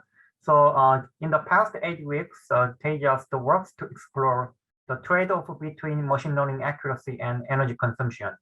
So this is very useful when there are energy constraints like wearable or implantable biomedical, the edge devices. So he was very self-motivated and actively worked with me and my PhD student, especially in the beginning when our research setup was not clear. So he actively communicated with my graduate students and then get a necessary setup very early phase. So this enabled him to spend enough time for actual research later. So I'm very excited to share his research outcome with you in this presentation. So Tejas, it's your turn now. All right, thank you, Dr. Lee. So as Dr. Lee said, my name is Tejas Mitra, and I'm a rising junior at Sigley Academy. And I'm very excited to share with you guys what I've been doing in the past 7 or 8 weeks with this amazing program. So the topic of my presentation today is reconfigurable convolutional neural networks in small biomedical devices. And my mentors were Dr. Inhee Lee of Swanson School of Engineering and his PhD student, Mr. Yue Lee. So before we start, I want to explain what convolutional neural networks are, or CNNs are, and how they work. So CNNs are a type of deep learning algorithm, and deep learning meaning it learns by itself, finds the parameters to, fit the model itself. And usually CNNs are used for image processing and finding classifications and clarifications in images. So they usually take in, for our example, they take in a 64 by 64 by 3 image, and the 3 represents RGB, red, green, blue, the colors in every image, and they convolve it over a certain kernel size. In our convolutional neural network, it was a 5 by 5 kernel size. Then as they go throughout the convolutional neural network, they keep applying filters and channels as well, which are used for finding different patterns and different features in the images. So this can be horizontal edges, vertical edges, and so on and so forth. And finally, at the end, it can make an inference and return a specifying amount of classifying units. So 2 very important uses of CNNs are tumor detection and object detection and classification, and also localization.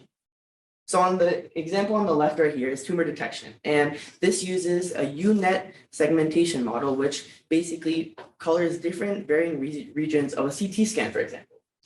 And then object detection, classification, and localization is another CNN model that basically is used to find different objects and classify them. So this is used in self-driving cars, such as Teslas, if you've all seen them.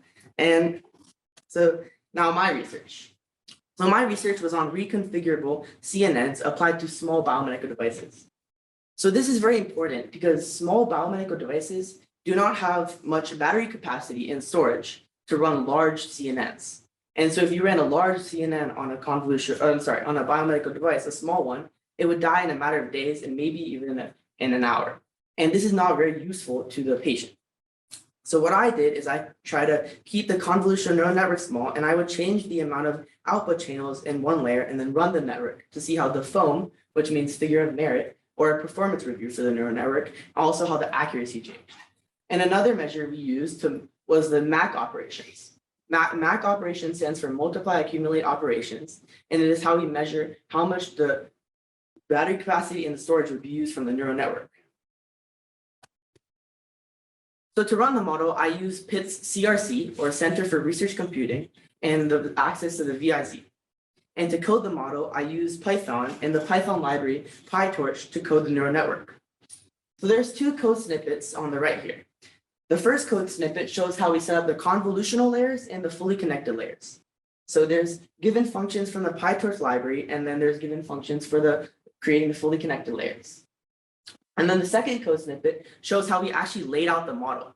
So this is a def forward function that basically just takes in the image and then goes it through the model layout. So you can see that we have our conv layer, and then we have our max pool, and then our ReLU, and then that structure is repeated throughout the convolutional neural network. To simulate the model, I changed one layer's output at a time.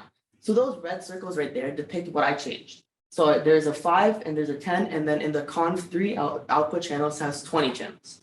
And so I would decrease these by a certain percentage. Like let's say, for example, I would take 80% of conv2 outputs or 90% of conv3 outputs, and I would only do one layer's channel outputs.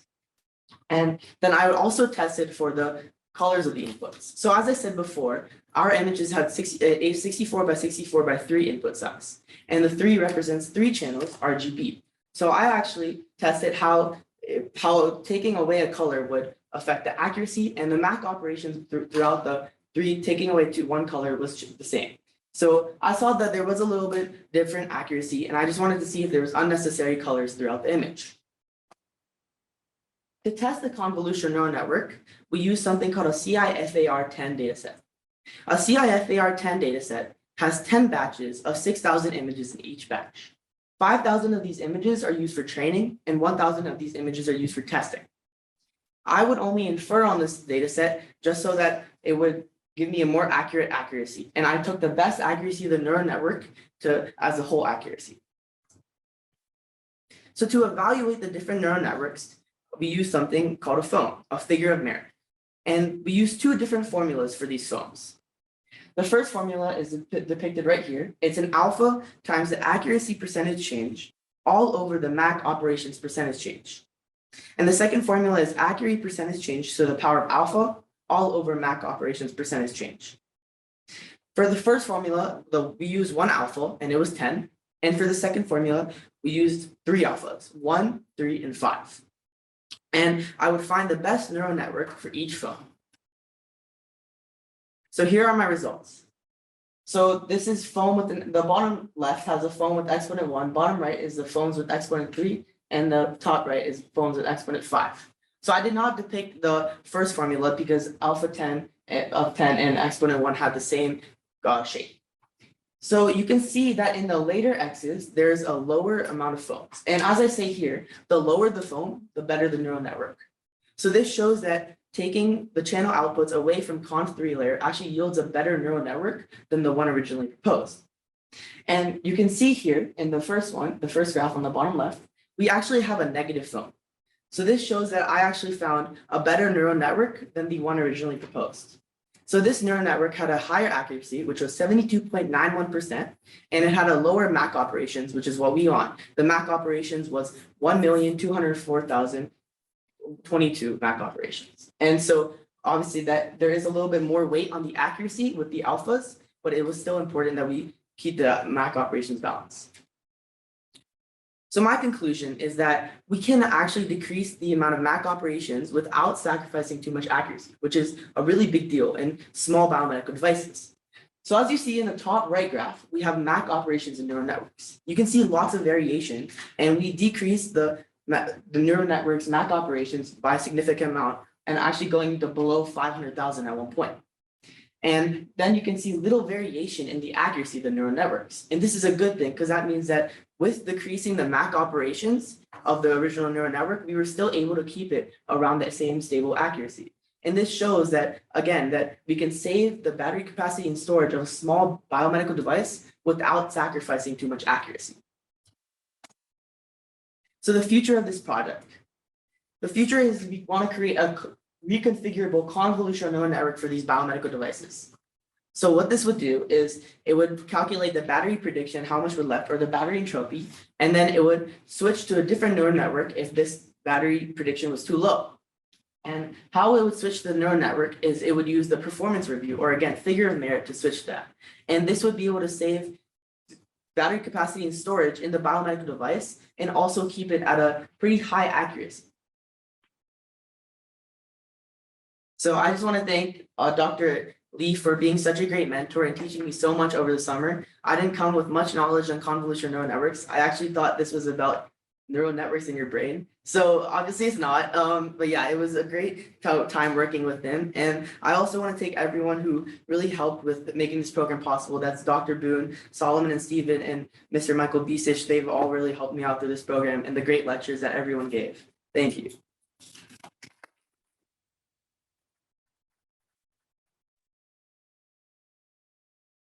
Any questions? Well, there's more questions at home yesterday than there is today. This is Mike Bisich. There's a great promise for continuing strength and collaborations between the schools of engineering and the School of Medicine and our department. And I just want to thank our colleagues in engineering for being such strong supporters of our CoSBBI Academy. And your work today, Teas, is just exemplary of the kinds of innovations that lie ahead for this intersection. So kudos to your work, kudos to the mentors, and let's continue to strengthen the ties. Thank you, Mr. Bisich. Thank you. Any other questions? Comments? All right, if not, great job.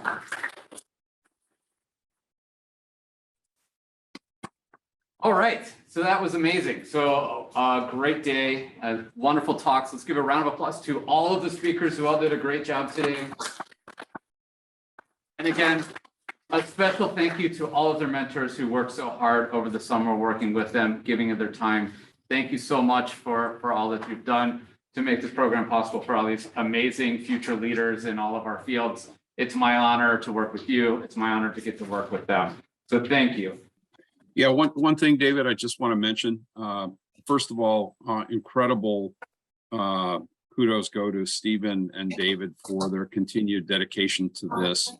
The Department of Biomedical Informatics, the university, and hopefully a future corporate sponsor are really going to work very hard to scale this academy out, because it breaks my heart that it can accept so few students every summer when there are literally hundreds of applications that are equally talented students that we can't fill. So as we scale this program out here at Pittsburgh and we scale it out nationally with its many connections, and I just want to thank Stephen and David and all of you as mentors and students for supporting this very important innovation pipeline for STEM education. Thank you, Mike, and thank you for your support. All right, I'm going to end this Zoom call, different Zoom link for the graduation ceremony. Hope to see everyone at home over there and all the students there too. Bye.